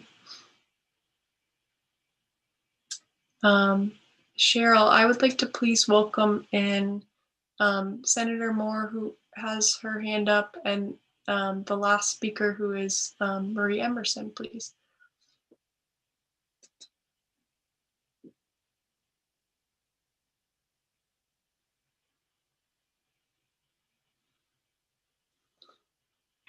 Hello, we're back. Well, we raised our hands because Representative Toole was going to make a question or a comment, and now he's trying to remember what it was. Me. One of those days, I forgot my phone in my hotel room. So that's how. You keep us posted. I've had my own Easter eggs too. But no, I do want to thank you all, and certainly Courtney, Mr. Hammond has laid out quite a bit of the genesis for our letter. I mean, it was his input that his and Mr. Bridges that drove the letter, but I think over the course of the past year, it's nice to be reminded of that, led to it, and I think he has drawn us back into the scope of the letter. There's a direct connection to it and why some of these things need to be looked at, about money going from one organization to another and then back to the original, and whether that's appropriate or not, and whether that's done in the most transparent way or not, and whether the Wabana itself is being as transparent as it could be, whether both are being as transparent as they could be. And certainly the Blueberry Commission has laid out some things that it's done to improve transparency, but has Wabana, and should state money be going from one to the other and then back to the original? I mean, that's a question, and that that gets right back into why we wrote the letter in the first place. So I would encourage the investigation to go forward and the professional staff and resources be dedicated to it. And I would hope that folks would recommend that to the GOC. As to Representative Underwood's comment about having a bill, I mean, we had thought about a bill. Maybe a bill is appropriate at some point once the investigation is done. Government oversight comes back with some actual, or you folks come back with some actual items for legislation. At that point, then we have all of this history, and we would be happy, certainly as a delegation, to present that. But I think it's a little bit jumping the gun at this point in time to do that. So I just think that's all the more reason why we need to have this and have this settled, and ultimately at that time, you know, have a public hearing, have broader input from across the industry. But I think you've got a great framework from Mr. Hammond and others that have spoken. So I would thank you for that. Thank you. Thank you both. All right, I want to invite up Marie Emerson, and just a note, we have a few others who reached out and would like to speak as well. And I didn't have you all on my agenda, and I apologize for that. So just in the interest of time, I'm going to see if we can see if we're adding new information and yeah, take it from there. Ms. Emerson, I want you to introduce yourself, say where you're from, and what you'd like to add for the committee. Yes, thank you. Thank you. Good afternoon, Chair O'Neill and Chairman Dill, and all the members of this very important legislative committee. You must be starving. My husband and I have a combined represent 119 years of growing, working, research, promoting, and selling Maine wild blueberries. We've had front row seats to this industry for a very long time. And I am here to support taking a deeper look at Maine wild blueberries industry. In this Maine heritage industry of harvesting and processing wild blueberries is to survive against the oncoming tsunami of imported berries from around the world, and a PEGA investigation is needed. A PEGA could save this industry with thoughtful recommendations. They could create a structure that mutually benefits all Maine stakeholders, putting forth a new era of inclusion to help cure the industry of its main losses in small farms. New, thoughtful recommendations could also preserve this gifted, ancient ecosystem. It's the hardest thing to give up control and power, as we've seen with the processors in the LD 145 law. Changing disparity will take a set of principled elements to rebuild Maine wild blueberries family farms. An in-depth investigation has been needed for a long time. If 2020 can teach us anything, it's that our decision-making processes can be improved with better information. The Wild Blueberry Commission of Maine and its relationship with Wabana calls for an investigation to see why, after all the Maine state revenues invested in the wild blueberry industry, Maine is still declining, while north of the border, the industry is growing. At the same time, the appetite for blueberries in the United States has grown exponentially. The problem cannot be blamed entirely on cultivated blueberries, as wild is outpacing cultivated high bush, according to the respected Nielsen reports and reported by Ethos, the Wild Blueberry Commission's marketing contractor. Maine is the only state with this phenomenal, biodiverse, ancient crop, one of just 4 indigenous fruits to North America grown commercially. This unique, nutritious crop has paved the way in health benefits as a functional and delicious food. So why have our blueberry fields decreased from 60,000 acres to a mere 38,000 in the last 20 years? Why have we lost so many family farms and small growers? Profitability is the answer. Maine growers simply can't compete against Canada's highly subsidized farms with an unfair exchange rate.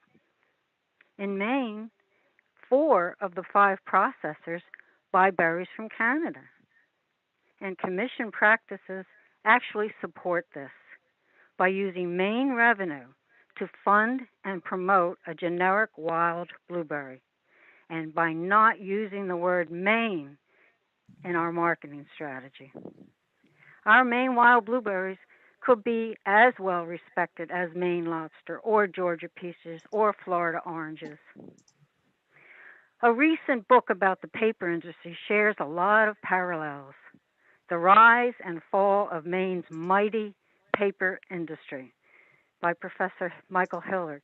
It shares the story of how Maine once led the nation in paper, as we have in blueberries. It unwraps the political economy. It peels away a century of domination of the political landscape of a few companies controlling the economic workplace, the land use, and the water use policies. Finally, it shows how foreign interests began absorbing family-owned companies for greater short-term profits. This history shares the great and the grim of our destroyed rural communities with many of the same factors surrounding our wild blueberry ecosystem. I view our rare wild blueberry barrens to Maine as the redwoods are to California, or the biodiverse Amazon rainforest is to the world. The horrific loss of so much of this almost 12,000-year rare ecosystem in less than one generation may be due to a collision of factors for the perfect storm. But it was not, I emphasize not, unpredictable. The inaction of the Maine Wild Blueberry Commission is worth noting as losses grew. The only advice given at a recent farmers meeting was how not to grow Maine blueberries, suggesting that farmers basically idle their land. The long-term treatment of growers in a feudalistic system of payments can be traced back to the origins of this commission. We live in the big, long shadow of the 1980s and its devastating impact of get big or get out, and the trickle-down philosophy. To avoid any more loss of this traditional heritage industry, we need to understand how the Commission's impact and a general lack of oversight can destroy generational farms. The ACF committee owes this deeper look to those farms who have survived and to explore solutions for hope for the next generation. A PEGA could help this industry with thoughtful recommendations. If implemented, a new structure could mutually benefit all Maine stakeholders, putting forth a new era of inclusion. We need to help cure this industry, this very unique industry, of ongoing losses of Maine farms. We need to have a chance to save this very special natural gift and ancient ecosystem. Maybe, too, a new structure could even rebuild the trust this industry once had. Good historical investigative information is needed to explain the loss of this heritage industry. An understanding of the Commission's impact on our indigenous ecosystem in terms of macro and microeconomics is needed. We need the Office of Program Evaluation and Government Oversight to ask why all these tax funds have never been measured for outcomes. We need a PEGA to to ask why the Commission cannot tell the public the long history of farm loss, the cause, the influence, and the long-lasting effects on Maine's economy. This is a defining moment for Maine's scenic countryside, for these devastated rural communities, and for struggling family farms. Thank you, and I'm happy to respond to any of your questions. Thank you, Ms. Emerson, for that testimony. We really appreciate it. I want to welcome or ask my fellow committee members any questions for Ms. Emerson.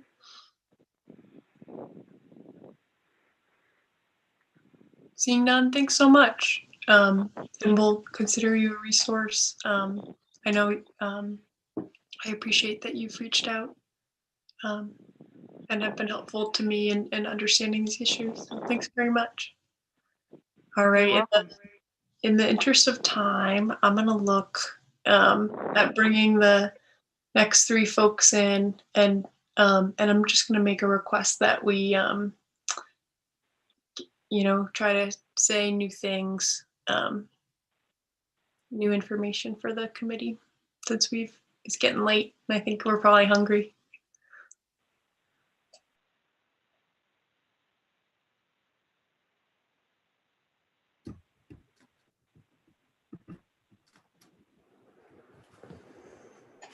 Good afternoon. I see Mr. Lindholm. I'll invite you to speak first. I see your screen on.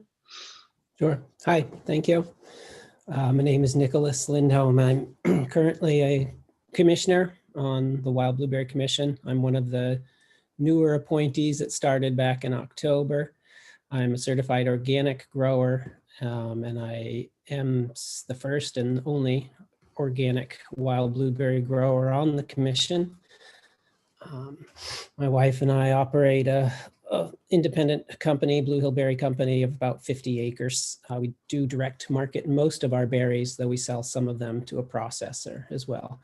And I'll try and be brief and bring just new information to you, but I'd like to start by thanking Mr. Bridges and Mr. Hammond, and I support them in what they've said and presented. I would also encourage you and the ACF committee to further the process and have OPEGA review the wild blueberry industry, and take a look at the commission and WBANA as you see fit. I believe much of the frustration, particularly from the growers, lies in the preponderance of the government's and decision-making power is held by the processors. And so a couple points I really want to emphasize is both in the Wild Blueberry Commission statute, processors are defined as minimally processing 1 million pounds a year. So by definition, processors are large scale. I'm a processor. I do 20,000 pounds on my own farm and market it. I pay the full $1.50 blueberry tax, whereas any grower selling to a processor, as a grower, you typically only pay half the blueberry tax. But as a processor, I pay the full $1.50 tax on all the berries I process, and yet I am not represented on the commission as a processor. The only processor representatives are the large scale, 1 million pounds or larger. Similarly, the WBANA, the Wild Blueberry Association of America, in their bylaws defines processors as 1 million pounds or larger. I would also point out the WBANA bylaws requires that the majority of the board of WBANA be processors. So they may have 2 growers, but that means they have to have at least 3 processors. The power of WBANA is always in their bylaws held by the large processors. Some of the points I'd also like to talk to are like the loss. I've gathered a lot of data of the loss of Maine farms. I could quickly read over from USDA census from 1997. We had 741 Maine farms. By 2007, that was down to 577. And as of 2017, which is the latest national statistic, there's only 435. So there's a loss of number of farms, number of growers in Maine. The commission, through the University of Maine researcher Jonathan Malacarne, is recently wrapping up a large wild blueberry industry survey. And some of the statistics he just sent me show loss of acreage as well, even by county by county.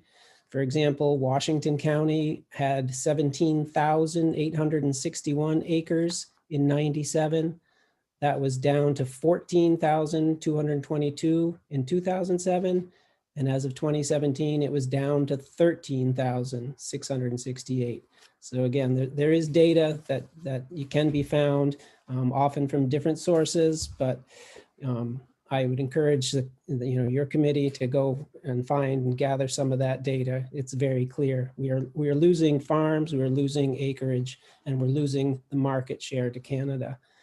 And finally, I'd just like to address how, that power held by the larger processors in Wabana and the commission has, led to not only that there's no interest or support of differentiating Maine from Canada wild blueberries, but we actually did not fund on the commission any further new market research in 2021. And there's this bias towards kind of a trickle down theory of marketing, whereas, most of the market research being done is focused on consumer market and consumer promotion, whereas actually 99% of Maine's wild blueberry crop is turned into the IQF berry by these processors, and most of that is sold as an ingredient to wholesale food processors. So their customers, that is, the yogurt companies and the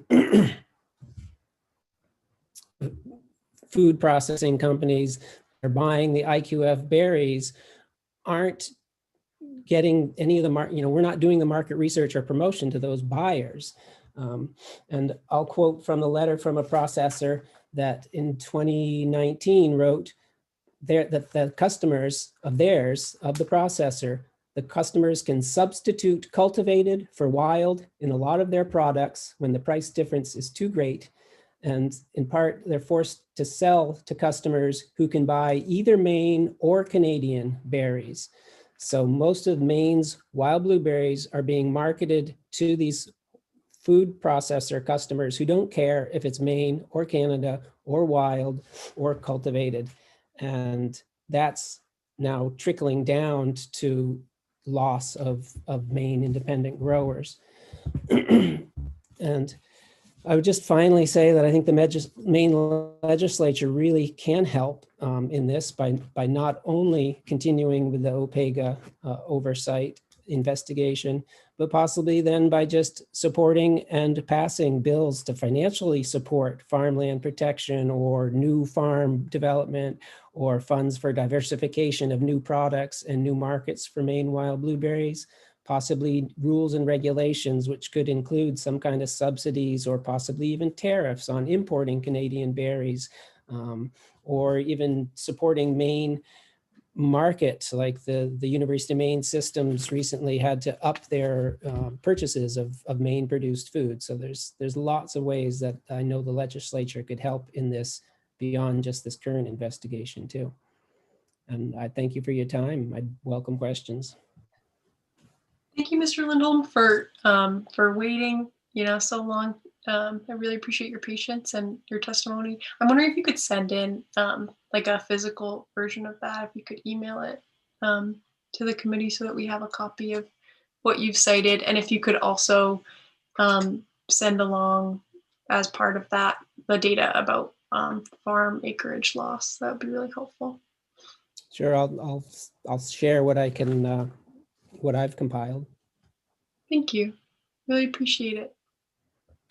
All right, next, I'm going in order of my screen. Mr. Merrill, please.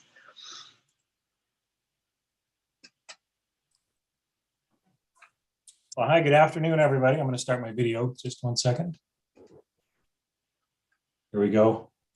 I am here today. Basically, I was listening in. I didn't expect to have to speak or to say anything. But let me give you a Oh, little bit of background. If I could interrupt, I have called on you because you're on a list, but do not feel the need to. But I want to Okay. add whatever. Well, someone had brought it to my attention that you had signed up. Yep, I thought I was signing up just to attend the meeting. That's all, to listen in. All right. But let me give you a little bit of background because there may be some questions for me. I'm a commissioner on the Wild Blueberry Commission for 13 years now. I am a fourth generation blueberry grower, but we are also a processor. We're one of what I call the smaller guys in the States as far as processing and landowners. But we are a grower processor. And I'm also the president of Wabana US. So the big buzzword of the day. I've been in this position for 4 going on 5 years now. Basically assume this position because I do have a marketing background, went to the University of Maine with a marketing degree, but also as a processor grower and one of the smaller processors, I see both sides of a lot of issues. I'm heavily invested in the wild blueberry industry in Maine. As I mentioned, I'm a fourth generation. I moved my family here from Southern Maine to take over the family blueberry business 13 years ago. So I want the entire state, the entire industry to succeed. Without growers, there would be no processors because we wouldn't have anything to sell. We do sell berries to Maine, to the entire US, and also worldwide. So Merrill Blueberry Farms does roughly anywhere from 4 to 8 million pounds of IQF, that's frozen wild blueberries per year. And we do market them or sell them worldwide. We, up until 2 years ago, were the only organic wild blueberry processor in the state of Maine. Now there's one other processor who's come on board with organic, but we did pioneer that, and that was more than 10 years ago to become the first certified organic wild blueberry processor. That's a great product. We've had a lot of luck. I've met a lot of great growers, organic growers, and hopefully have helped them along the way. We have a program where they can buy back their own frozen blueberries and sell to their own customers. So a couple real quick points. I've heard a lot today, and there's great points on both sides, every argument. I understand why the Washington County delegation has brought forth these questions, and we're looking for an oversight committee.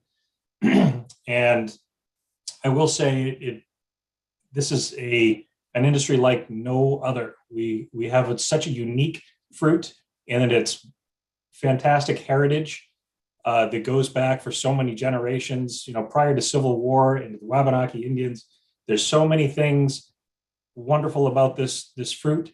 It seems like it would be an easy sell, but where we have up to 100 million pounds or more per year, and 99% of that is frozen, we've specifically taken the tact of promoting it as a wild blueberry versus a Maine wild blueberry for a number of reasons. When you get to the 100 million pound range and you add another 300 million pounds from Canada, you're no longer a little niche, tiny specialty crop that's hard to find.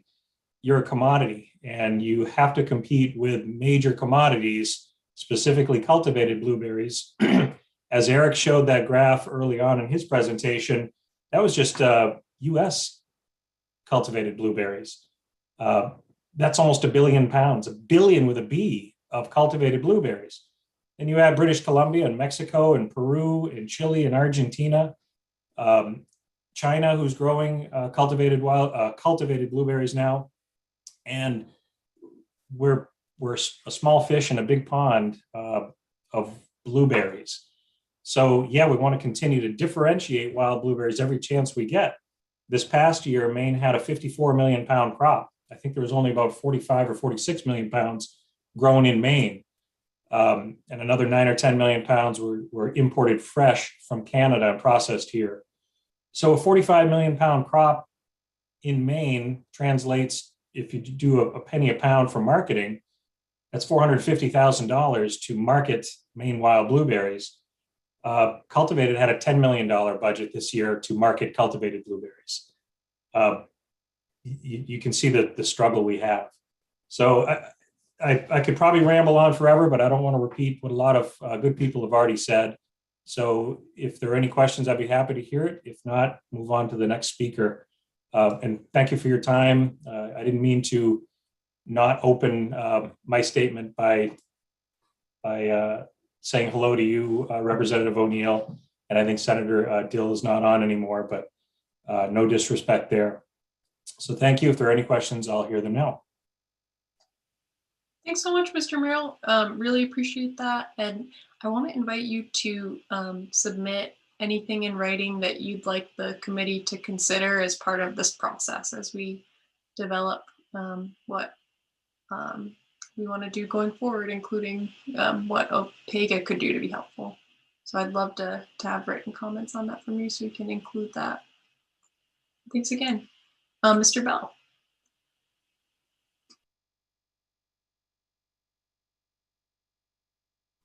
Sorry about that. I was still muted. Good afternoon, Representative O'Neill, distinguished committee members. I mostly wanted to just introduce myself. I didn't have really any prepared remarks. I am David Bell with Cherryfield Foods. Maine Wild Blueberry Company in Machias is our processing operation. We're a Maine-based grower and processor, but we are one of the Canadian-owned companies and have been since the early 1980s.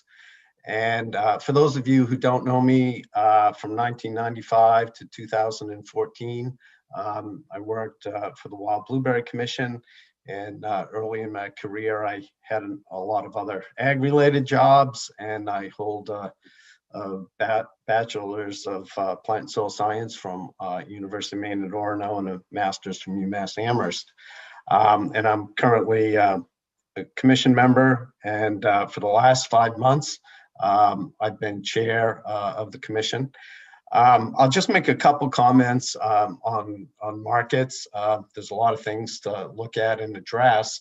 But as Todd mentioned, roughly 98, 99% of Maine wild blueberries are IQF processed. Most of that goes into either the trade ingredient or frozen retail. Through the health story, we've been able to really open up the frozen retail channel as being very important.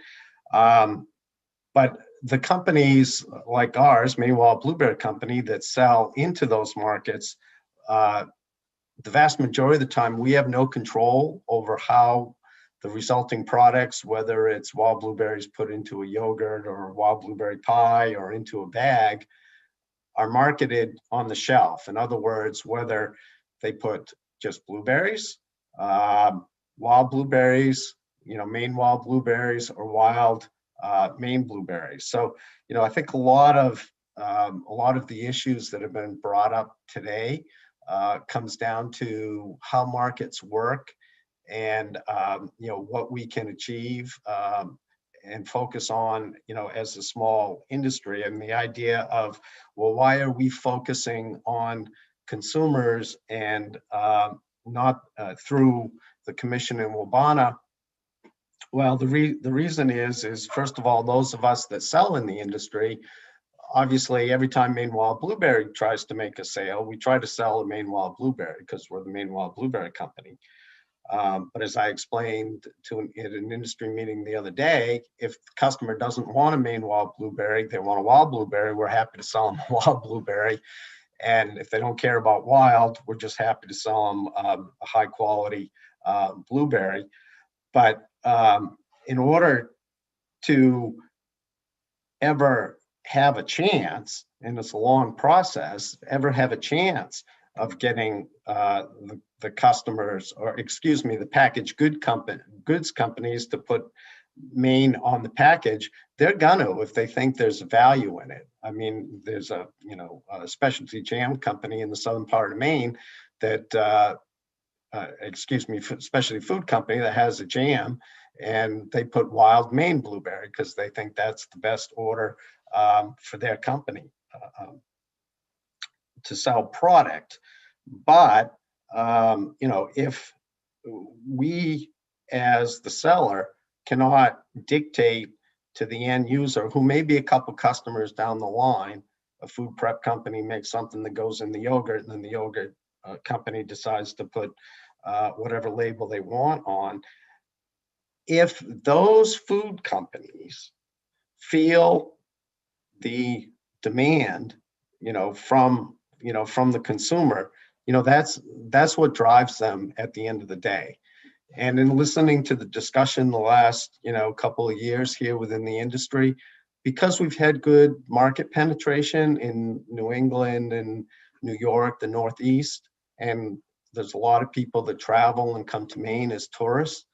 Maine is recognized. Maine wild blueberries are recognized. You get further beyond and they're not. So, I think, and where we're going as an industry, that those, 1 or 2% that sells into that regional market, we do have, a net benefit in the marketplace having Maine on the label. But, heretofore at this point in time, where the vast majority of the berries are sold, past New England, we don't have that benefit of Maine. And interestingly enough, we actually have a lot of customers that their preference is they want USA wild blueberries. And why do they want USA wild blueberries? Well, they want to be able to put USA on their bag. So that's just one example that there's just many, many layers, when we're trying to figure out what's the best way to bring the most value. So anyways, we stand ready to provide, information to the legislature and work forward. Thank you. And I'm happy to, if there's time, Representative, to field any questions. Thank you, Mr. Bell. I appreciate you jumping into the conversation. Any questions for Mr. Bell? All right, seeing none. Thank you. I think, so that wraps up who signed up today to come and speak with us. And I think this is a little bit different of a structure than we're used to in a formal public hearing, because we're under this oversight kind of umbrella. But just for anybody still listening, I want to note that for next steps, we've requested information, and we'll get the results of those information requests and work with you all to determine next steps, so that we can address the concerns that you brought to us, and we really appreciate that you have. So thanks to everybody, and I think our committee of 3, could I get a motion to adjourn? All right, looks like we're good. All right, thanks for sticking it out. Take care. Have a good afternoon. Bye. Bye all. See you Thursday.